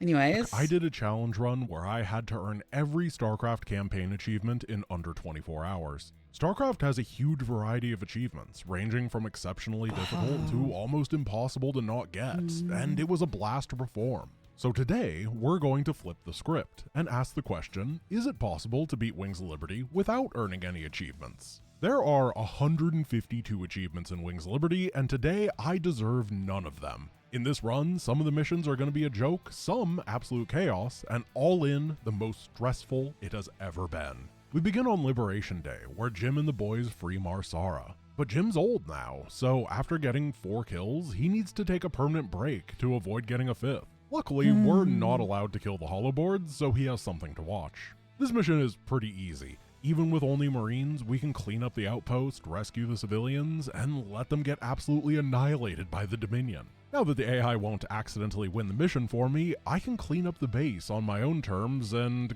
go AFK for 8 hours. There's an achievement to beat this campaign in under 8 hours, and accidentally earning that at the very end would be a death sentence. So after cleaning my house, updating the Games Discord monthly schedule, going to Costco, and slaying the Night Lord, I have officially not earned my first achievement. Now, I have to be locked in for the rest of the run. Remember that you cannot unachieve an achievement in StarCraft. From now on, the slightest mistake will cause a full run reset, including another 8-hour lockdown. So the stakes are a bit high. With that said, sure hope the hardest non-achievement combo isn't on the final mission. That would be crazy, huh? The next few missions are thankfully a bit quicker, but we have to get them out of the way before the run really gets going. On the Outlaws, all I have to do is build an additional barracks, don't get every money pickup, and take more than 10 minutes to win. And of course, take Tychus's advice and let the rebels get slaughtered as a distraction instead of walking straight up this hill to rescue them. And 0 Hour is a bit of the same. Don't accidentally kill 4 enemy hatcheries, learn that achievements are the only thing stopping Jim Raynor from being a heartless monster as more rescuable allies meet a gruesome fate. And then with 10 seconds left, I have to kill my own missile turret because I almost won without losing a building. And for the final freebie mission, we have the evacuation, which brings us to a very painful way that we're going to be. God, I really loved this campaign, because even though the story was ass. Achievement for beating all main and bonus objectives, in most of the missions, I'm going to have to sacrifice one of the research pickups. This dramatically hamstrings my research gain and is going to slow my tech down a lot. Oh yeah, those aren't really bonus objectives. They're just kind of mandatory. I have to convert my bunkers into currency and then make sure that I don't accidentally destroy all the Zerg on the map. In order to super duper guarantee that that doesn't happen, I go mass fire bats, so mathematically I couldn't eliminate all the Zerg even if I wanted to. And believe me, I tried. Look at this Ultralisk, he doesn't even understand what's going on. He probably thinks this is some nice sauna treatment while the Flame Boys are doing their best. Finally, I have to RMA the last of Hansen's transports and we can finally get into the interesting stuff. As we reach Smash and Grab, we hit our first— It's 0 achievements, the campaign achievement! We have to take more than 15 minutes here, but we're playing on Brutal. Now, normally the Zerg don't overwhelm the Protoss until about 20 minutes on Brutal. But in very rare circumstances, the Protoss can derp out repeatedly and die earlier, meaning a string of bad luck could make the timing pretty iffy. Fortunately, for some reason, there's no achievement for killing the giant Zerg death base that swarms the Tal'Darim, despite it being absolutely crazy for this point in the game. By no means am I supposed to be able to attack them, but if I do, I most definitely have killed a Zerg building before grabbing the bonus objectives. Not that I can collect them all anyway. Back on my side of the map, the Protoss are a pretty easy clear, and as I prepare for a final assault against the Stone Zealots, I have to introduce you to a new friend I made. This is Carl. He's a very curious boy, and he loves to invest it— Oh no, Carl, please, stop. By the Zelnaga, I can't believe he's gone already. After the raiders watched this tragedy unfold, the Northern Tal'Darim apparently got bored without any Zerg to fight, and I almost get eliminated by them while getting vengeance for Curious Carl. So, it's time to address the slightly veiled elephant in the room. You may have noticed I keep using the term earning for achievements. That's because there are a few achievements the game forces on you, no matter what, such as the unavoidable cutscene giving you the crystal from Zeratul, or doing mandatory quest lines. Or in this case, beating 5 missions. Any of these achievements that can be avoided will be. But unless I'm turning cheat codes on, there are a small percentage of things that I can get, but I didn't do anything special to earn them. As a result, I'm treating them the same as when units die during cutscenes in my Devils runs. If it's just given to me, then I didn't really achieve anything, did I? On the Devil's Playground, we're in a bit of a pickle. I'm supposed to rescue all of Tasha's boys, but I just can't find the command center and SCVs. I'm too distracted by the giant yellow splotch on the minimap taking all my attention. Unfortunately, that means my economy is in a bit of a slow start, so the beginning of the mission is pretty idle. But eventually, I expand out and start the big mining. And hey, look who's back from the med bay. It's Curious Carl. Welcome back, my dude. Carl, no! One thing that's nice about this mission is, after the Brutalist takes Carl's life, we can take it for research points. As long as I don't find Tasha's crew, then I have one bonus that's never going to get finished. And then, just like you're intended to on the Devil's Playground, I go for mass repair as an army composition to punch through the Zerg bases. Though it does mean my anti-air is a bit awkward. But 16 minutes and 1 YOLO Did he just call them repairs? I have one bonus that's never research points. As long as I don't find Tasha's crew, then I have one bonus that's never going to get finished. And then, just like you're intended to on the Devil's Playground, I go for mass repair as an army composition to punch through the Zerg bases. Though it does mean... You know, a lot of YouTubers will deliberately mispronounce stuff to get people to comment about it. My anti-air is a bit awkward. Because that counts for engagement. One YOLO dive into the final base later, and we make it off Redstone, no worse for wear. Back on the Hyperion, we have to be really careful from now on. This ship is a minefield of achievements. You click on the wrong person, and instantly you're told about Matt's marital problems and get an achievement for it. Fortunately, we're safe to watch Donnie Vermillion 9 times before anything goes wrong. And with great skill and dedication, I'm able to barely avoid accidentally getting 500,000 points on the Lost Vikings. In the Great Train Robbery, I get to employ a trick I talked about in the Wings Liberty Cheese video I dropped last year. There's a very small window where keeping the first train alive will spawn the second train without any defenders, but it'll let us take the first down still. So I do that to make life a bit easier, and then I tragically miss the third train where the first wave of escorts appear, meaning that I have 10 minutes to build up before I have to engage a defended train. And all this building up is for a reason, because I cannot kill the Dominion kill teams. But if you've ever missed a train on this mission, you probably know that the 2 kill teams interweave perfectly with the 9th train, making it exceptionally difficult compared to the others. So, I don't kill the kill teams completely. Instead, I just pacify them, turning them into Doctors Without Borders. This means I can finish the mission without any worry of an ambush by 20 marauders. And then Welcome to the Jungle follows a similar idea as the kill teams, but taken up a few notches. I was feeling a bit cheeky, and there's a hidden feat of strength to kill the Protoss gigabase to the north. And a few years ago, challenge run to avoid getting any achievements in StarCraft 2 alternating right-click and gather on a terrazine site to get the enemy to send 1 billion units to come and kill you. At the time, I didn't think this was useful, but I wanted to see if I... Wait, he's actually finally using this really funny thing? A few years ago, I made a video about StarCraft glitches that involve spam alternating right-click and gather on a terrazine site to get the enemy to send 1 billion units to come and kill you. At the time, I didn't think this was useful, but I wanted to see if I could use it here to get the base's defenders to come charging in, and yeah, it works great. The actual achievements here were to lose an SCV, let the Tal'Darim seal an altar, and win before a time limit, and I managed to fail all of these during the big attack, so I clean the map up, set Paul the Persevering Pylon up on a depot date, and grab all the remaining altars simultaneously. Then I go to the dig, where I proceed to kill exactly 1 unit with the drill and go AFK until I win. Well, almost AFK. I came close to losing the drill due to not having proper anti-air near the end, but Wait. I came close to losing the drill due to AFK until I... Complete the dig without killing any enemies. Kill 20 enemies, so he kills 1. That's good.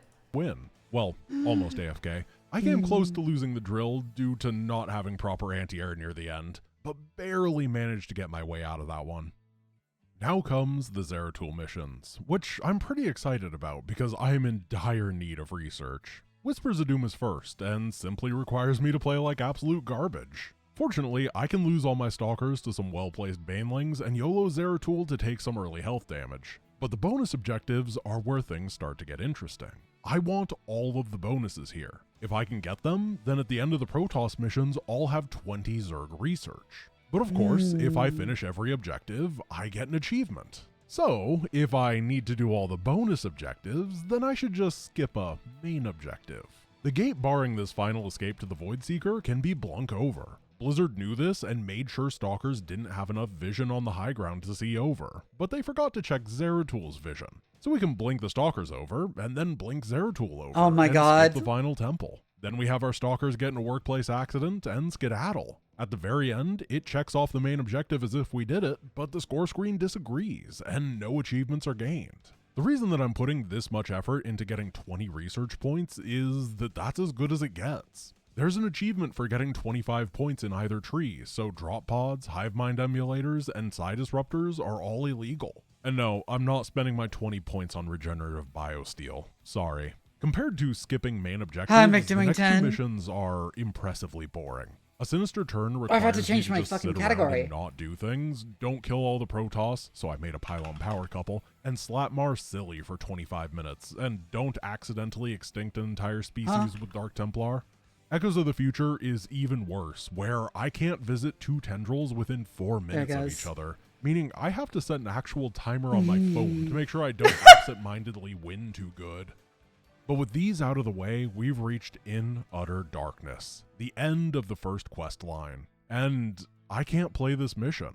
The end of each quest gives an achievement, and this is completely avoidable by skipping the missions. For In Utter Darkness, it's not a big deal, just a little bit of lost research, but it also means we won't be able to unlock the Ghost, Spectre, Viking, or Thor. That combined with the lack of a hive mind emulator means we're in a dire spot for long-ranged anti-air. And it's a bit premature lack to of Vikings say, really but hurts, yeah. Yeah, we're gonna have to do all-in-air for this, for reasons that I'll explain later. In addition to this, because we're missing a ton of missions and Pyro. not getting the credits from overflowing research, I'm broke. I can't get all the armory upgrades I would want or the mercenaries. Normally this means I would grab the universally good upgrade, namely all the structure enhancements. But doing that also unlocks an achievement, so I have to leave the missile turret in its basic form, which is another bad day for anti-air. What I'm trying to say is, from now on, broodlords are pain, and the campaign gets more and more of them as time goes on. Back on the Terran side of things, we have a few more nothing burger missions before we get into the good stuff. First comes the Mobius factor, and I was so close to making this one interesting. Not finding all the survivors is easy, and training something besides SCVs, mercenaries, and medevacs is too, particularly because I'm forced to sit around forever waiting for Kerrigan to clear out 6 data cores. I was really hoping I could help her kill them, but in some pre-run testing, it turns out that if you shoot them, it doesn't count and she just walks to the next one, after razor swarming me for my insolence. So to avoid Kerrigan's ire, I char the Zerg bases while letting her take all the time she needs.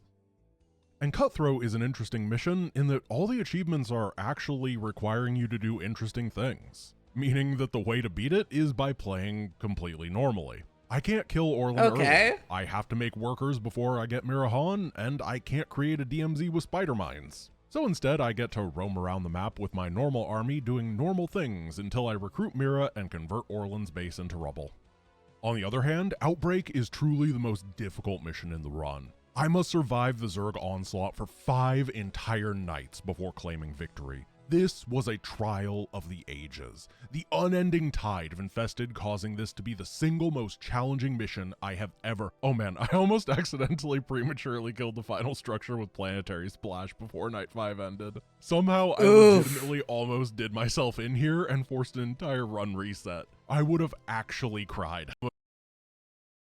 So what was that? Onslaught for 5 entire nights before claiming victory. This And he was can't a kill trial infestors of the either. ages. Oof. The unending tide of infested causing this to be the single most challenging mission I have ever. Oh man, I almost accidentally prematurely killed the final structure with planetary splash before night 5 ended. Somehow I legitimately almost did myself in here and forced an entire run reset. I would have actually cried had that happened. Thankfully, I had enough bank to get my planetaries sieging myself and could repair through it. What a dumb way to almost drop the ball.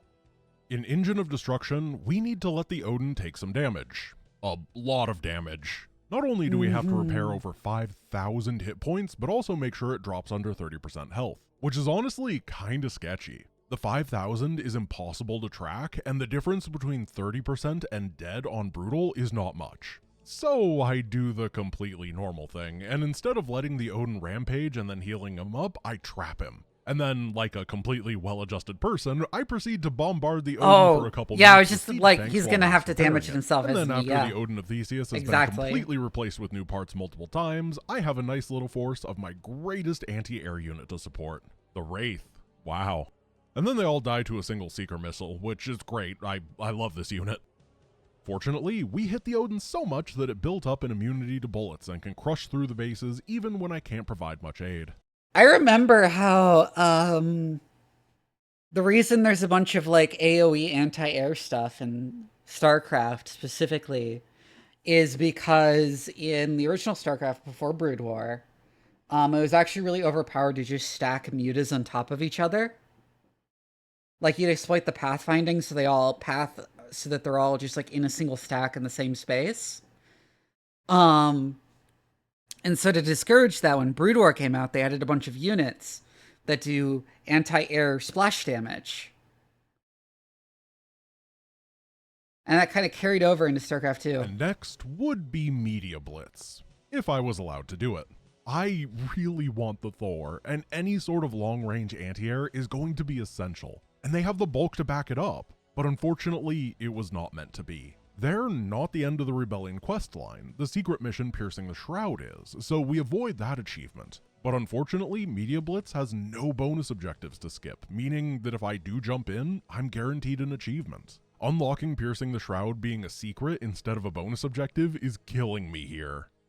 As we near the end of the Artifact questline, things start to get a bit more interesting. Supernova wants us to avoid getting 75 Cloaked Banshee kills, build units out of non-starports, and Carl, please, your curiosity can only go so far. I don't know if his insurance covers that one.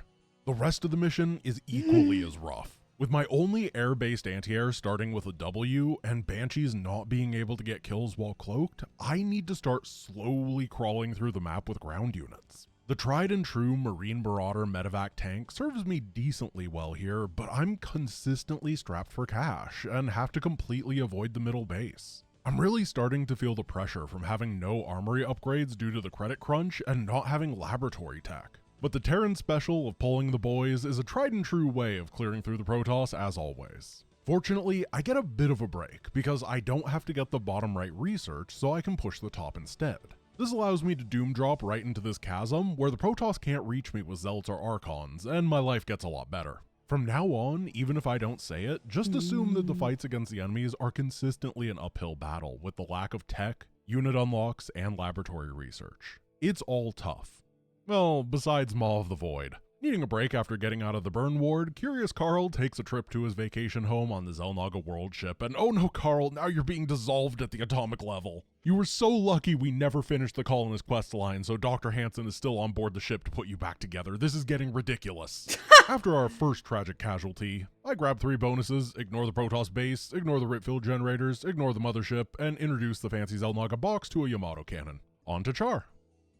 Gates of Heck is the second to last macro mission and is another series of play really bad to avoid achievements scenarios. After using an infantry battalion to rescue the first set of allies and sneaking this gas geyser to help my production, I start building up my fighter contingent. The mission hits with some seriously scary groups of Mutalisks and Broodlords from many angles, and we need something that can reliably deal with them. The raids are slow to build though, and in the meantime, despite being told it wasn't safe to land, Colonel Curious Carl's contingent was slaughtered after he wanted to see what it was like landing drop pods in Zerg territory. The combination of spending all my money on bad anti-air and not getting all the drop pods means I didn't have the momentum to clear the valley leading to Warfield. But thankfully, the flying cloaked units are in fact flying and cloaked. It turns out that 16 wraiths can just ever slow barely clear out the area at the end with a lot of patience and micro. And as I sit here editing the footage, I can't help but wonder why I didn't just build like 4 banshees to make this 20 times easier.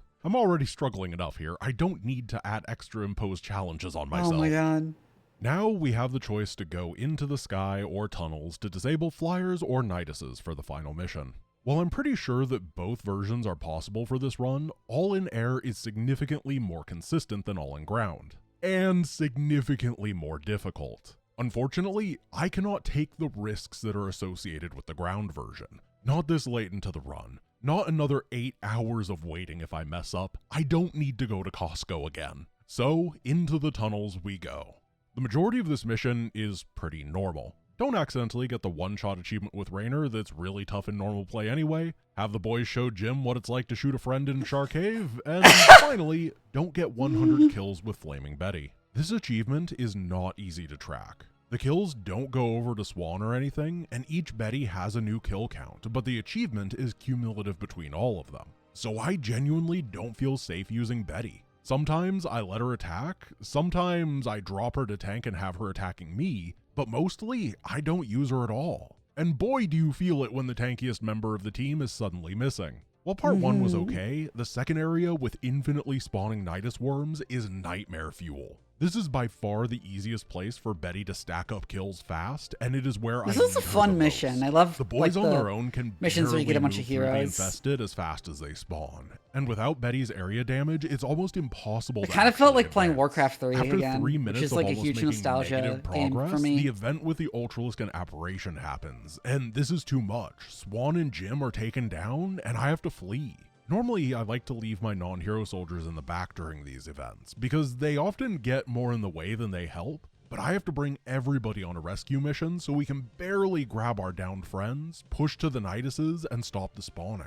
This casual 2-minute sequence took me almost 8 because we were Betty-less. Fortunately, making sure that Betty didn't have kills earlier meant I could use her on the Omegalist section to rescue the Marine buddies, and the Zagara boss fight to prevent some seismic charge damage. Holding her back in the early stages was the right call, but this is the first time in a decade that I've struggled on any part of Belly of the Beast. But once the boys have escaped the cave, it's time for the finale. The final mission is all in, and the rules are simple, but conflicting. I have to fire off the artifact twice, and I have to get under 150 kills with it.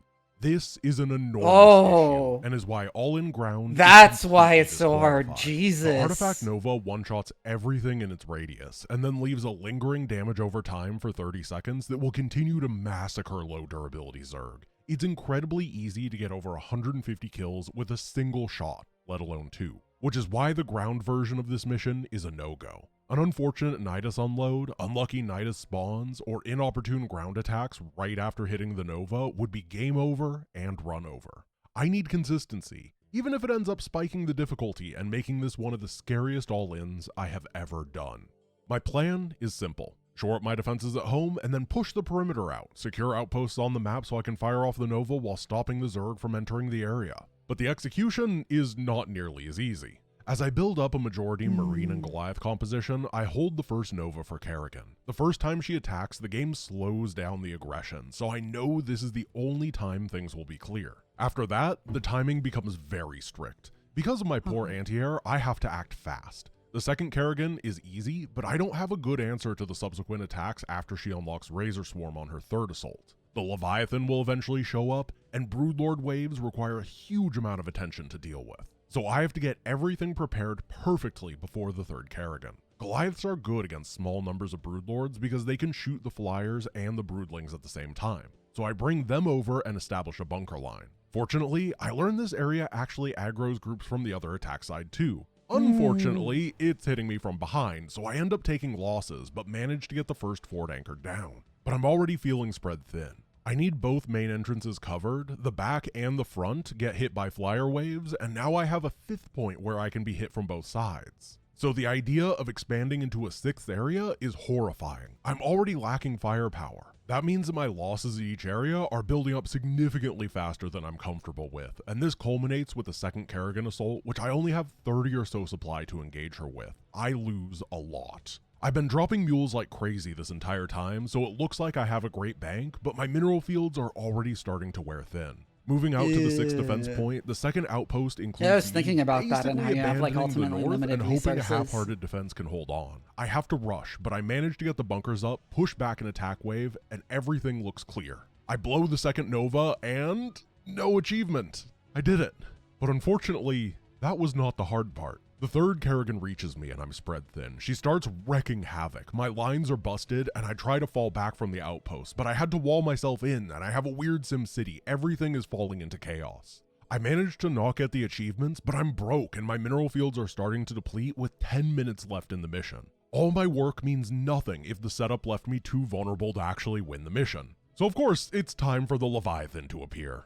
Once he's in position, he spawns Mass Mutalisk and Broodlord forever, right over the dead zone that I can barely engage in. I've been using a couple battle cruisers to keep that zone safe, but rapid fire spawning of Zerg is completely unstoppable. So while I'm trying to refortify, I have to grab most everything and charge the Behemoth, which drops me by another 30 to 40 supply, and moments after that, the 4th Kerrigan decides to come and real ruin my day. sketchy. At this point, Broodlords are a serious problem too. They have 9.5 range, meaning One that if I of don't these days I should actively play move the StarCraft lives 2 on towards them, stream. their 9 range will not be able to shoot the flyers. I get like They'll really stuck fighting overstimulated Broodlings playing forever RTSs and on die. stream though. Marines is the don't thing. do much better, and Wraiths are a disappointing meme. Whenever I have to fight someone like Kerrigan or the Leviathan, I'm being pounded by Broodlords from all sides, and inevitably take catastrophic losses. And the Kerrigans themselves are complete pains. She is engageable with Mass Marine, but it doesn't really work well without drop pods to deliver reinforcements straight into the fight. My DPS against her is low.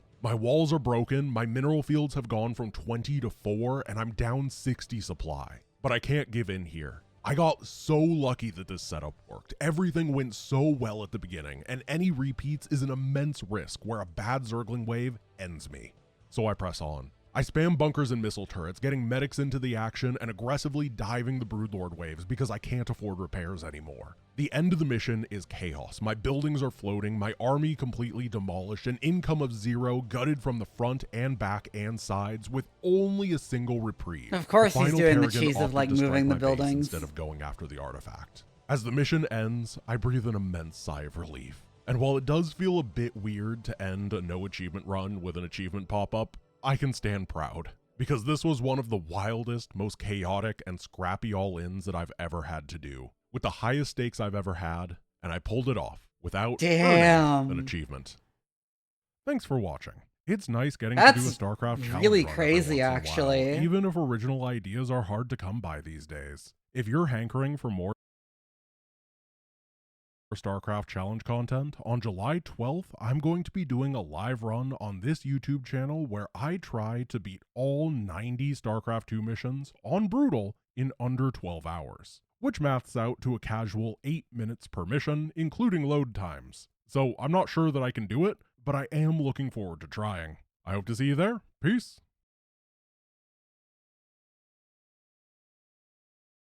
What next? I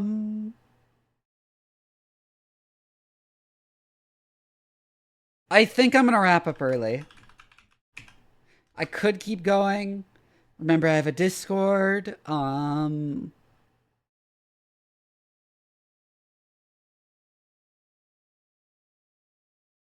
We are going to raid into index page.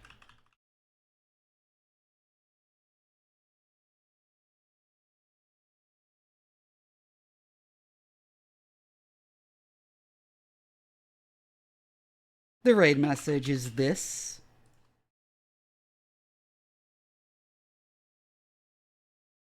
Wait, where the fuck is my bitey emote? There it is. Copy this, paste it in Page's chat when we raid. I will see you all tomorrow for Dark Tide. I'm gonna wrap up a bit early because my throat is feeling a bit weirdly tired.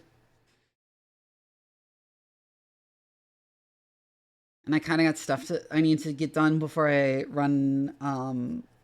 before I go to sleep tonight. So I will see you all tomorrow.